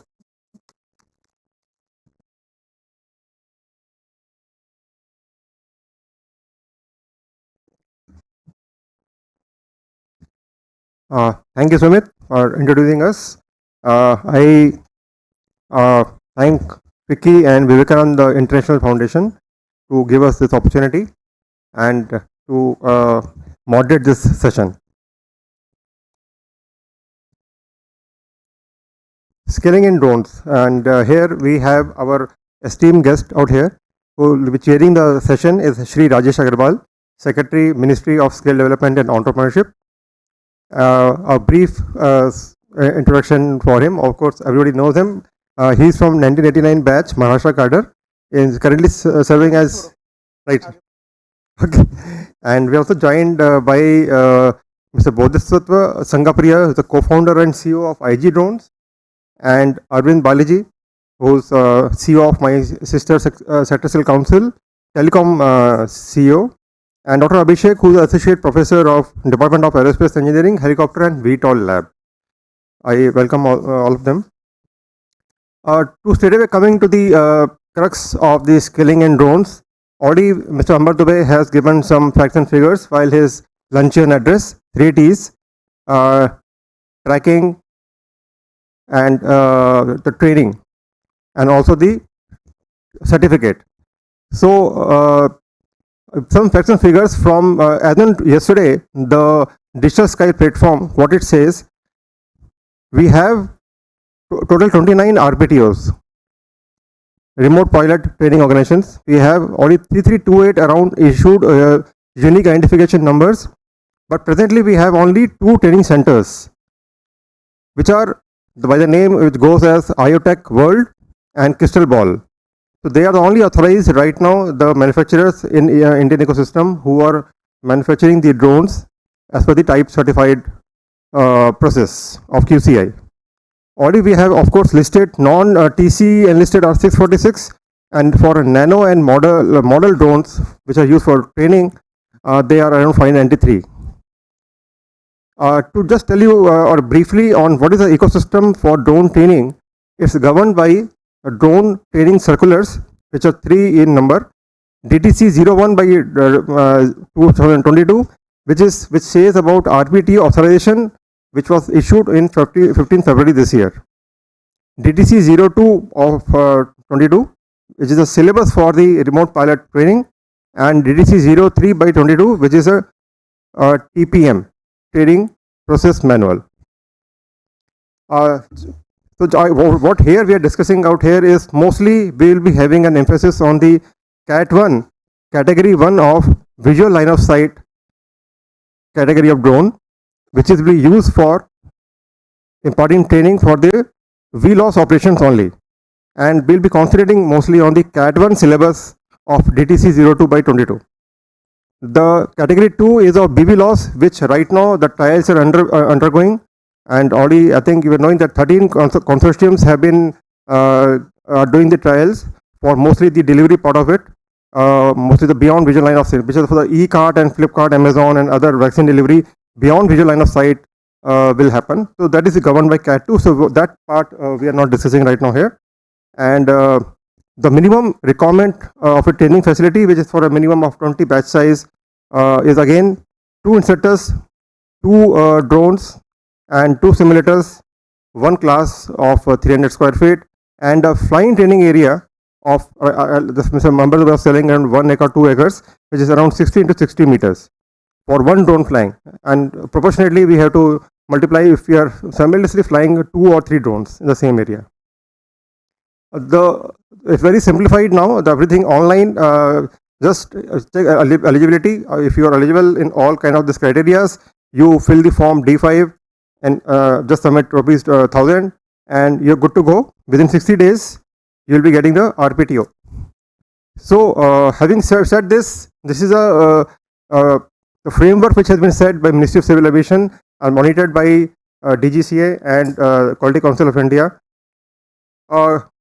Having said this, let me tell you very this thing that Atmanirbhar Bharat can only come with the Skill India. We are sitting here right from Secretary sir that we are representing Skill India until we have a skilled manpower, skilled ecosystem for the proper drone certified operators and the application oriented people from end to end. Until then, the proper drone ecosystem, or when we're trying to market ourselves for the drone for the outside world, and we can supply the skilled manpower professionals outside, we cannot become the truly global in nature. So with this few words, sir, I would like to invite Secretary sir to address the gathering, sir, and thank you.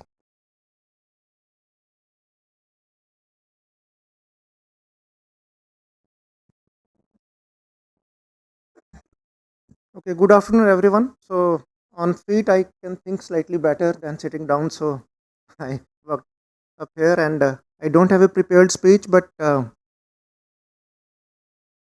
been sort of dabbling with the drone thing for now last many months, talking to many people one to one, and we had such a multi-stakeholder meet about 3 months ago, I guess, in Ahmedabad, and which Ahmedabad Skills Secretary Anju had. Along with the Joint Secretary Amber Dubey, initiated that, and which saw extremely good response. And I do see some old familiar faces from that conference here. That's good. My first brush with the drones was way back in 2012-13, when as IT Secretary Maharashtra, I was chairman of Mumbai CCTV project.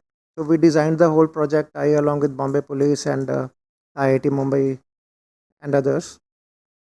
And at that time, my recommendation was that we are spending almost 800-900 crore rupees on good quality cameras, etc., and good picture intelligence unit, analytics, etc. And we should look at buying a few drones and integrating their data stream also into the system. At that time, obviously, drones were costly, very, very costly, very new. And Mumbai police guys also said नहीं अभी ये futuristic है, 10 साल तो लगेगा, अभी ये बाद में करेंगे phase 2 में. So technology has caught up much faster with us, along with a lot of regulatory issues, and rightly so. On normal hobby drones, the issues of privacy come up. कि मेरे घर से ऊपर से उड़ा दिया, मेरे स्विमिंग पूल से उड़ा दिया, ये किया वो किया. And on the other extreme, we are all aware that drones actually are being used to deliver weapons and drugs from across the border in our country. It's much easier to put the payload on the drone and deliver than उसको गाय भैंस के नीचे बांध के उनको भेजना border के across. The usual modus operandi. And Russia-Ukraine war also has shown us that a good quality drone can actually cause damage to a tank 1,000 times costlier than it. So it has changes the war games. In technology, usually it is better if regulations lag a few years behind the technology. Otherwise, technology sometimes gets nipped in the bud. पूरा potential आ नहीं पाता. For example, in 80s we had cable technology in the country. Our entertainment tax guys and municipal council guys woke up much later. उस time तक country में cable पूरा बिछ गया था, चाहे पेड़ों के ऊपर चाहे सड़कों के नीचे, without permission of councils. So in a sense, the regulation lacked and it resulted in that wild growth of the technology. Same cheese world wide web के साथ हुआ, इंटरनेट के साथ. Even now it is sort of in the wild and governments are still struggling ki how to tame the beast. Drones ko it was easy to regulate and somehow that did cause a damage to growth of the industry in the country. So luckily last year we have seen almost a 180-degree turn, but we do see a few kinks are still left. The policy is there, but the operationalization, there are slight kinks, and I'm sure all the relevant regulators and officers, they're talking to industry quite a bit to basically untangle those things which are still tangled up. I will talk about a few. तो जब drones की बात करते हैं तो कई चीज़ें आ जाती हैं. तो फर्स्ट थिंग इज़ ड्रोन्स ज़्यादा इंपोर्ट हो रहे थे फुल फ्लेज्ड, उस पर थोड़ा रोक लगाया गया है कि इंडिया आत्मनिर्भर बने, अपने यहाँ प्रोडक्शन हो, मैन्युफैक्चरिंग हो. पर आज भी जो हो रहा है, जो mainly it's an assembly, frankly it's not manufacturing. Upon average देखोगे जो इंडिया में भी असेंबल हो रहा है तो 70-80% तो इम्पोर्टेड ही है. मोटर्स हैं, प्रोपेलर्स हैं, मे बी जो उसकी चिप भी है, बैटरी की भी हम केसिंग बना लेते होंगे, अल्टीमेटली सेल तो बाहर से ही आ रहा है. तो there is a potential there, a massive potential in this chain, जहाँ पे जॉब्स भी आएंगी and it's a chicken and egg problem. पहले कोई फैक्ट्री लगाएगा, उसके बाद स्किल्ड मैन पावर आएगी, या पहले हम स्किल्ड मैन पावर लगा कर देंगे कि फैक्ट्री नहीं लगी तो बच्चे खाली घूमेंगे कि आपने सिखा तो दिया ड्रोन मैन्युफैक्चरिंग कैसे करना है, बैटरी कैसे बनानी, किसी इंडस्ट्री वाले ने लगाया तो है नहीं. तो that's an issue on that side. And then there are obviously programming elements in the chip where some jobs are there. And when it comes to manufacturing, the design elements also come, and it's ultimately the designers in manufacturing which are actually much more paying jobs. Assembly line पे तो आप ITI का या fresher बच्चे को रख लेते हो, उसको आप 15-20 हज़ार रुपये का जॉब से शुरू होता है. उसमें मैंने मैन्युफैक्चरिंग प्लांट देखा माने सर के पास, तो मैंने बच्चों से पूछा भाई आपको कितने दिन का ट्रेनिंग लगा. बच्चे कहते सर 1 दिन. सॉरी, मैं वर्कर्स को बच्चे बोलता हूँ, आई सी दोज 20-25-year-old kids. तो I talk to them in ITIs, तो मैं कहता हूँ बच्चे हैं, you guys call them workers. तो said कि 1-2 दिन लगे, बट दे सेड कि हम मोबाइल असेंबली कह लेते हैं, mobile assembly and smart watch की असेंबली करते थे. तो सेड यहाँ भी बेसिकली तो पेच ही कसने, पेच अलग तरीके के हैं, थोड़े बड़े साइज़ के हैं, थोड़ा बहुत पूरा सिस्टम समझना है, और ये महंगी चीज़ है. वो 20-25 हज़ार रुपये की चीज़ होती थी, ये 8-10 लाख का ड्रोन है, तो और ध्यान से करना है कि खराबी ना हो. बट दे सेड हमें ज़्यादा दिक्कत आई, इट्स ए स्टैंडिंग जॉब. पहले हम बैठ के काम करते थे, हमें उसमें 1 हफ्ता लगा, 2 हफ्ते लगे कि 6 घंटे खड़े होकर काम करना है. So there are different gradations of training and what kind of training is required. But if we are talking of real manufacturing, तो obviously you will need people from ITIs who are there doing that kind of turning and machining work for 2 years and all. So you need all that. For example, we have 4 years back set up in ITI Nagpur beautiful labs with the help of Rafael. They actually sent teachers from France, and 2 batches have already gone out of that ITI 2-year aerostructure. What is that? Aerostructure and welding course, है ना, कुछ ऐसा नाम है. So those kids are getting jobs in Rafael factory in Nagpur, or in Boeing or Tata's factories there in Nagpur. So that is high end training. So जब assembly या manufacturing की बात आती है तो training can be seriously from 2-3 days to 2 years of solid training on labs costing maybe 10 to 20 crore रुपये. उसके बाद बात आती है कि ड्रोन मैन्युफैक्चर हो गया, असेंबल हो गया, उड़ाने की बात. उसमें there are still kinks in the operationalisation. आपको RPTO लाइसेंस चाहिए, अभी तक 2-4 को ही मिला है. आपको ज़मीन चाहिए, वो काम आसान है अभी. और उसके लिए टीचर चाहिए 2, और टीचर ट्रेनिंग के भी 2 ही इंस्टीट्यूट हैं इंडिया में। तो अगर हमको अगले 3 महीने में 500 आरपीटीओ बनाने हों ड्रोन पायलट लाइसेंसेस के लिए, तो we actually getting licenses, inspections by DGCA, that will not take that much time. A roadblock will be the teachers. How will we churn out 1000 teachers over next 3 months? Teacher आ गए तो बच्चों के batches, I think there is enough demand in the country, and we don't see actually a problem there. The problem has been due to shortage. The license cost has been very high, 70,000, 50,000, 30,000, 20,000.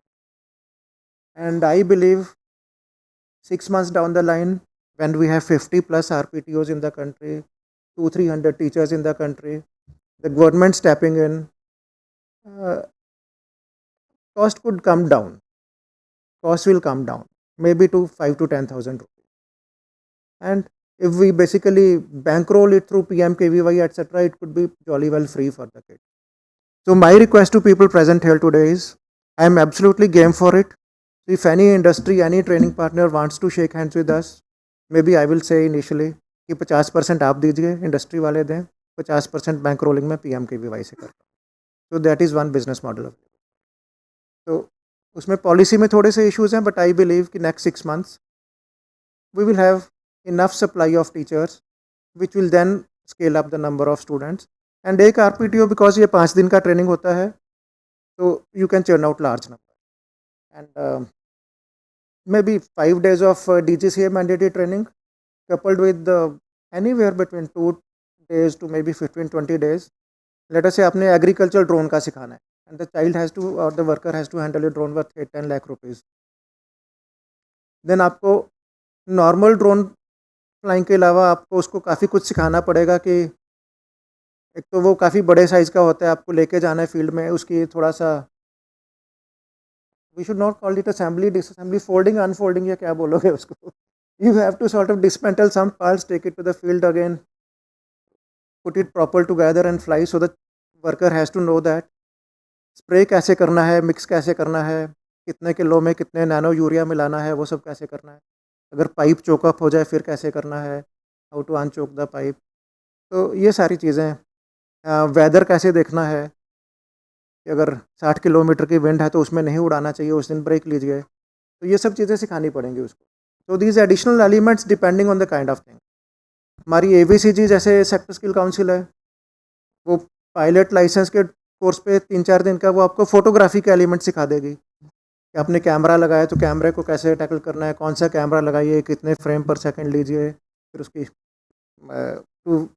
For value addition the worker और the child और the student should be able to do some basic video editing also. अगर आपको एक शादी का contract मिला है 7-8 हज़ार रुपये का गाँव में, तो आप 5 बच्चे तो जाओगे नहीं. एक बैटरी चार्ज करेगा, एक उड़ाएगा, एक वीडियो एडिटिंग करेगा, सो एक ही बच्चा सारे काम करेगा. So some kind of multi-skilling will be needed beyond RPTO. So that's my basic point. So that's where our different sector skill councils are and different ministries. तो पेलोड तो कुछ भी हो सकता है ना उस पर. अगर एग्रीकल्चर पेलोड होगा तो वो बातें आ जाएंगी, फोटोग्राफी का हो गया तो वो बातें आ जाएंगी. अगर आपका यानी major business will be actually land survey, शहरों के और गांवों के. अभी different states are doing their RFPs और they are talking to survey of India, उनके साथ मिलके काम कर रहे हैं. But I believe that it can be very positive revenue positive business model for the governments also. Let us say if I am a farmer in a village owning let us say 5 acre land, so I might be willing to pay handsomely to the government कि आप मेरे land का सर्वे करके दीजिए, drone survey, ground truthing कीजिए, मुझे digital map दीजिए जो पूरा ग्राउंड को कॉरस्पॉन्ड करता हो 100%, और मुझे क्लियर लैंड टाइटल दीजिए. इस पर किसी बैंक का इनकम्बरेंस नहीं है, या है तो वो पूरा क्लियर करिए उसमें. इस पर कोई कोर्ट केस नहीं है, कोई पुराना म्यूटेशन एंट्री का कोई कोर्ट केस नहीं है. If government gives me that on a fees, if I am a farmer or a landowner, then maybe my resale value of that plot will increase 40-50%. जो खरीदने वाला होगा बिल्कुल क्लियर लैंड टाइटल मिल रहा है, कोई पंगा नहीं है, वो ज़्यादा पैसे भी देगा. तो lot of innovative models will come on this, and it is for you industry guys also to reach out to governments in land revenue and in municipal corporations, and on PPP mode or whatever, offer these kind of models. where citizen might be willing to pay for a service which is win-win for everyone in the system. Then payloads can be any kind of sensors. आज हम weather के लिए balloon भेजते हैं फिर और and that's again a billion-dollar business in the country. The insurance companies pay to the companies like SkyMet and others for their weather stations. So how to analyze the data, how to handle those kind of drones. Now medical guys are actually experimenting with transporting blood or organ. अभी तो अपने liver भेजना है, heart भेजना है, तो आप कई बार पुलिस ग्रीन कॉरिडोर बनाती है सड़कों पे. तो can there be green corridor in the air from DGCA कि आपने यार अक्रॉस हॉस्पिटल्स आपने ये चीज़ें भेजनी है, वैक्सीनेशन भेजना है हिली एरिया में या कुछ. उसमें the training and the drone quality can be very different. For example, if you are transporting a blood sample or a vaccination sample, one is your temperature controls across the route, second is the vibration. अगर वो चीज़ हल्की भी vibrate होती है तो that sample may go waste. So then e-commerce, different states will have different things. Many states will take the lead. For example, I was reading probably Arunachal, Nagaland has taken the lead in saying कि हम vaccination और health की बहुत चीज़ें transport करेंगे drone से. So there is lot of business there and lot of different skilling requirements. So there the corresponding industries which are selling these kind of solutions, whether it is the hardware which is drone or any kind of sensors on top of that or any kind of data streaming from there or analysis of data streaming, or then offering a product which actually makes sense to the customer. Data streaming and analytics is not enough. Sometimes the customer will say कि मेरे business में fit करो, मेरे ERP में fit करो, मेरे marketing campaign में इसको fit करो. So wherever skilling requirements are there, so we are absolutely gung-ho on partnering on these, where again multiple kind of models. Child pays something, industry pays something, the user pays, potential user pays something, and government pays something, and depending on situation, government can bankroll 100% or government can say only we'll provide the Skill India logo and you do everything else.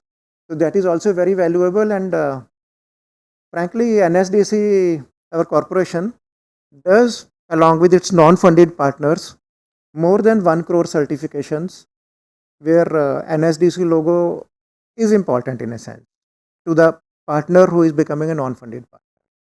We don't tom-tom too much about it. We give out figures which are basically taxpayer funded in ITIs or PMKV. But there's a large set of trainings happening where we are like giving moral support in a sense, or we are giving logo, or we are giving certifications, the NSQF levels certified by NSQF. And in 2-3 months, all 3 regulators, UGC, AICT and NCVT, they are coming up with credit transfer framework where a 30-hour course can transfer from one to another. For example, if a child is doing a BA history in, let us say, anywhere, and he says कि मैं एक semester में drone photography of historic sites का project कर रहा हूँ field में जाकर, तो why not? बच्चा अपना कोर्स छोड़े और उसके क्रेडिट्स मिलें उसको. It should not be hobby summer project. So these things are coming up in big way, which will be good for our country. अभी बच्चे हैंड्स ऑन स्किल नहीं जानते, इवन इंजीनियर्स भी. तो ये हैंड्स ऑन स्किल्स अभी UGC और बाकी सब ने 30-40% तक भी अलाउ कर दिया है. इन vocational type of subjects, all regulators are willing to go up to even 60-70% on these kind of experiential training. In fact, in DGT, in ITIs, we have gone 100%. Some kids, for example, actually do 2 years in Maruti factory in Manesar, 2 years full, but they get an ITI certification. They get a national trade certificate under Flexi MOU. So all these things will happen in lot of courses. So I am told there are people from universities here present also, some colleges also, IIT Kanpur also. So these kind of things will come, which will also earn credits. So they will not be just hobby courses or extra kind of skilling courses. They will become part of the overall. So I can go on and on, but I think I will stop here. We have other panelists also, and obviously I'm part of the panel. So any questions or any googlies by our moderator will be welcome. Thank you.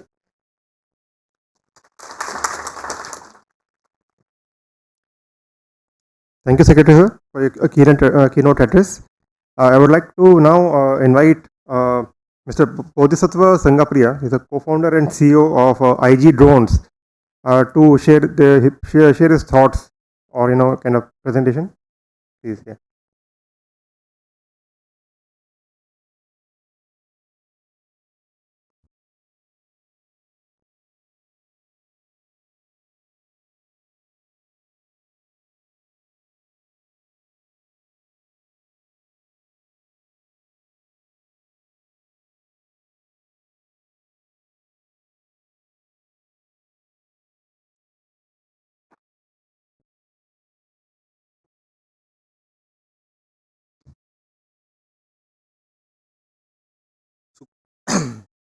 Good afternoon, everyone. I am Bodhisattva Sanghapriya, co-founder and CEO IG Drones.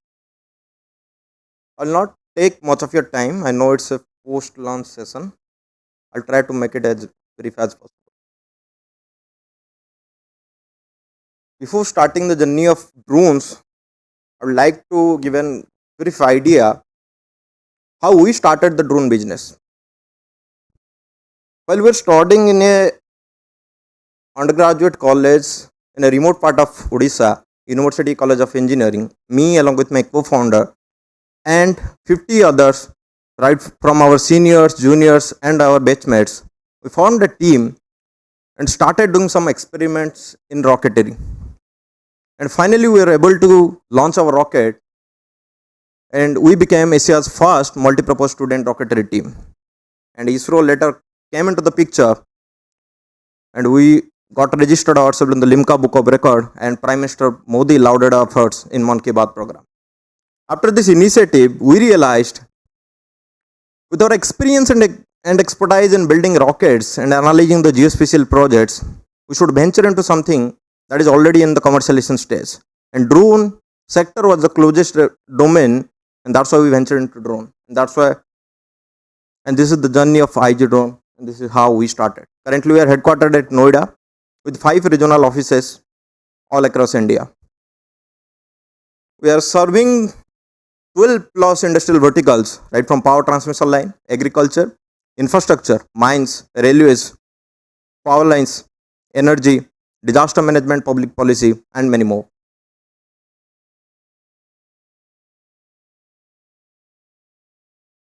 So I've already worked with 150 plus enterprise clients, PSUs, and already executed 300 plus projects all across India, right from Kashmir to Kanyakumari, Kutch to Kohima. And after working, so why I gave this brief intro about the company? It's not about the company, it's the context is about to understand the problem we are facing in the day-to-day life in the industry. After working with all these enterprise clients and executing these 300 projects, we realized the biggest gap between industry and academia. The demand is increasing, but there is a gap, there is a shortage in the supply side. We couldn't find enough skilled manpowers, particular for our industry. And we have very basic fundamental, strong fundamental in IG Drones. We never complain. We always try to solve problem.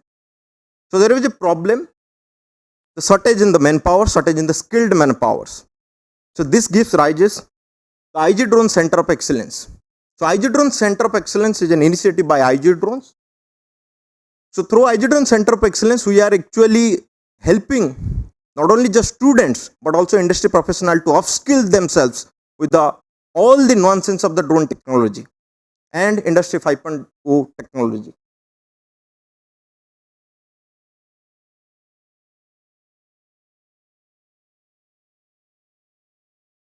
So with the IG Drone Center of Excellence network, we are setting up physical center of excellence equipped with our drones and simulators and the standard operating procedures. Students and industry professionals coming together, upskilling themselves with the drone technology. And these center of excellences are specifically targeting the ITIs and the polytechnic students. But why we choose ITIs? When we're doing business in the service sector, हमारे काफ़ी सारे service colleagues जो competitors companies है, so there is just stereotype mindset कि drone needs to be operated by aeronautical engineers. मेरा सिंपल एक ही क्वेश्चन है, गाड़ी चलाने के लिए आपको ड्राइवर चाहिए कि ऑटोमोबाइल इंजीनियर चाहिए? So when we propose the drone pilots should come from the ITI background, everybody laughed at us. In that time, almost all drone pilots were from the aeronautical background. मेरा ये simple सा, मैं हमेशा यही चीज बोलता हूं कि गाड़ी चलाने के लिए हमेशा ड्राइवर चाहिए, मे बी ड्रोन बनाने के लिए हमें एरोनॉटिकल इंजीनियर्स चाहिए. So with that thought we started experimenting with ITI students. Currently, we have established 30 plus center of excellences all across India and already upskilled 10,000 plus ITI students. And we are planning to upskill 1 million youth all across India. And this is the part of the global drone hub we are talking about. The mission of global drone hub will be successful only through the drone skilling mission. What exactly we are doing at the center of excellence? ये reality है ITI students का हमारे देश में. तो लोग ITI पढ़ते नहीं है, क्यों? क्या हम उसे लेबरर्स बोलते हैं. सर ने बोला कि मैं ऐसे बच्चे बोलता हूँ. दिस इज अफिक्शन कि सर समझते हैं कि दर्द क्या है. तो ITI स्टूडेंट्स को हम लोग थर्ड ग्रेड लेबर जैसे ट्रीट करते हैं हमारे इंडस्ट्री में. ये रियलिटी है. What exactly we are doing at IG drone centre of excellence network? We are transforming their life from dust and dirt to drone and dignity. ये drone ही उन्हें डिग्निटी देगा.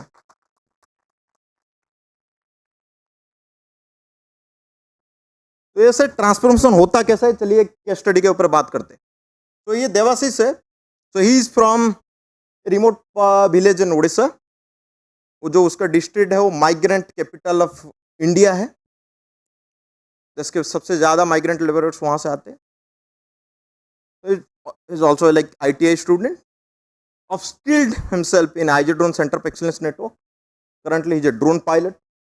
Engaged in, he is currently monitoring on the day-to-day basis the India's longest bridge inaugurated by PM Modi, and it's connecting mainland India to the Arunachal Pradesh. ITI का बच्चा Brahmaputra river में flood monitor कर रहा है. India का longest bridge को monitor कर रहा है. ये possible through the skill initiative. ये स्टोरी है मिस्टर लांझाराम की. तो लांझाराम was born in a desert locked village in Pokhran. After his ITI, he was working in a transmission line network, a transmission line company.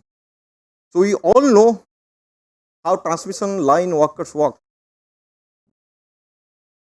So then used to climb up the towers, big towers, and then do all the kind of inspection, manual inspection, all the like mechanical operations just by climbing up the tower. So it's part of our offskilling mission. So Lanjaram came to our center. He upskilled himself as a transmission drone based transmission line inspector, from a drone pilot. After learning the skills of using drone in a transmission line inspection, now he's using the drones, and now he's not putting his life and his entire family life stake and just enjoying the work what he is doing.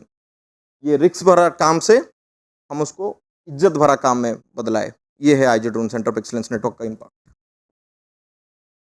तो बस ये student transformation हम नहीं करते as a part of industry या academia relationship. तो हम लोग क्या बनाते हैं फिर? Again I am coming to ITI because we always talk about sir is from IIT. We always celebrate the success of IITs, BTech students, MBAs. We never ever celebrate the success stories of ITI. अब हम बोलते हैं कि हम China के साथ compete करेंगे. कभी हम झांक के देखें कि चाइना में कैसे हुआ वो स्किल डेवलपमेंट मिशन? वहाँ बच्चे घर घर में skill programme, skilled man power है, वो कैसे हुआ? अगर हमें चाइना से compete करना है या किसी भी XYZ डेवलप्ड कंट्री से compete करना है, तो वो ITI लेवल पे, मे बी ITI नहीं है, NSDC के थ्रू, स्किल इंडिया मिशन के थ्रू ऐसे स्कूल्स ड्रॉप आउट्स को भी स्किलिंग ट्रेनिंग प्रोग्राम दिया जाता है. वो लोग ही हिंदुस्तान के पावर है। हम आज पार्लियामेंट में ड्रोन के बारे में डिस्कशन करते हैं।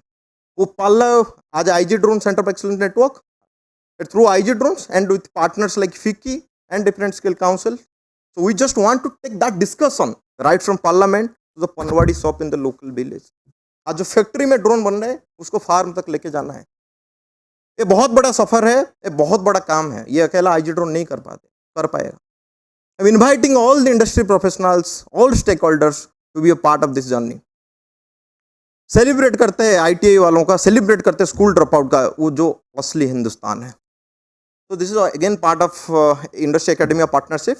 50 students came together in ITI Kotak with the technical know-how and the support from IG drones. They built a drone, and that drone presented to Honorable PM and Honorable Skill Development Minister. And now the drones is being used by different PSUs and industries. ये भी success story हो सकता है। ITI में भी हम लोग manufacturing centre setups करवा सकते हैं। They need the guidance, they need the technical know-how. As an industry, we need to support them. तो ये हमारा सपना है, तो प्राइम मिनिस्टर का सपना है, हमारा ही सपना है। तो one home, one drone by 2030. So farmer will own drone just like tractors. जैसे हर घर में एक ट्रैक्टर है, जैसे हर घर में एक ड्रोन होगा। फिर वो ड्रोन के साथ एक इकोसिस्टम जब बिल्ड होगा, जो इंडस्ट्री की बात छोड़ी, हम बॉटम लाइन असली हिंदुस्तान की बात बोलते हैं। जैसे आज हर गली हर चौराहे पे एक मोबाइल रिपेयरिंग शॉप है, वैसे हर गली हर चौराहे में भी एक ड्रोन रिपेयरिंग शॉप होगा। अब अगर इंडिया के ड्रोन मार्केट को देखेंगे तो ज़्यादातर drones application is completely based on the rural areas, because in rural areas, the remote areas, sir has already mentioned the drone potential market. One of the potential market is the surveying mapping. For surveying mapping, why we need the drones? Because the area is either remotely present or maybe inaccessible. So in that situation, so most of the remote and inaccessible areas in the rural part. हम metros के बच्चे को training करके rural में भेजेंगे और वहाँ बोलेंगे, एक्सपेक्ट करेंगे कि वह अच्छा काम करेगा ऑन द फील्ड। ये कितना रियलिस्टिक आइडिया है हम सबको पता है। तो why not we skilled the local man powers and engage them. उसको भी कोई माइग्रेंट लेवल नहीं बोलेगा, उसको भी अपना घर जमीन नहीं छोड़ के नहीं जाना पड़ेगा। and will create employment opportunities with dignity. This is what we are aiming for.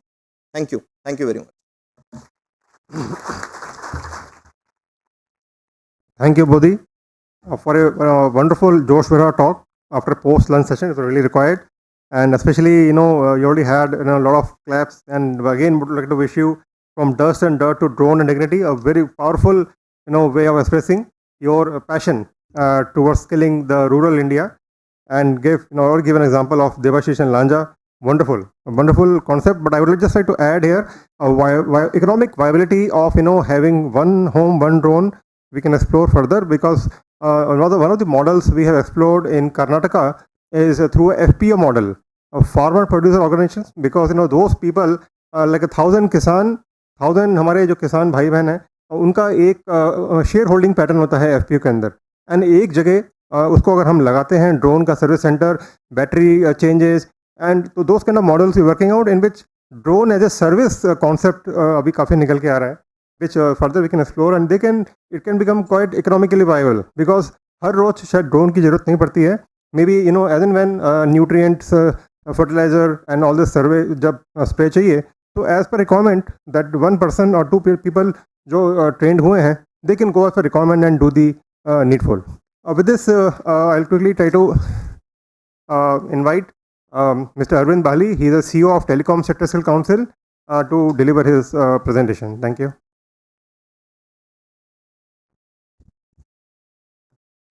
Good afternoon. It's my honor today that I am part of a panel which is chaired by our Secretary MSD, Mr. Rajesh Agrawal, and also moderated by my colleague from Aeroscale Council.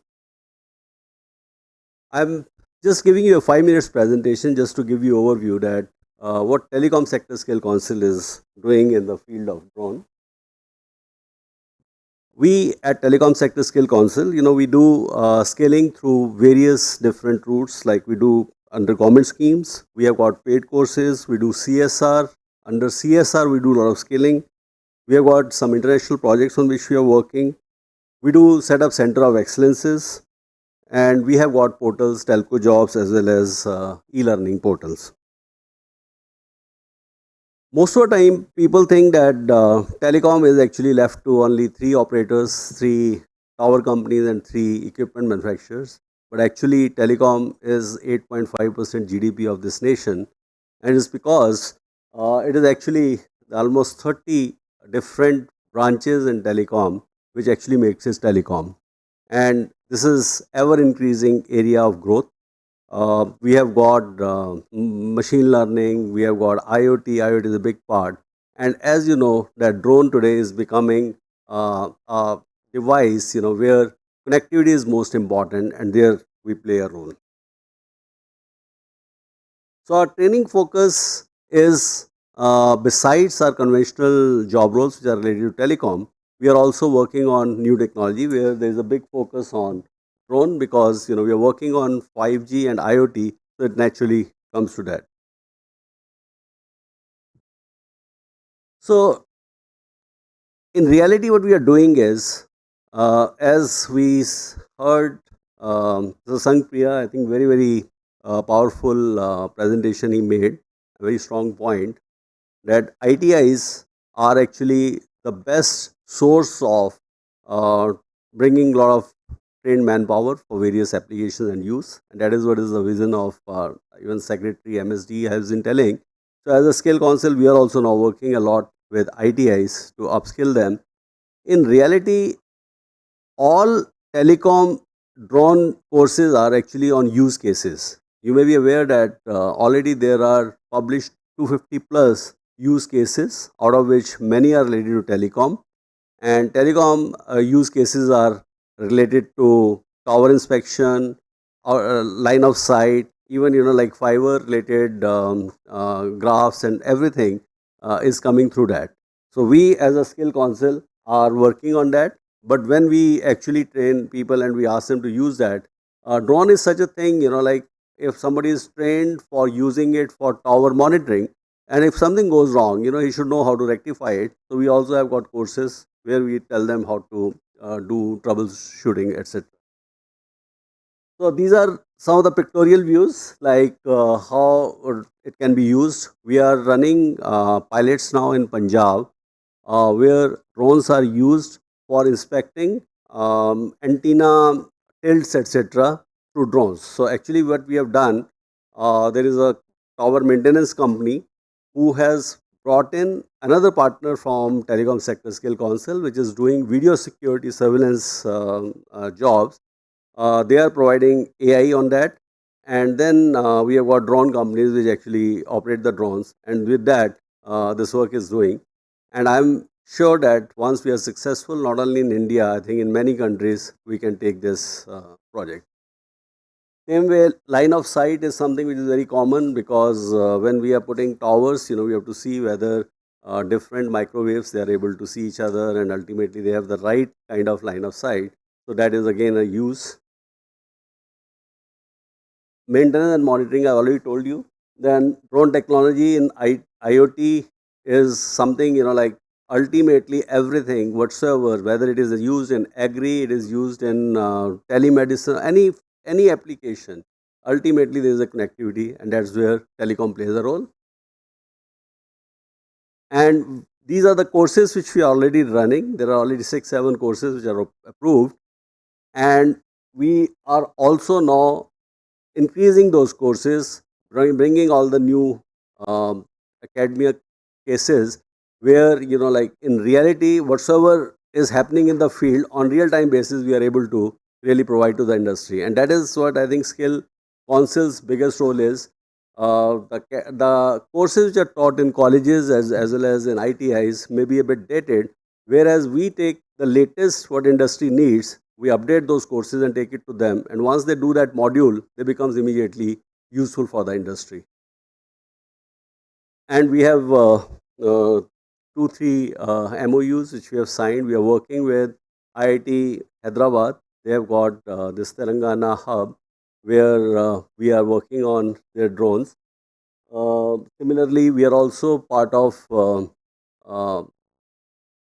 Gujarat project. We are participating in new courses which are being done. So with these words, I think on panel discussion we'll take more questions. Thank you. Thank you, Arvind Balaji. You have really given a good insight on the telecom use cases, and with a lot of other collaborations with the Gujarat and other MOUs you're having, and already have developed a few qualification files, and further, like you've shown, a lot of others are in development. Thanks a lot. And with this, I'd like to invite Dr. Abhishek, who's an associate professor in IIT Kanpur and leading the Department of Aerospace Engineering, Helicopter and VTOL Lab.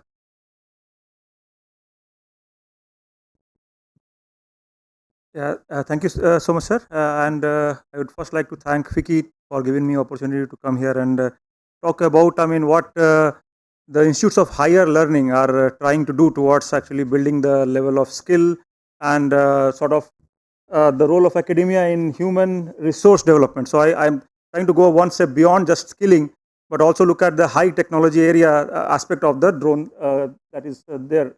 So the slides which I am presenting here, actually I have borrowed from my colleagues from Ministry of Electronics and IT, because recently MIT actually has supported a big initiative, a really large initiative where they have set forth the following goals. So the title of the project is actually Capacity Building for Human Resource Development in Unmanned Aircraft Systems, Drones and Related Technologies. In this, the idea is to establish various resource centers, which would be mostly IITs and triple IITs. I'll come to the name of those institutes. So these will be the top level colleges which actually would focus extensively in imparting BTech level, that is bachelor's degree level training, because right now you don't see any degree where actually you can say, so you have aerospace engineering, you have mechanical engineering, you have electrical engineering. But then when you come to drone space, it's actually not really one of these. I am an aerospace engineer, but I cannot claim that a drone is actually an entirely work of an aerospace engineer. It's a highly multidisciplinary field. Therefore, we have to train and skill people from these different domains, and we have to create a basket or a sort of a khichdi or a chart, right? So something like that, where you bring in knowledge base from different areas. So the idea is that we have these resource centers, and then there are these participating institutes. So resource centers will support participating institutes. Participating institutes in turn will further support skill development centers. And in that sense, we build a pyramid where in the top-down approach, the highest level of knowledge that is being transferred from the institutes where research is going on, where people are extensively working on drones and trying to build new technologies. That knowledge base sort of percolates to the lowest possible level, up to the point where we actually train ITI people or diploma holders, etc., or high school students actually, or high school dropouts to operate drones. So the knowledge flow has to come from top to down. The reason for that is because the drones, normally what we see, actually it comes in many different forms. So normally we are used to of seeing the drones which you see in marriage parties, which has 4 rotors, typical quad rotor, multi-rotor, what actually shows in the pictures here actually. But then in real world, okay, now there are a lot of new innovative designs coming up, which are tilting rotor designs, drones which actually turn themselves by 90 degrees, called tail-seater drones, fixed wing, rotary wing, hybrid drones, helicopter kind of drones. Now all these actually would require different level of skill, and that skill has to be imparted too. So training the trainers, that is another initiative which will be part of this MATI initiative, where we would train the trainers to become adept at imparting education to or skills to students who will learn about these new applications. So that is the idea, upgrade the knowledge and skill of faculties of all the participating institutes and so on. Moving on to the next slide. So in this, we also sort of try to look at from the top level at what are the different domains. So like I mentioned, a drone is actually a work of various different disciplines. A lot of other things are coming into picture, and we sort of based on that, we identified 5 thematic areas So one is drone electronics, because there is huge amount of electronics on board. The software, which could be the navigation control algorithm, simulations, etc. And then the whole design of the drone itself, because making a normal drone, I mean, a high school kid right now can assemble drone by looking at instructions on internet, and he can make and fly it actually in no time. But that is a very simple basic drone. And when we are trying to design drones which are going for defense applications, for example, because that was a major piece of focus in the morning session actually, where we lot of talk was going on about starting from small drones to the large scale drones, hail mail class drones, which right now we are not capable of manufacturing. And we want to become a global hub of drone. We should be equipped to handle, I mean, a drone as small as what, I mean, DJI is making, to all the way what, I mean, we are buying from Israel or from America or from wherever. Okay. So that is the level of capability we have to bring, and that can only happen if we go all the way up and down. Okay.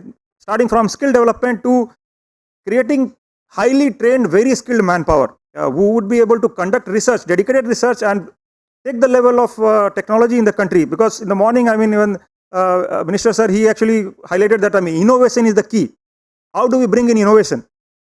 That can only happen if you are really knowledgeable about a problem, and you of course, beyond passion, you require skills to translate an idea to the correct technology. So aeromechanics, and then applications and other allied technologies. So all these actually were thought about, and now 5 institutes have been identified. And so this is the overall architecture or the framework for the entire skill development or this human resource generation or capacity building in that sense. So we have 5 resource centers in that: IIT Kanpur, IISc Bangalore, IIT Bombay, IIIT Hyderabad, and IIT Madras. These are the 5 institutes which have been sort of identified. The reason for identifying them is that, I mean, there are already enough amount of activity going on at the institutes. I mean, IIT Kanpur has been conducting research in the area of drones for almost 2 decades. I joined myself in 2011, and before me, I mean, several of my colleagues were, even when nobody in India actually knew about drones, IIT Kanpur faculties were already working in this technology. I mean, why we could not actually reach the level where China is, I mean, we all understand. I mean, there are so many challenges, so many issues that we all are actually trying to address altogether. So beyond these resource centers, we have participating institutes, and there are 15 participating institutes are there, and then there are other 10 institutes which are actually towards skill enhancement, and in that CDAC and NIE, LIT, IIIT DM, etc. So several other institutes are also coming in who are going to sort of go towards the bottom of the pyramid. And so in this initiative, I mean, one of the things that, I mean, IIT Kanpur is bringing forth is that we'll start India's first MTech program, a dedicated focused MTech program on UAV technology. So now a student who comes in, I mean, he will be trained exclusively in this, and this way we are trying to create very highly skilled manpower who can conduct research and push the boundary of technology beyond whatever it exists in the country right now. And then other institutes will actually sort of do some retrofitting of existing courses and create minor programs to popularize drone, so that students can take up more interest, and we find more and more skilled manpower. Because you can imagine, I mean, even right now, I mean, the current drone industry has to face stiff competition from IT industry. I mean, the software industry, I would say rather, because the same people, same software engineers which drone companies are trying to hire, they can easily get hired, I mean, by a software company, and they will probably get 3 times more salary. Because you can imagine, I mean, the market size, the company size in the drone sector is still much smaller compared to. So I'm talking about real practical problems: how to attract best talent and how to train enough talent. Because even if we train so many of these people may go to some other industry.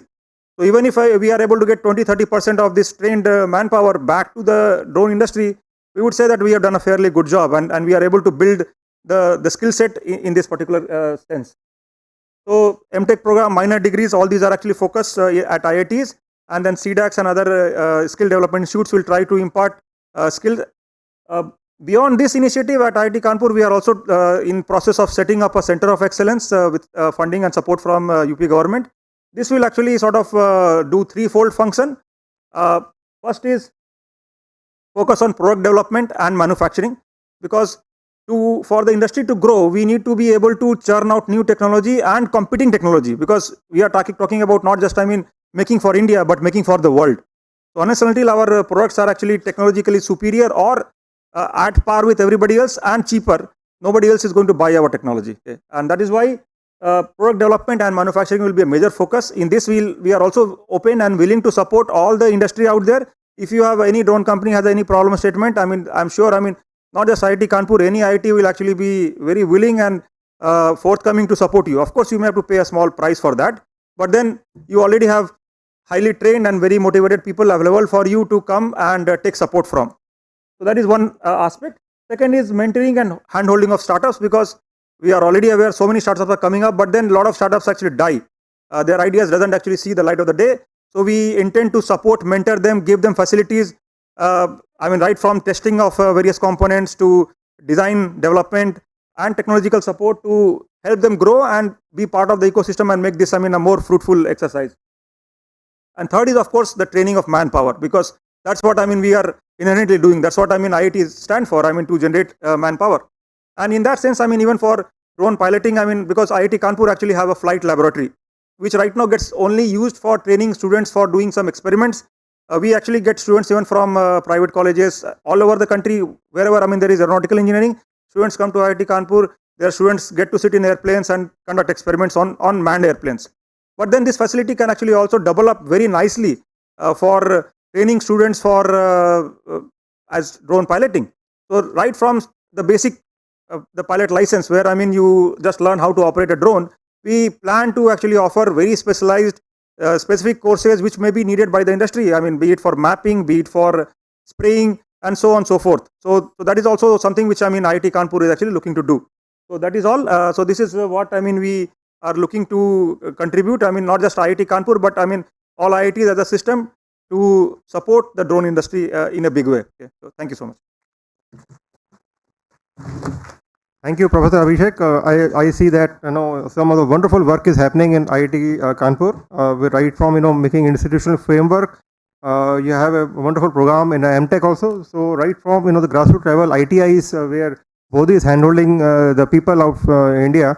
We are having a MTech program also, which will be concentrating on the design development sector, and a lot of competent technology you have talked about, in which then only we are going to become standing in a globe. We can have drones export and the skilled manpower we can provide to the world. And with this, I'm already seeing the time of our the session is going to get over, but it's my duty and मेरा कर्तव्य है कि 2-3 question तो पक्का जैसे sir ने बोला googly डालने पड़ेंगे.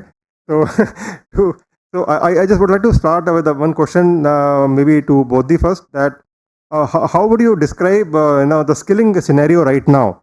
Are you happy about it? Are you thinking it's going in the right direction? No, it's moving in the right direction, but still it's the nascent stage, a long way to go. Okay. All right. Professor Abhishek, I think maybe what kind of reforms you would like to do? Would like to suggest the government maybe? I think, sir, all the sense actually going in the same direction. So everybody is very aligned now. Probably 3 years back, things were very hard and challenging for this particular sector. But even sir actually, very nicely, his talk was very, very nice. He touched upon, almost every aspect. That he said, right from the lower level all the way up to highest level. So I see that, it is happening in the correct sense. But yes, we need to put more impetus and sort of put the metal on the pedal and move forward at a greater pace, because industry is growing that fast, and we have to ensure that we are able to support the industry's requirements and not fall behind because of that. Right, thank you. So we'll take the questions next, sir. Just quick one round of from the panel discussion. Sir, Arun Bali sir, just want to ask you, is it even aspirational for the youth, to enter into the drone industry right now? Yeah, as far as drone is concerned, definitely is aspirational, because the way it is operated and the way overall potential and overall industry is treating drone pilots and people who are working in drone industry, I think it is aspirational, and I think we should encash a lot on that. Okay, there is one aspect, sir, Mr. Bodhi can come out with, how you're facing the grassroots level people. There's a mandatory requirement of a passport, for in lieu of the MHA clearance. Is that something which is impeding the the aspirational people to come in? Sir, particularly in the DGCA side, there is certain regulation that is not, as of now, is pretty familiar with the grassroots people. So we need to like work on that. Otherwise, all these skilling framework and skilling framework set up by all the QPs set up by different sector skill council are very very friendly, and it's aligned with as per the development currently going on the drone industry. But particularly from the DGCA side, as you have rightly mentioned, the passports and all, we need to like really discuss and bring solution on that. All right. Thank you. The floor is open. I would like, the questions to come in. Yeah, please. Yeah. Sir, I think you already raised a hand first. Kindly shoot. Please. Sir. Me? Okay, thank you. Thank you very much for very enlightening deliberations. But I'll make the job little difficult for Professor Abhishek. We have been having deliberations on higher level, drone ecosystem. So when I examine, when I look at today's slides, I'm excited. But I have dil mange more. So that's the attitude I am starting with. IIT has a runway. Why doesn't IIT take a lead and establish a drone testing site? That's point one. And also certification laboratories.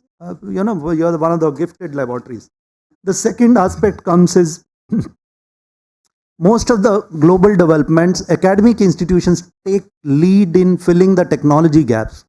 So today morning sessions, if you look at it, we have a drone component technology gaps. Why don't we pick up some of those technologies and establish dedicated program for one or two of those technologies? Let's say autopilot, let's say motor. Motor is already there, but to make it the world class level, nothing better than IITs. There's the third. What about setting up a trial and validation vertical in yours, that technologies which are available with the industry, you validate them and go back to the government, it is acceptable. So one vertical on trial and validation. Larger problem of drones is why can't drones fly with manned aircraft? So one of the important vertical is airspace integration. What technologies do we need to do? And most important today is standards and certification and standardization. What do you think? Your comments on these issues. Thank you.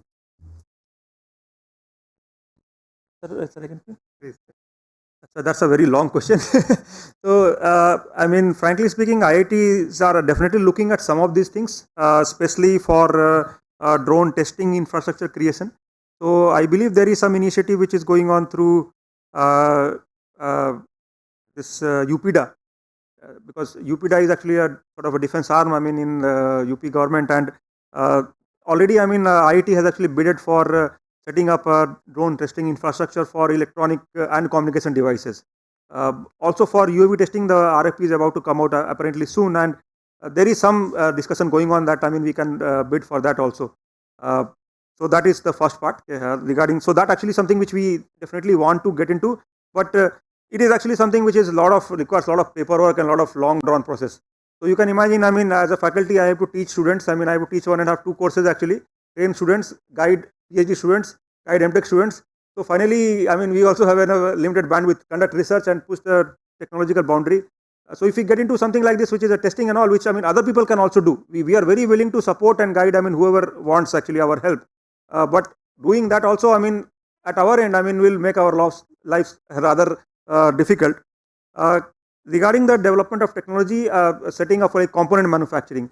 So in that, I don't see, sir, there is really a challenge of technology so much, because making a motor, I can give you an example. In 2011-12, when DRDO initiated the NP-MICAP program, National Program on Micro Aerial Vehicles. So I got to meet Mr. Chandrasekhar, who was IIT Madras BTech. He, with his own hands, used to manufacture these really tiny, very powerful, really amazing motors called mighty midget motors. But then, it's a lack of business insight, or maybe he was too early. He couldn't actually grow it into a business. Because he knew, he was making motors and he was exporting them actually, as a matter of fact. This is a time when, Chinese motors were not that ubiquitous and not that, flooding the markets. So it's not like the technology is not there. It's already known. Yes, where we lack is actually sensor technology. I mean, autopilots we can make. I mean, it's. I mean, my colleague actually right now he's even as we speak. I mean, he's developing autopilot. He's developing GPS controller. So a lot of my colleagues are actually working on various of these aspects. But then I mean, we cannot actually take it to the industry. I mean, and try to start marketing and start a business plan. Then I mean, who will do our job, right? So that's where I mean the industry has to come to. I mean, in the morning, I mean, I was actually about to ask Ankit that I mean, how many projects has he supported in IITs? How many projects he has sponsored for R&D? I mean, how much money industry is bringing back to academia? Because in US, you can imagine my PhD was supported by US Army. In India, I mean, is the defense willing to support, I mean, PhD of my student? My PhD was entirely funded by US Army, and I was working on a very fundamental problem, not something which Army is going to use immediately. It was something which is very futuristic in nature. So a lot of, changes are also required at different levels in our mindset, in the way we function. Sorry about the long answer, but I mean, we are trying whatever we can, and we are always keen and game for, I mean, anything that is up our alley. But then there are also challenges which we have to address. I think we'll take one more question. We're already running behind time. So, yeah, please. Yeah, hi. Good afternoon. Very insightful session. Just, very fundamental question. So we currently, run one of the larger networks of DGC certified trainings across the country. And having trained more than 1,000 plus or certified 1,000 plus pilots in the country, one critical issue we're still facing as people who are even willing to place them is the fact that most of this youth, we can talk about ITIs, we've trained ITI people, we've trained people from villages, but they're not ready to stay in the field. There is a fundamental challenge when we're talking about 4 to 5 lakh pilots needed in the next 4 to 5 years as the adoption grows up. How do you incentivize the youth to stay in the field? Because a drone piloting job is an out and out field job, and with the kind of environment that we are living in, with the growth of tech, people are working from homes. So how do you bring people back from working from home or working in air conditioned offices back to field? So I would love your thoughts on how we can probably encourage from this whole journey from home to, or a cell phone to, actually getting your hands dirty on the field. There's still a question that we're trying to answer on a daily basis. I think this is one of the biggest challenge in India right now. What I keep saying, every time, the white collar industry is poaching the blue collar industry right now. Or maybe in the youth, have got options to, work, maybe even for 5,000 rupees less in a mall. Okay, and instead of working below the aircraft in MRO industry, or maybe like you're telling for a SOMIS scheme, survey and mapping in the hot sun. So that's a choice they're having, and they will prefer a softer job. So I really don't know. Maybe anybody else would like to take this question on this. I think what will happen, the only change which is required is that when the salaries or when the returns in field job will go up, then definitely people will start loving that. In abroad, like people get more money when they're working in such areas. Something similar we have to do. A few closing remarks, and I'm sorry we will not be able to take more questions. Already the session is sort of over the time limit. So yeah, that's a big societal issue that kids in villages, they want to escape to cities.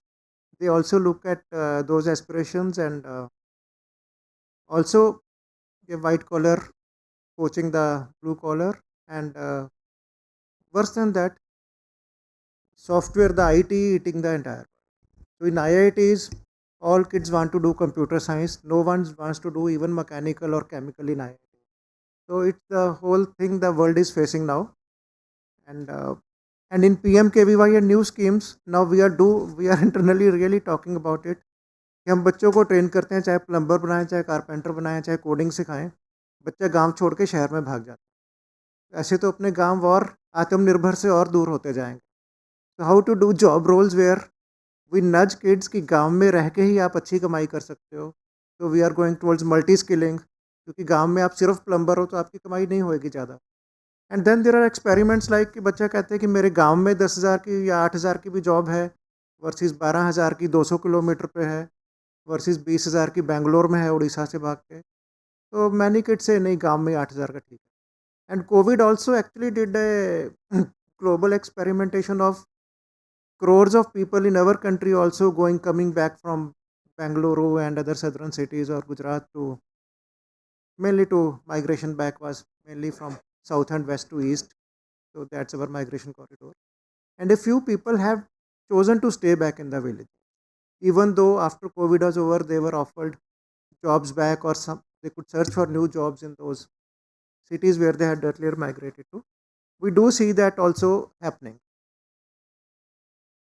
So on the drone thing, these are early days still, and all of us on the panel are very excited about it. And if we did not have a time limit, we could have spoken for 2 days. I am sure Bodhi could actually speak for 7-8 hours minimal without stopping. And similar is the case for IIT Kanpur. So IIT lectures are typically 40-50 minutes, but I am sure Professor Abhishek can go on this topic for 4-5 hours. And this for skill ministry, it's slightly a chicken and egg thing. In IoT, for example, we did start some courses. बच्चों ने कर लिया, फिर कहते हैं अब नौकरी नहीं मिल रही. तो उसमें थोड़ा सा RTD मॉडल एक आजकल चल रहा है, रिक्रूट ट्रेन डिप्लॉय. तो we are actually working with lot of industries and HR agencies कि आप बच्चों को रिक्रूट करा दो, फील्ड ट्रेनिंग PMKVY या किसी से करवा दो और फील्ड डिप्लॉय कर दो. तो बच्चे को पहले दिन से पता है कि मुझे यहाँ से जॉब ऑफर है, पर वो कंडीशनल है कि बेटा ये सीख के आएगा तभी तुझे डिप्लॉय करेंगे. तो I believe in drone industry also, with lot of industries present here and lot of academia also present here. We can work out many innovative models. And scaling up, I believe, is just a matter of time. As I said in my opening remark, there are a few kinks still, but those are getting sorted out. And I think when we meet, let us say somewhere in February, if we meet again, we'll see quite a different picture on the scaling front, on the regulation front, and many more companies actually becoming viable. And also a bit of maybe repair and maintenance. As of today, repair and maintenance part is sort of missing because it's not really a viable thing. अभी तो एक drone खराब हो गया तो चलो नया ले लो. आज की डेट में तो मोरल ऐसे ही चल रहा है. So because that market is still not vibrant, I hope after 6-7 months that market also starts emerging. And as Bodhi said कि मोबाइल रिपेयर जैसा मे बी उसको टाइम लगेगा, but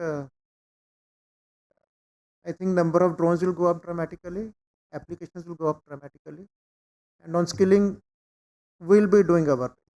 Thank you so much. Thank you, our chair and co-panelist, for a wonderful session. Thank you so much.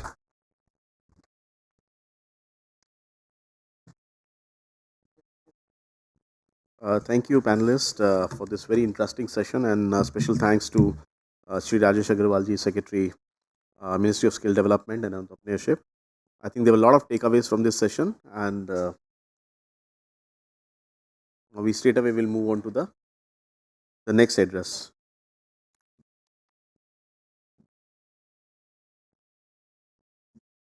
So moving to the next session, we have a special address on leveraging CSCs for proliferation of drones.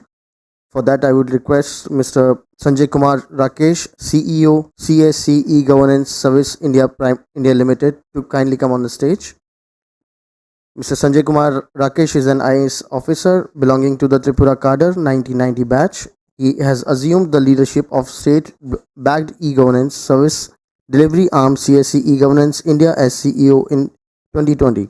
Earlier, he was serving as the additional chief secretary in the Tripura government. Mr. Rakesh has also served as the joint secretary in the Ministry of Electronics and IT, where several initiatives for Make in India were carried out under his leadership. He has also been a part of the Ministry of Rural Development, looking after Indira Awas Yojana and Pradhan Mantri Gram Sadak Yojana. Before that, I would also like to invite Mr. Anurag Srivastav and Mr. Anurag Sharma, Vivekananda International Foundation, to kindly hand over the planter to Mr. Planter.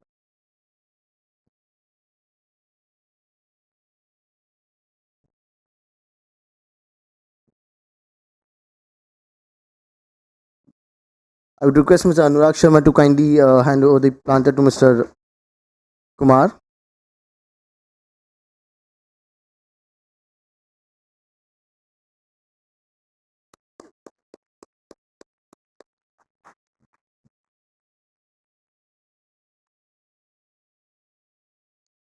I would request Mr. Rakesh Kumar to kindly.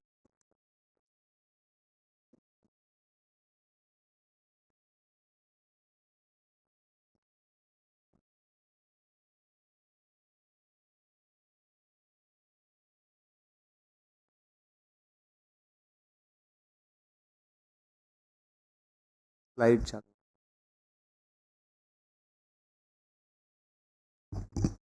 Good afternoon, everyone. And I thank FICCI and the team for inviting CSC in this session on drone hubs.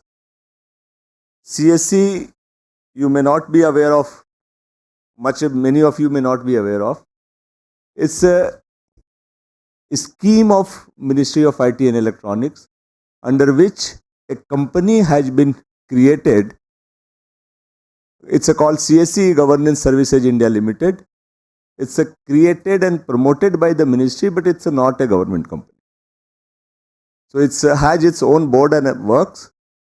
But we will come to that separately. But more important here is the CSC scheme, which basically was designed and created to promote delivery of government services through electronics modes in the neighborhood of the person who wants to avail the services. This was initiative in the first decade of this century, and today it has grown to a network of 500,000 plus kiosks which delivers the services. So you can see there it's a partnership model with the rural youth. We do not pay him any subsidy, anything. He has his own network. He is a 10th plus pass person who has his IT network. He is a IT savvy.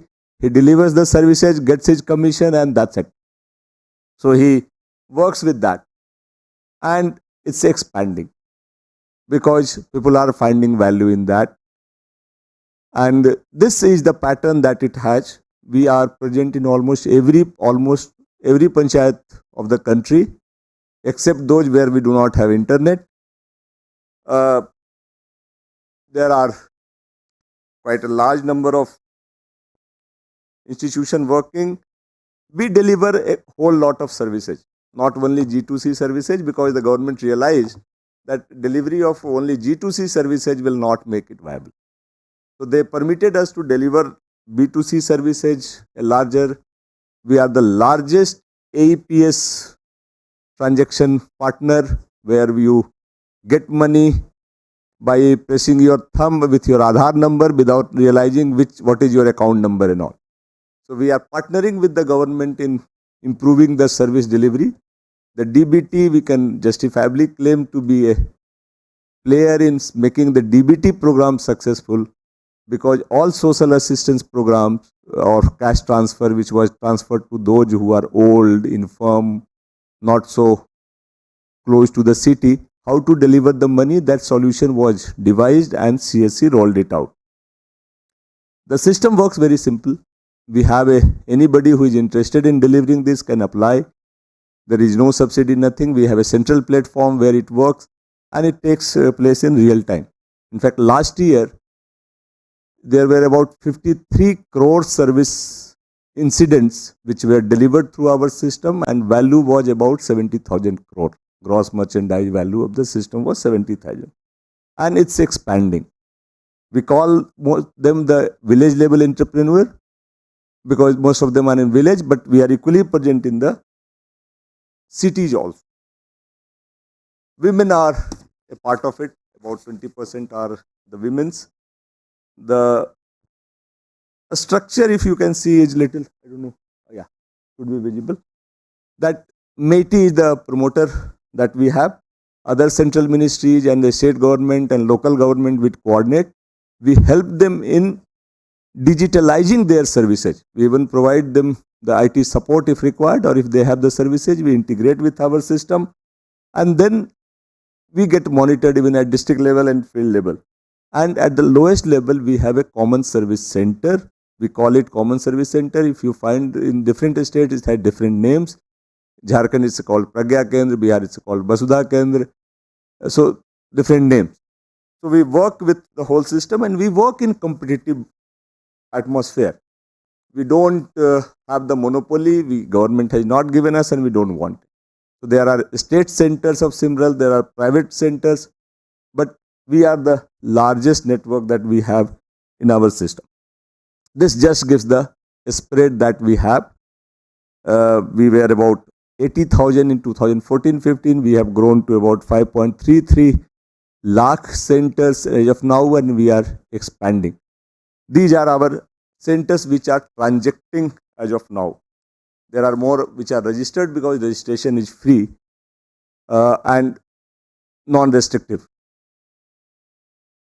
This is the small representation of the bouquet of services that we are expanding, both financial inclusion to G2C, B2C. You see the whole lot of services. Now, how are these related to?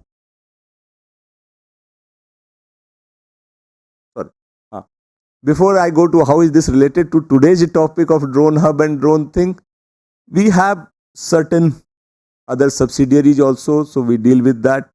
In the education sector, we have the academy.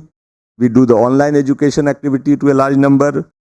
Because internet is vital for CSE's existence, we have a subsidiary called Wi-Fi Chopal, and we are one of the largest Bharat network last mile operators few months back.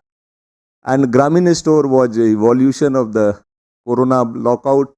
When the question came to us, in the towns there are Amazon and there are others who deliver the services, who will deliver in rural area. So this Gramin Store model was created, and today it's growing quite fast.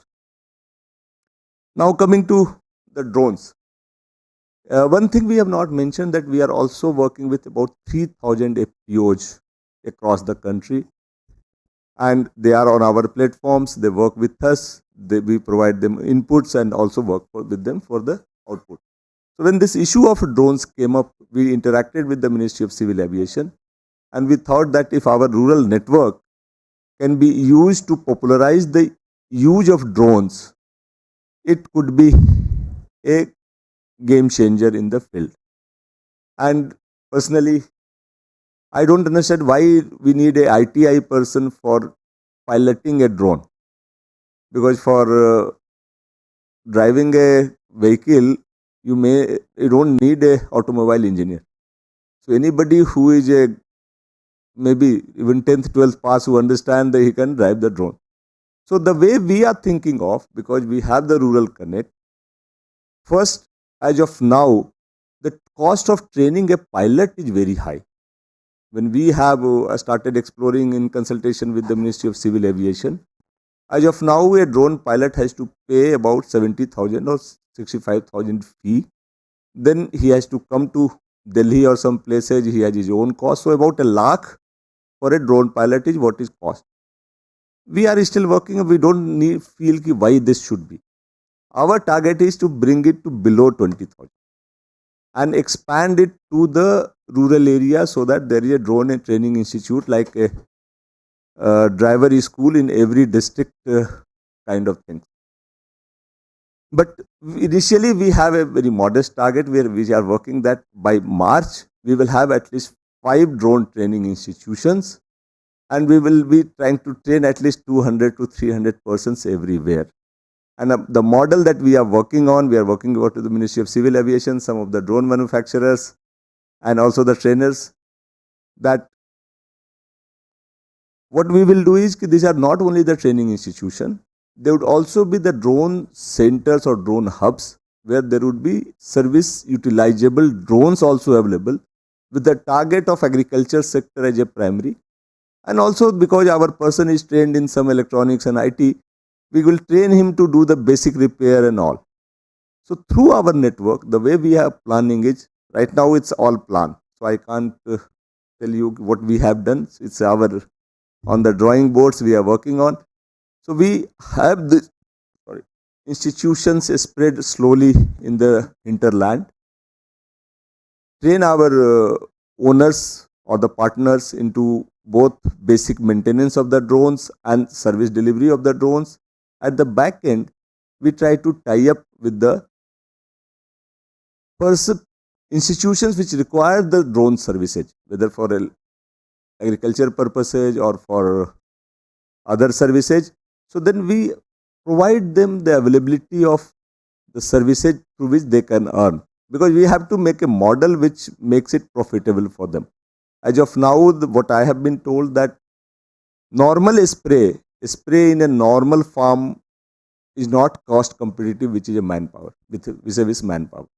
So that all aspects we are working. We hope that shortly we will start with the March. That's what I said, 5 training institutions with 200 trained in each. And then we plan to expand to a drone training center in each district. That's about 700 slowly. And work with the rural population, not really ITI trained. Anybody who is 10th, 12th pass, who has the knack of it, should be able to do the pilot training and then take off the drones. So this in short is what we are thinking of. And along with that, because my strength is that my partner, the village level entrepreneur, is from the same village. He understands the ecosystem. So through him, we try to popularize the use of the drones in various services, give them the benefits, and also provide the service as a cost competitive basis, because if it's a spread, the cost of mobilizing the things goes down.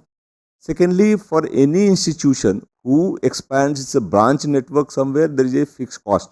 I have no fixed cost because my partner is already on the ground, he is working with me. So it's an incremental cost.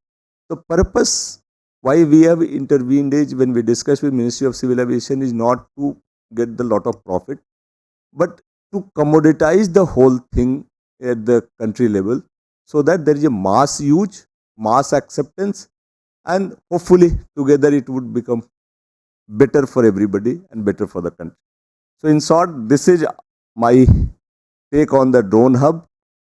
So thank you everyone, and I would be happy to take any questions if there is from the audience. Thank you very much.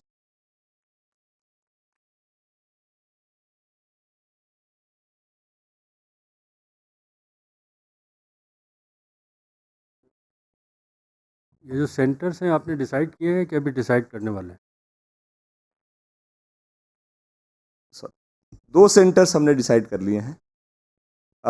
हमारा अभी first stage ये है कि हम अपनी CSE academy के नाम से उसका सर्टिफिकेशन लेंगे DGCA से, और फिर ब्रांच के रूप में उसको एक्सपैंड करेंगे. हम उस अभी प्रोसेस में हैं कि जो ट्रेनिंग ऑफ ट्रेनर है उस स्टेज पे हम जा रहे हैं. This hopefully within September we will complete the training of the trainer. That's the first bottleneck, and then October onwards we start with the 2 centre, then gradually. तो ये सूचनाएं आपके मतलब वेबसाइट पर आएंगी? जी, आपके वेबसाइट पर आएंगी. जो आपका ये CSC है, उसके कोई वेबसाइट भी बनाई होगी ना आप लोगों ने? हाँ, उस पे इंफॉर्मेशन देखी जा सकती ये है. इन्फॉर्मेशन देखिए. अभी हमने इसको नहीं दिया है क्योंकि अभी एज आई सेड कि on the drawing board stage. The moment the person is training of trainer is complete, he is ready with that, when we go start we will put on the public. तो उसमें जो trend बंदा होगा जी, उसको, जैसे government में क्या है कि अगर किसी को आप हायर करना चाहते हैं, आउटसोर्स करना चाहते हैं, तो एक कोई फर्म होनी चाहिए जिसके जो कोटेशन दे सके. तो उस तरीके के कोई अरेंजमेंट आपके उधर नहीं पता चल पाएंगे? वही मैं बता, जैसा कि I had told you in the beginning कि ये इंस्टीट्यूशन गवर्नमेंट ने प्रमोट किया है. वो तो आपकी तो प्रमोट हो गई. मैं बता रहा हूँ, वेरी स्ट्रेटेजिकली इसको उन्होंने प्राइवेट बना के रखा. गवर्नमेंट की होल्डिंग मेरे सिस्टम में 49% से कम है. तो like any private venture, I can talk to you and then I can settle a agreement with you and go ahead. तब तो बहुत अच्छा. You So can that's be my service, strength. you can be service provider also. Yes. Oh, then lovely. And that's my strength. And ultimately I have to do with the partner. So he is the local custodian of the whole thing and he delivers. So first of all, I really admire the whole concept that you are thinking into the people are talking globally, you are talking rural. So that's a very deep connect. और agriculture का use case वही है. And on top of that, you want to reduce 1 lakh to 20,000. That's the way it will get popular. Since you are projecting as a cost benefit, I see there is a that users demonstration benefit as also. Since you have a cost center, you will train over the period of time, and I think another 2-3 years it will go from city to village area where people will still try to know say what is drone, how to use it, because adaptation will have the bigger, the obstacle without seeing the real usage, and they will have all the, the fear factors, because they are used to the old traditional method how to, just do all the agriculture. So you can play that role as well. As I think you can bridge that role. I agree, but जो आपने कहा fear factor, मुझे नहीं लगता कि rural area में fear factor है. हर शादी में ड्रोन यूज होता है, तो उड़ता हुआ ड्रोन देखना कोई फियर का इशू नहीं है. अब इशू ये है कि फोटो खींचने के बजाय वो स्प्रे भी कर सकता है, ये समझना. और वो भी कोई बहुत साइकोलॉजिकली चैलेंजिंग नहीं है. अगर सिंजेंटा किसी से टाई अप करके हमने उसको दिखा दिया और प्राइस कॉम्पिटिटिवनेस आ गया, मुझे नहीं लगता एडॉप्शन में कोई इशू सर. नहीं, मैं प्लस पॉइंट पॉजिटिव नोट पे रख रहा था. आज भी बहुत लोग हैं जो फीचर फोन ही यूज करना चाहते हैं. Using your centre that may help to bring drone more popular. That's what I mean. I agree. That's the purpose. That's the purpose I am having, because the person who owns and operates the drone is a local. So first trust starts from there. Yes. And then he shows it. So we are also trying to tie up with those companies की demo शुरू में करा दो यार, तुम्हारे पैसे दिखा दूंगा, फायदे होंगे तो चल जाएंगे. जैसे गन्ना वाला एरिया है जहाँ जिसकी जरूरत है तो फर्स्ट हम उधर प्रोजेक्ट करें. Slowly we are, that's what I have no target as of now कि हम 1 मिलियन ट्रेन करेंगे या 10 million. I'm starting with that कि as we penetrate we realize कि कितना फैलना. पूरा पैकेज है sir. It will take its own time, but it has a huge mileage. I just want to appreciate that. Sir, as I understand from what you mentioned, you are encouraging private organizations or institutes to set up drone hubs, right? Is that so? Sir, in that case, who is the certifying body? Is it CSC or is it the private? They will be allowed. Okay. First question, and second question, sir, is that what is the commercial arrangement that would exist between the, let's say, private training institute and CSC? दो part. हम जिनके साथ partnership कर रहे हैं उनके साथ मेरा ऑलरेडी रिलेशनशिप है, क्योंकि वो हमारे VLE हैं, वो हमारे साथ बिजनेस कर रहे हैं और वो जुड़े हुए हैं. तो वो हमें समझते हैं, हम उनको समझते हैं. शुरू में हमने जब पार्टनरशिप का मॉडल सिविल एविएशन मिनिस्ट्री में डिस्कस किया सेक्रेटरी साहब से और सबसे बैठ करके वी हैड ए मीटिंग, तो हमें ये समझ में आया कि DGCA का सर्टिफिकेशन इंडिविजुअल हर सेंटर का लेने में काफ़ी चैलेंज है. तो इसलिए हमने मॉडल ये बनाया कि हमारी एक CSC एकेडमी है जो सोसाइटी है, नॉन प्रॉफिट. हम एक पार्टनर के साथ बना करके उसमें हम अपना इन्वेस्टमेंट, क्योंकि शुरू में करीब 50 से 60 लाख का इन्वेस्टमेंट भी है, तो जब तक वो कोई देखेगा नहीं तो शायद हमारे पार्टनर भी हिचकेंगे. तो हमने कहा कि वो इन्वेस्टमेंट मैं कर देता हूँ क्योंकि मेरे पास वो रिसोर्सेज हैं. To start with in partnership with say partner X, सारा इन्वेस्टमेंट मैं कर दूंगा और जो भी इंफ्रास्ट्रक्चर रिक्वायर्ड है, जो भी डॉक्यूमेंटेशन रिक्वायर्ड है, वो मैं यहाँ से कर करके DGCA से अप्रूवल लूँगा. वो आदमी लोकल लेवल पे मेरा कस्टोडियन होगा, उसी को मैं मास्टर ट्रेनर बना दे रहा हूँ. वो ट्रेनिंग भी देगा, प्लस उसके अलावा अगर वो सर्विस की ज़रूरत पड़ती है, कहीं स्प्रे करने की बात है, अगर मैंने सिंजेंटा से कोई टाई अप कर लिया तो वो वहाँ डेमो भी कर दे.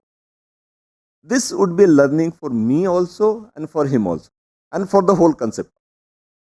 With in 2-3 months if I feel कि हाँ वी हैव स्टेबलाइज, दूसरा वाला पार्टनर जो मैंने आइडेंटिफाई कर रखे हैं, उसके साथ मैं उस पार्टनरशिप में जाऊंगा कि थोड़ा कैपिटल इन्वेस्टमेंट तुम कर दो, थोड़ा मैं करूंगा.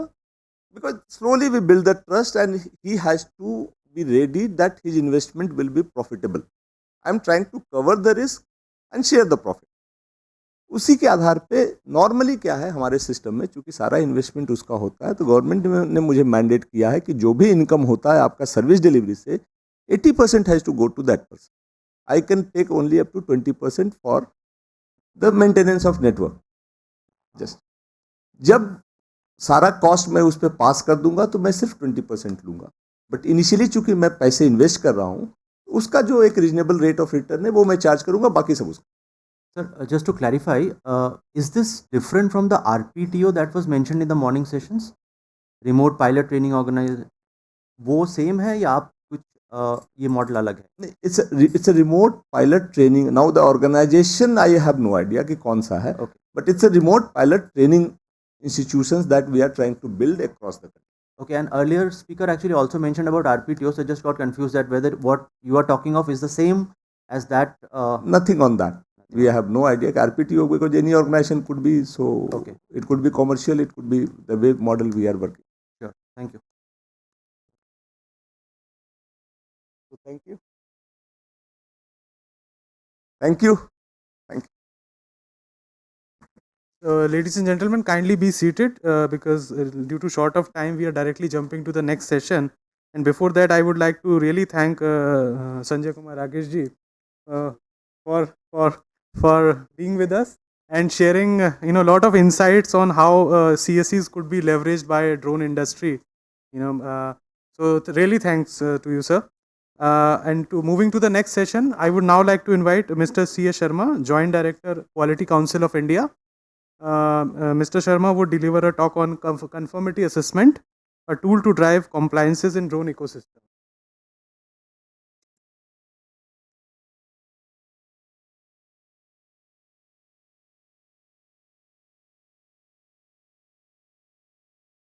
So I would now like to hand over dais to Mr. Sharma.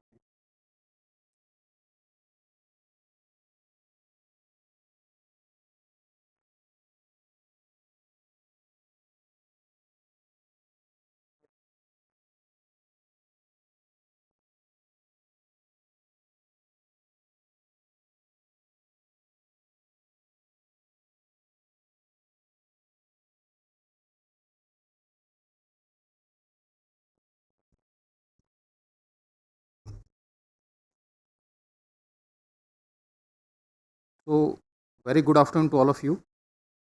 And on the behalf of Quality Council, I would like to thank FICCI for inviting me for this short talk on conformity assessment as a tool for compliance in drone ecosystem.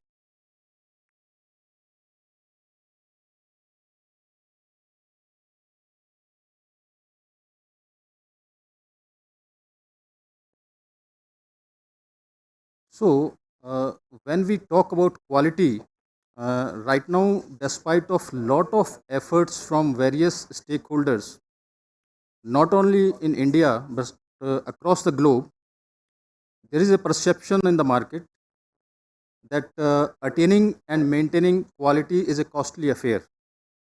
When I say it's a costly affair, it means designing systems, designing of quality assurance and quality control systems in a company, trainings on the resources, inspection cost, testing cost, quality interventions, technological interventions, audits, whether external audits or internal audits. So all those are being taken as a cost to the quality. And there is a perception among the stakeholders that maintaining quality, the cost is quite high than poor quality. But believe me, across the globe, various surveys has been conducted. And the outcome of those surveys is quite different. When I say about cost to the good quality, on the other hand, if we talk about the poor quality, the cost may be very, very high in terms of non-conforming products, in terms of failures in our production line, in terms of rejection, rework, scrap, price reduction, and deterioration of brand image, other than some other issues may be there, for example, warranty claims, litigations, and all such issues may be faced by a company when they are not attaining or maintaining a good quality. So conclusively, we can say that to attain and maintain good quality is far better in terms of sustainability of any organization. Now, when we talk about this entire compliance ecosystem, across the globe, there are two types of systems which are being followed. For example, in the slide, in the one side, we have shown the system which is regulated by the government. Now, Parliament makes the act. Those acts are being regulated by different regulators. For example, in the case of civil aviations, DGCA is the regulator who is supposed to oversee and monitor all the compliances with respect to civil aviation's ecosystem. When I say compliances, it means they are authorized to issue licenses for products, for example, drones. At the same times, they are also authorized to issue licenses or approvals for RPTOs. Now, if we talk about this type of system, at the same time, there is a voluntary accreditation system also exists. When I say voluntary accreditation system or certification system, it means there is an umbrella body called International Accreditation Forum. There is a scheme owner like Quality Council of India. There is an accreditation body like National Accreditation Board for Certification Body called NABCB. And there are certification bodies. There are multinational certification bodies or Indian certification bodies which are being approved by Quality Council of India. And once those are being approved, they are supposed to follow certain protocols. Like when I say Quality Council of India is a scheme owner, it means we have to follow certain protocols which are being defined by International Accreditation Forum. At the same time, accreditation body NABCB has to follow certain international standards or protocol. Similarly, the certification bodies which are being accredited by NABCB or approved by Quality Council of India as a scheme owner, they are supposed to follow certain protocols. When they are following certain protocols, for example, a certification body is following ISO 17065, which is an international standard for product, process and services, it means if they are doing some assessments in India for any product, process or service, their system will be treated equivalent across the globe. So this is the beauty of the system. If a certification body is following certain norms and ISO protocols, it means their equivalence will be as per global norms. So when this system supports the regulatory system in terms of reducing their overburden and oversee, it gives us a very good solutions in terms of public-private partnership model. So in India, we are also moving into the direction so that Quality Council of India is creating certification schemes or conformity schemes. For example, we have created conformity scheme for drone sector. We have created conformity scheme for medical device sector. For cyber security sector, we are also working on certain schemes. So these schemes are being created on the basis of industry need or requirements. And once this solution is rolled out in the market, it gives not only the speed, scale, quality, but along with transparency and impartiality, which is a need of the hour. So this model, I suppose, is a well-established model, which gives us a way to effectively and efficiently manage 6 M's. And when I say 6 M's, means man, machine, material, method, measurement, and mother environment. So by this model, we can easily and effectively manage 6 M's.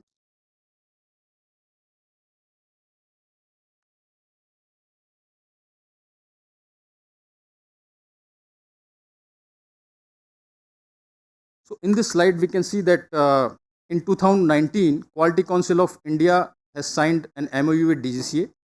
The purpose of that MOU was to create a system for quality intervention in the drone ecosystem. After signing that MOU, we worked on a certification scheme, conformity scheme as per the defined protocols. And 2020, we came up with a certification scheme. But at the same time, certain parallel activities were also in the pipeline. And in 2021, drone rule was published. When drone rules were published, Quality Council of India again upgraded their systems and processes in terms of updated requirements of the drone rules. And 26th January 2022, we again published a revised scheme for certification of drones.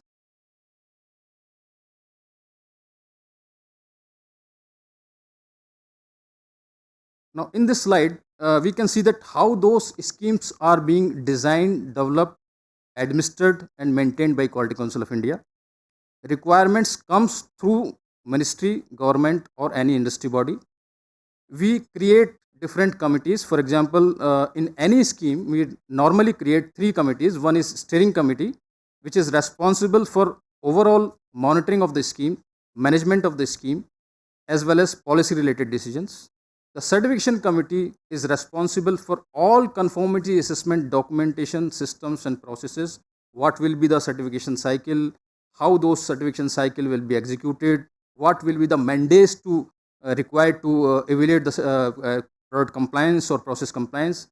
And the third committee is technical committee, which is responsible all technical criteria pertaining to certification scheme. For example, when we defined drone certification schemes, this technical criteria was prepared by technical committee, and technical committee is also responsible for competence requirements. For example, whosoever is involved in the certification process, whether it's a CB auditor, whether it's a scheme auditor, whether it's a implementer, what competence, qualification, experience or training they require in terms of adhering to the technical criteria. So these three committees are being formed by Quality Council of India with the help of involvement of different stakeholders, whether it's industry association, academia, regulators. So all those important stakeholders are member of these three committees. So by, I would say, impartial stakeholder engagement, we try to develop and define the certification scheme. Now, in this certification scheme, what we have done, this entire scheme is digitized in terms of DSP platform. So any manufacturer or applicant who is interested in type certificate, which is a mandatory requirement other than nano model and model RPAS system, so they are supposed to apply for type certificate on DSP platform. Once they apply on this DSP platform, that application is being moved to authorized testing entity or approved certification body, which is approved by Quality Council of India. Right now, there are 3 certification bodies which are being approved by Quality Council of India, and manufacturer or applicant has a choice that he can or they can apply to any of these approved certification bodies. Once that application is being submitted on DSP, the certification body which is being allocated on DSP platform, they are supposed to contact with the applicant, and there is a formal contract is being signed between manufacturer and certification body. And once that contract is being signed, the certification bodies does a due diligence of their documentation, their systems and processes. This due diligence and assessment is being done in 2 phases. One is stage 1 and second is stage 2. In stage 1, all the documents are being verified as per the scheme requirement.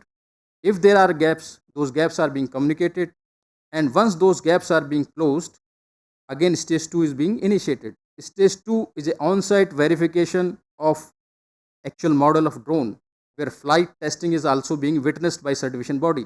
And if there are certain gaps in terms of defined criteria, those gaps are need to be closed by the manufacturer. And once those gaps are being closed, certification body issues a statement of conformity, and this statement of conformity is being sent to DGCA for their review and their further action, and DGCA is supposed to take action or decision on that statement of conformity within 15 days. So this entire cycle of 75 days has been defined on Digital Sky platform, where certification body is supposed to take decision within 60 days and DGCA is supposed to take decision on 15 days. So within 75 days, this entire process need to be completed. Otherwise, this application has to reprocessed again. So this is the entire system which is being available on the Digital Sky platform.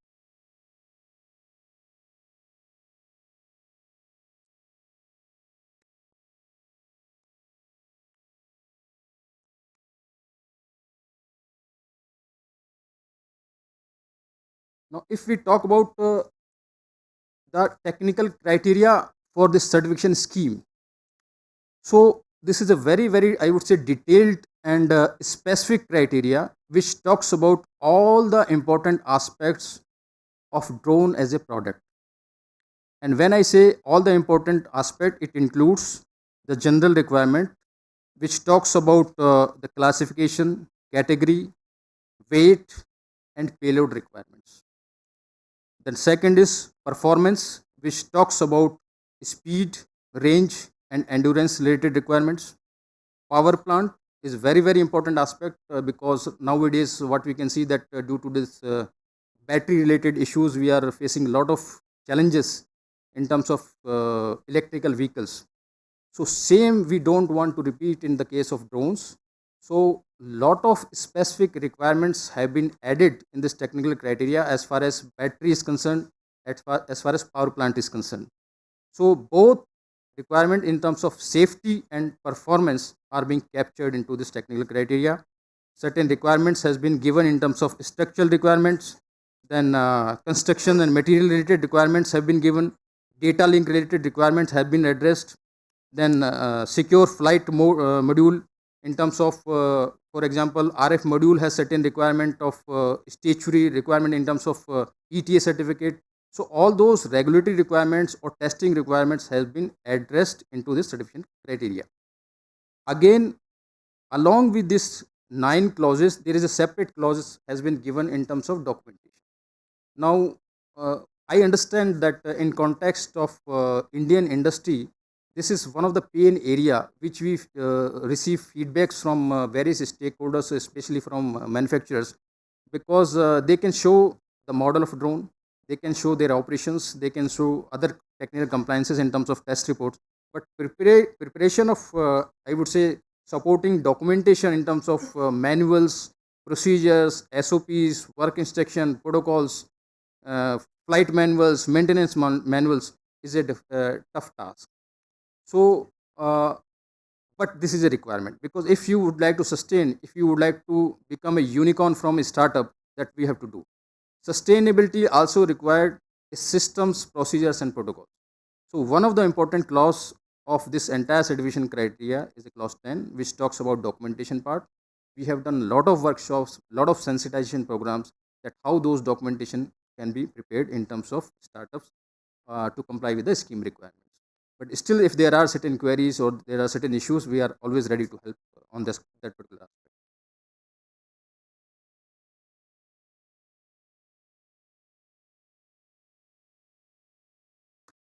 In this slide, I have shown some indicative performance indicator.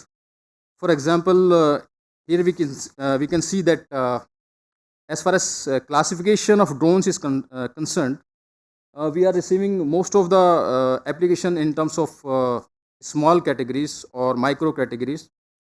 Nano, since this is not applicable, but still we have received some forms which we have rejected formally on the DSP platform. Initially, we have received number of D1 forms once we launched the scheme, because there was a buzz in the market, but most of the forms were incorrect in terms of typographic errors or in terms of different specifications. So after that sensitization efforts from different stakeholders, even if DGC has done a lot of efforts, DFI, FICCI, so a lot of industry associations have come forward to address these issues. So now this rate is declining in this particular graph. You can see now the rejection rate is quite low. So it means now industry is understanding those requirements and manufacturers are getting more capabilities in terms of implementing and defining those criteria. Lot of sensitization workshops we have conducted where all the stakeholders, where industry, academia, regulators, laboratories have taken participation. And we have created a dashboard on Quality Council of India. We have created a portal as well. On our Quality Council of India website, a detailed FAQ has been created. So if anybody has any issue in terms of guidelines or in terms of certain specific requirements, they can refer those FAQ. So now what is the way forward? Right now, the scheme is applicable for VLOS operations of drones. But at the same time, we are working on BVLOS requirements, because we understand that the drones operations are not limited for a particular sector. The drones are impacting each and every aspect of our human life. So surely there will be a huge demand in the market for certification of BVLOS capable drones. So on this aspect, we are working. At the same time, we have initiated certain research work for autonomous operations of drones. So in few days, in next few months, we'll be capable to launch the scheme in terms of BVLOS requirements as well as for autonomous drones as well.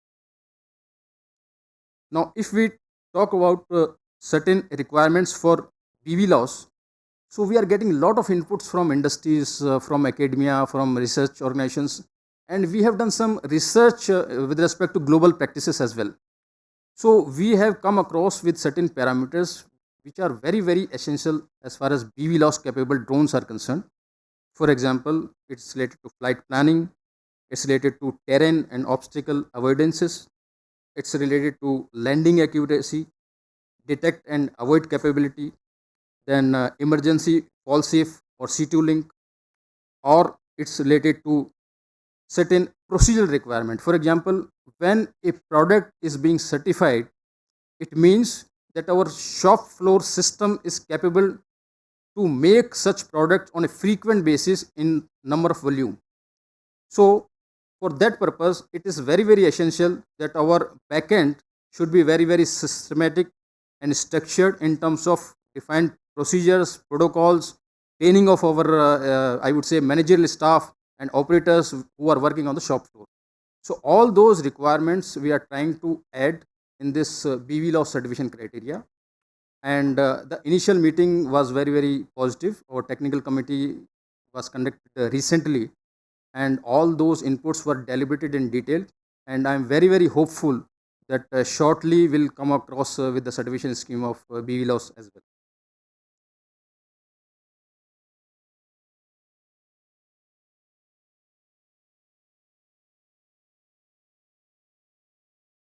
As far as current status of scheme is concerned, till date we have received more than 100 D1 forms, but as I told you that most of the D1 forms were not correct in terms of accuracy and in terms of data.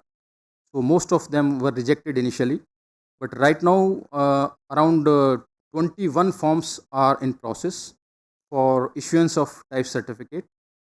Already two type certificates have been issued, and recently in the month of August we could see that the response of industry is quite good, and 3 SOCs has been also submitted in last couple of days to DGCA for their review and their decision making. So I'm sure that within next 2 to 3 months this data will be in 2 digit, and by the year end we will be capable enough to certify at least 40 to 50 manufacturers in terms of type certificate. So all these are initiatives as far as Quality Council of India is concerned in the drone ecosystem. We are working on the other aspects like BV laws and autonomous. We are also working closely that how this drone as a service can be standardized across the sector. Now there's a lot of I would say inputs have been seen in terms of drone as a service. NITI is also working, industry associations are also taking a lot of initiatives. So we have to see that how bare minimum protocols or standards can be defined so that drone as a service can also be systematized or standardized in terms of initial operations in India. So we are planning to do some pilot projects as well to define certain parameters so that those will be part of certification criteria or assessment criteria in future if we go for a scheme for drone as a service. So these are certain initiatives which QCI is taking. If anything further you would like to ask me, I will be very happy to answer those queries. So this is all about this quality interventions as far as QCI is concerned. Thank you very much. What could I understood that your organization is actually doing the quality control for every aspect, right from manufacturing to training to taking it as a service. I think all aspects are being covered for giving quality control certificate. So presently, if I say as a scope of Quality Council of India, yes, you are right that product, process, service, or even person are covered as far as quality interventions are concerned from Quality Council of India. But right now, in drone sector, we are officially operating certification scheme for drones, which is a proud certification scheme. But we would like to intervene in terms of services, in terms of, for example, competence, where qualification based system we would like to move from competence based system where certification need to be given. So we would like to definitely move in that regard as well. I was making the point for training. I mean, the training institutes will have the quality control certificate from your this thing, or not like that? Right now, RPTOs or training is not a part of Quality Council of India scope. But if in future that can be think of in terms of third party independent impartial system, that can be a good idea.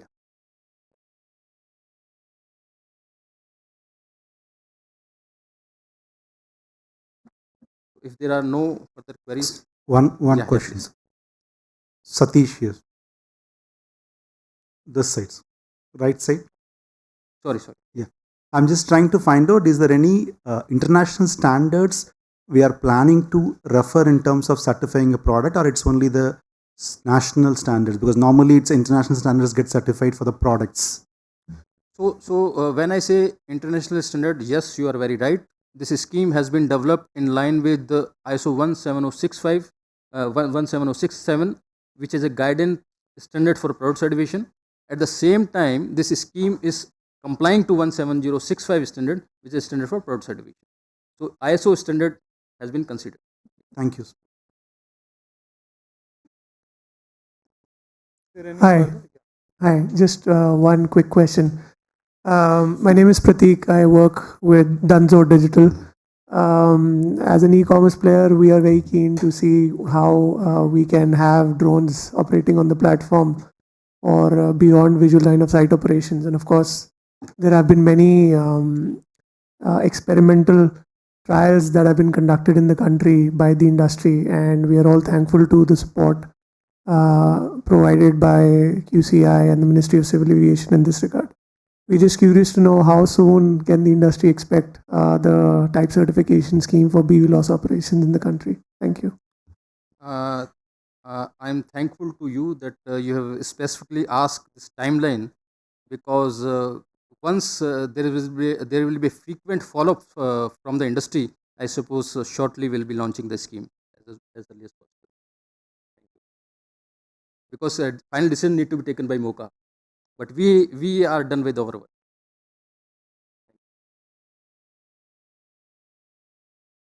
If there is no further question, then we can move to the next session.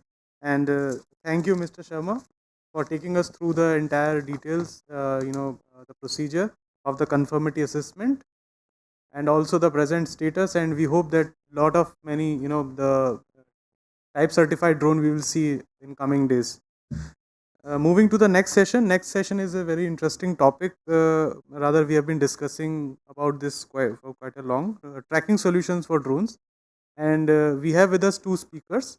We have Mr. Shravan Vatambeti, founder and CEO of Avianco Technology. He will join through the virtual link. And we have with us physically present Mr. Sanuj Mittal, Business Development Manager of Andhra Technologies. So Sanuj, please join us on the dais.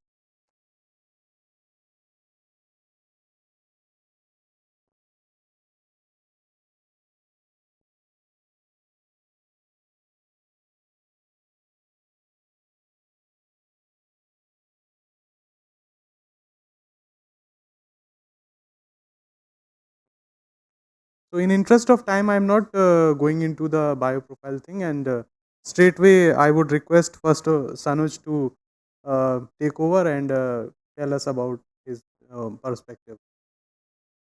May we have the presentation? You have a presentation, I think. Yeah. May we request console to up the presentation? Okay. Yeah. All right, thank you. A very good afternoon, very good evening to everyone. In the last few sessions, there were discussions around some of the very important initiatives which are required to make India a global drone hub. Some of these include discussions around enhancing the export competitiveness of Indian drones, also enhancing the drone manufacturing in India, and talking about the importance of skilling in drones. So I am here to talk about another important area which is required to enable us to achieve the vision that we have set for ourselves, and that is tracking solution for drones. this particular area has been gaining prominence over the last few days, and it's all for the good reasons. As the industry is progressing, as we are transitioning from a crawl to a walk phase, the number of drones in the sky is going to increase.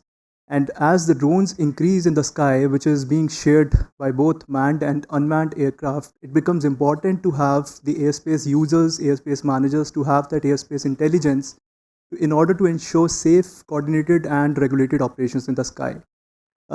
And that's why I'll be discussing about this important concept today. But before I move on, I would like to thank FICCI for this wonderful initiative, basically to provide a platform wherein people from industry, academia, the policymakers and regulators could come together and have meaningful and constructive discussions to identify the avenues to take the industry forward. Yep. As we begin, a brief introduction about myself. I am Sanuj Mittal and I work in the business strategy and development for Andra India. Andra is an international autonomous aircraft company, and we provide solutions to enable BVLOS operations, be it for drones, be it for air taxis, and we provide all kind of UTM airspace management related services. We are very active when it comes to defining the standards and regulations, and we work across some of the leading authorities and regulators across the world and not just in India. And we also represent some of the leading bodies across the world, including GUTMA, FA Aviation Rulemaking Committee, and ASTM standards and whatnot. Moving to the next one, as I was talking about that we are transitioning from crawl to walk phase. Crawl phase would mean the times when the government was trying to set up the regulations, the government was trying to define the rules for the drones, and the industry was trying to come up with products and solutions, at the same time demonstrating the use of drones, the real-time applications.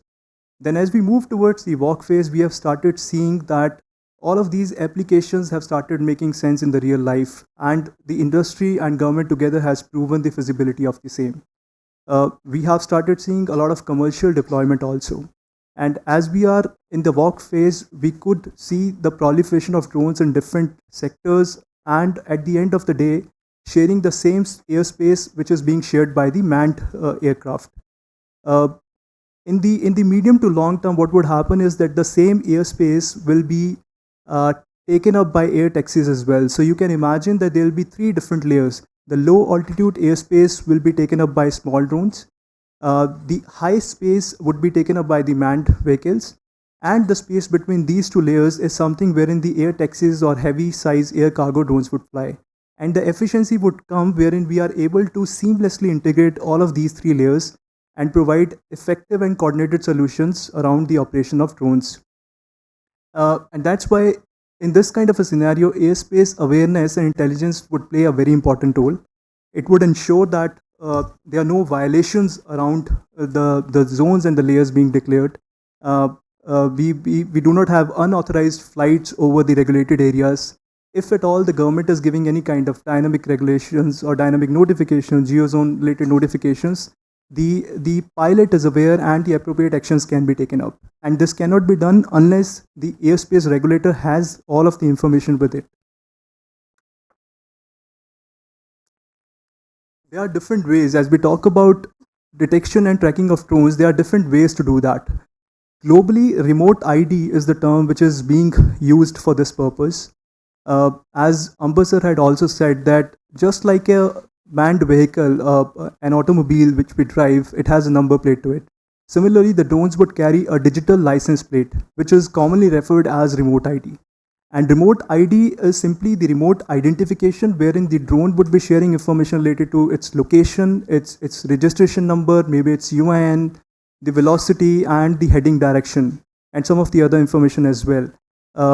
And there are different ways to do that. The first one is the broadcasting method, wherein you would have a broadcasting module either fitted to the drone, or the drone would have that inherent capability to transmit the signals which can be received by the receivers of appropriate standards.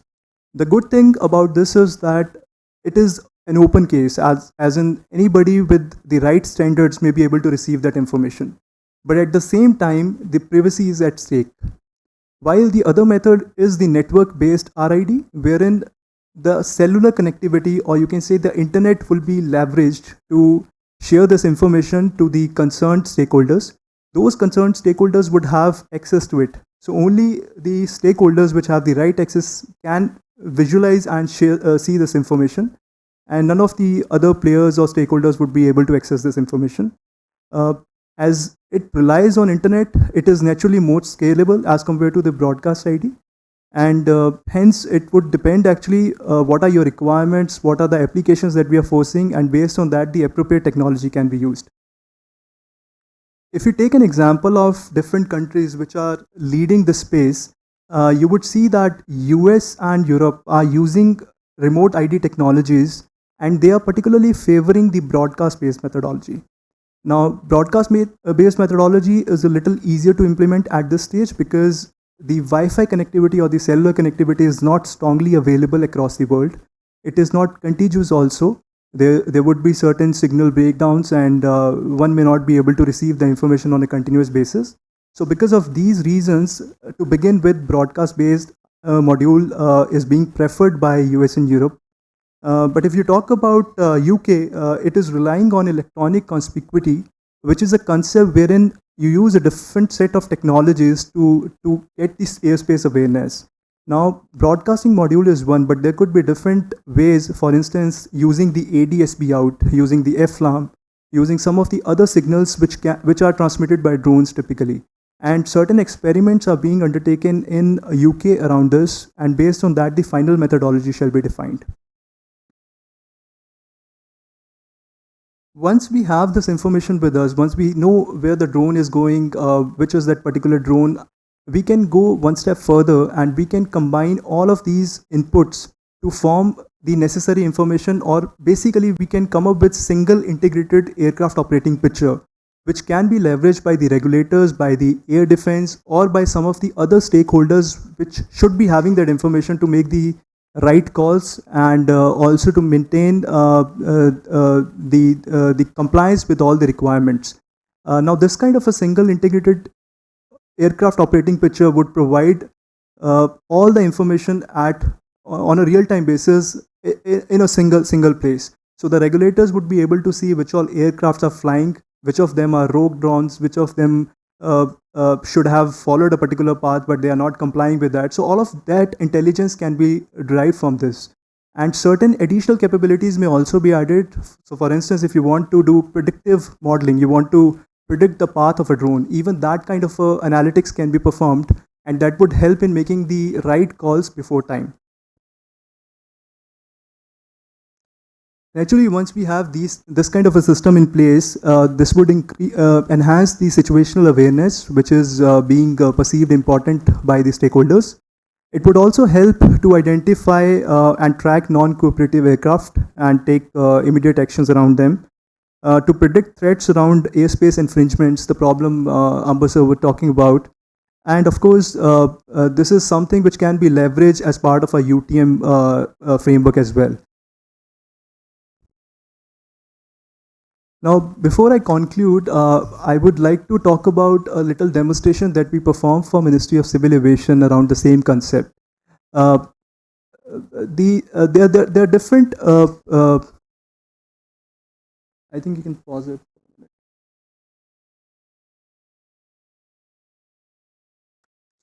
Yeah, so I was saying that there are different requirements and there are different objectives. And based on that, a particular methodology can be picked up. So one of the cases with RIDs, wherein you can pick between broadcast-based RID, and a network-based RID. But there's an additional concept also, wherein you can integrate your software with the ground control station, and you do not require any other additional hardware to fetch the information about drone's position, drone's location for the regulators. So this is the same thing that we did as part of this experiment, wherein we tied up with some of the leading drone players in the country. With couple of them, we use software integration and no additional hardware at all. And with one of the player, we provided them a hardware module which was fixed using a Velcro, and accordingly the position was tracked.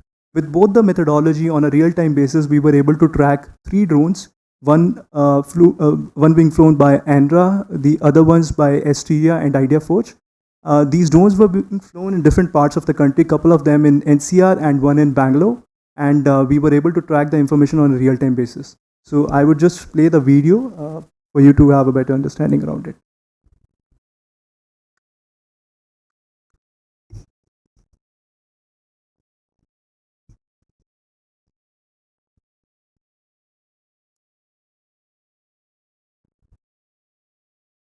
So this is the hardware module I was talking about.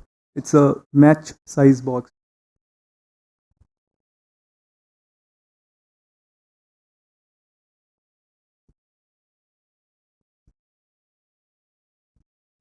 These are just some of the glimpses of our drones taking off, and they were done sequentially.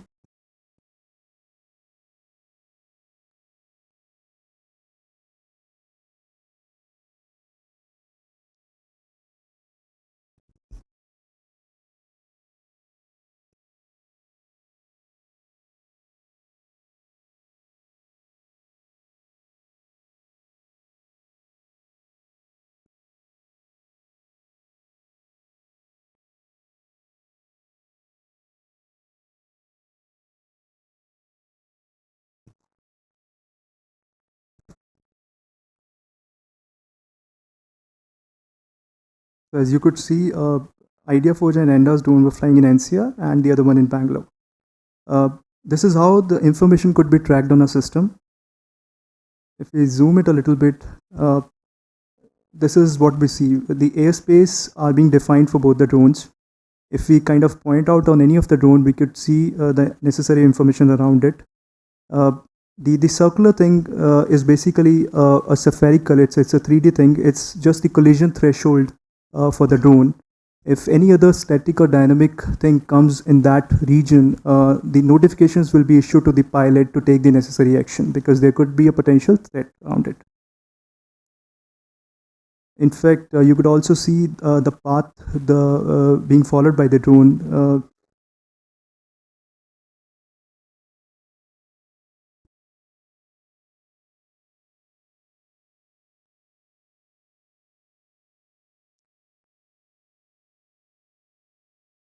And then, of course, there are certain added capabilities. You can choose the base layer and add on all the things. So cloud, temperature, weather, every kind of that layer can be easily added to this. And this is just the 3D representation of the operation which was taking place in Noida.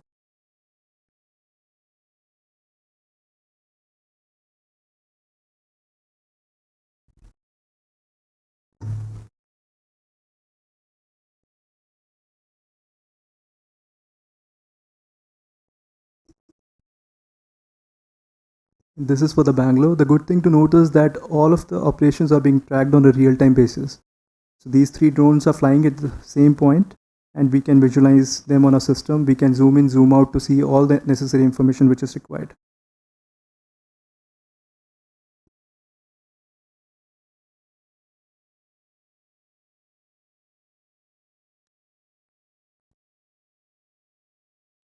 This is just return to base feature.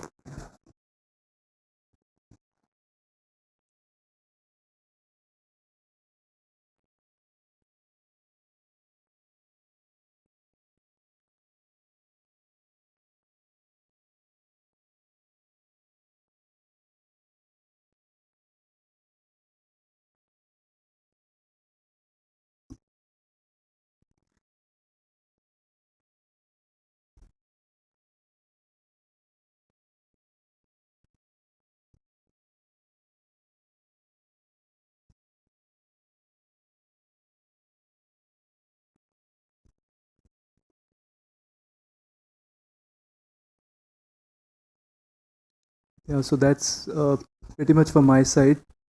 I hope this presentation would have added to your understanding about tracking and detection of drones, and would love to have any questions that you may have. Thank you. Yeah, I'm Raja. Just wanted to check, like now when we're going to have so many drones and all of them will get tracked, so how much bandwidth would be required, and what do you visualize about the networking part side of it? How will it be managed? So, yeah, I think the time you're talking about is possibly 5 years down the line, where we would see enough volume in the skies. But to be honest, all of these systems are cloud-based system. At the end of the day, you just need to enhance that, and there should not be any bandwidth issue.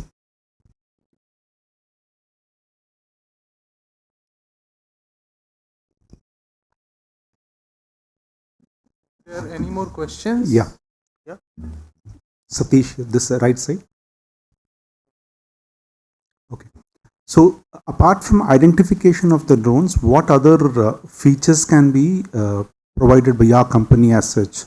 Like it's only about identification of a drone, or any other additional features of operations or any other aspects? Thank you.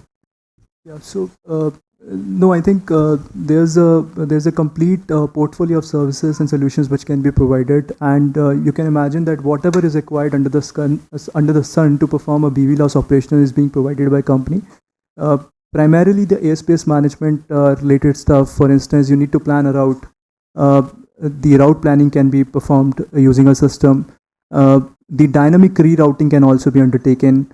And in order to ensure safe operations during the flight, some of the additional features are there. So for instance, like I was saying, there's a spherical threshold around the drone, which is the collision threshold. Those thresholds can be decided, right? And you can have predictive path depiction. Then furthermore, different layers can be added so as to visualize the right information to plan and execute the route better. So for instance, there are obstacles in the sky, obstacles in your path, right? Those layers can be added to figure out. And yeah, so I think that's pretty much about it. So anything which is required for a safe and a regulated operation can be provided.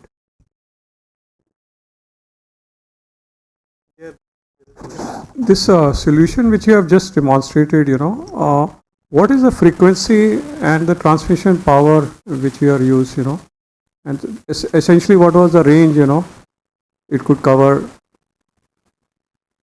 Yeah, so this one, the module that we used, right, it is based on a cellular connectivity. It's a cellular based module. Wherever the internet is there, it can be used. It uses a SIM.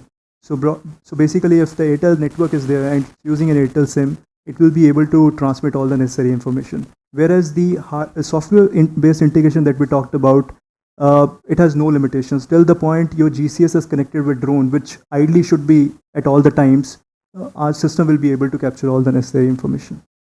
When you are talking cellular, they have a height restriction, If you have let's say you are on a 10th floor of a building, yeah, it's very difficult to get connectivity. Correct. So cellular has its limitations. So I'm sure you have flown it at a low height. So do you have solutions for normal operations like 150 meters, 200 meters, where we can do some real flying? Do you have solutions for that and the range for that? Yeah. So you have rightly said the cellular would have its own limitations, and that's why I think the drone industry is also tackling with this detection problem. As we transition to 5G and better networks, I think this problem will be resolved in the short to medium term. But if we talk about today, we typically rely on two links. The first one is the broadcasting link, right? We use the radio frequency setup, which typically have a coverage of about 10 to 15 kilometers. So there are two radio transmitters separated at a distance of, let's say, 15 kilometers. And one of them would definitely be connected with drone at any given point in time. So that provides a good coverage to the drone. What is that technology? You are saying 15 kilometers? So that's the radio frequency based solution. Which frequency? I would need to check that, because different manufacturers are using different frequency, and these are available. Do you have solution for India? I mean, the frequency which is usable in India? So we are not the hardware manufacturer. Okay. But we have associations with several players, and for a demonstration we do have that. Okay, so your solution is dependent on a third-party hardware, essentially. That's what you're saying. You're right. We are primarily the software solution provider. Okay, got it. Right. Thanks. All right. Thank you. Is there any further question, or I don't see any question coming up. So thank you, Sanuj. Thank you. Unfortunately, the another speaker, Shravan, is finding it difficult. There is some technological issues at his end, so he is not able to join us. So, so this was the last speaker spoken at our program for the day one. Tomorrow we would have more interesting sessions on counter drone measures, as well as how the drones are changing the game of warfare. Tomorrow we will start the session with the Smart Policing Awards, where the best practices in smart policing will be felicitated. And post that we would have some sessions around drone and drone applications for policing and LEAs. So I would request all of you to kindly join tomorrow's sessions as well. And now, just to conclude today's session, I would also like to invite you to join us on a cup of tea, which is served outside. Thank you very much.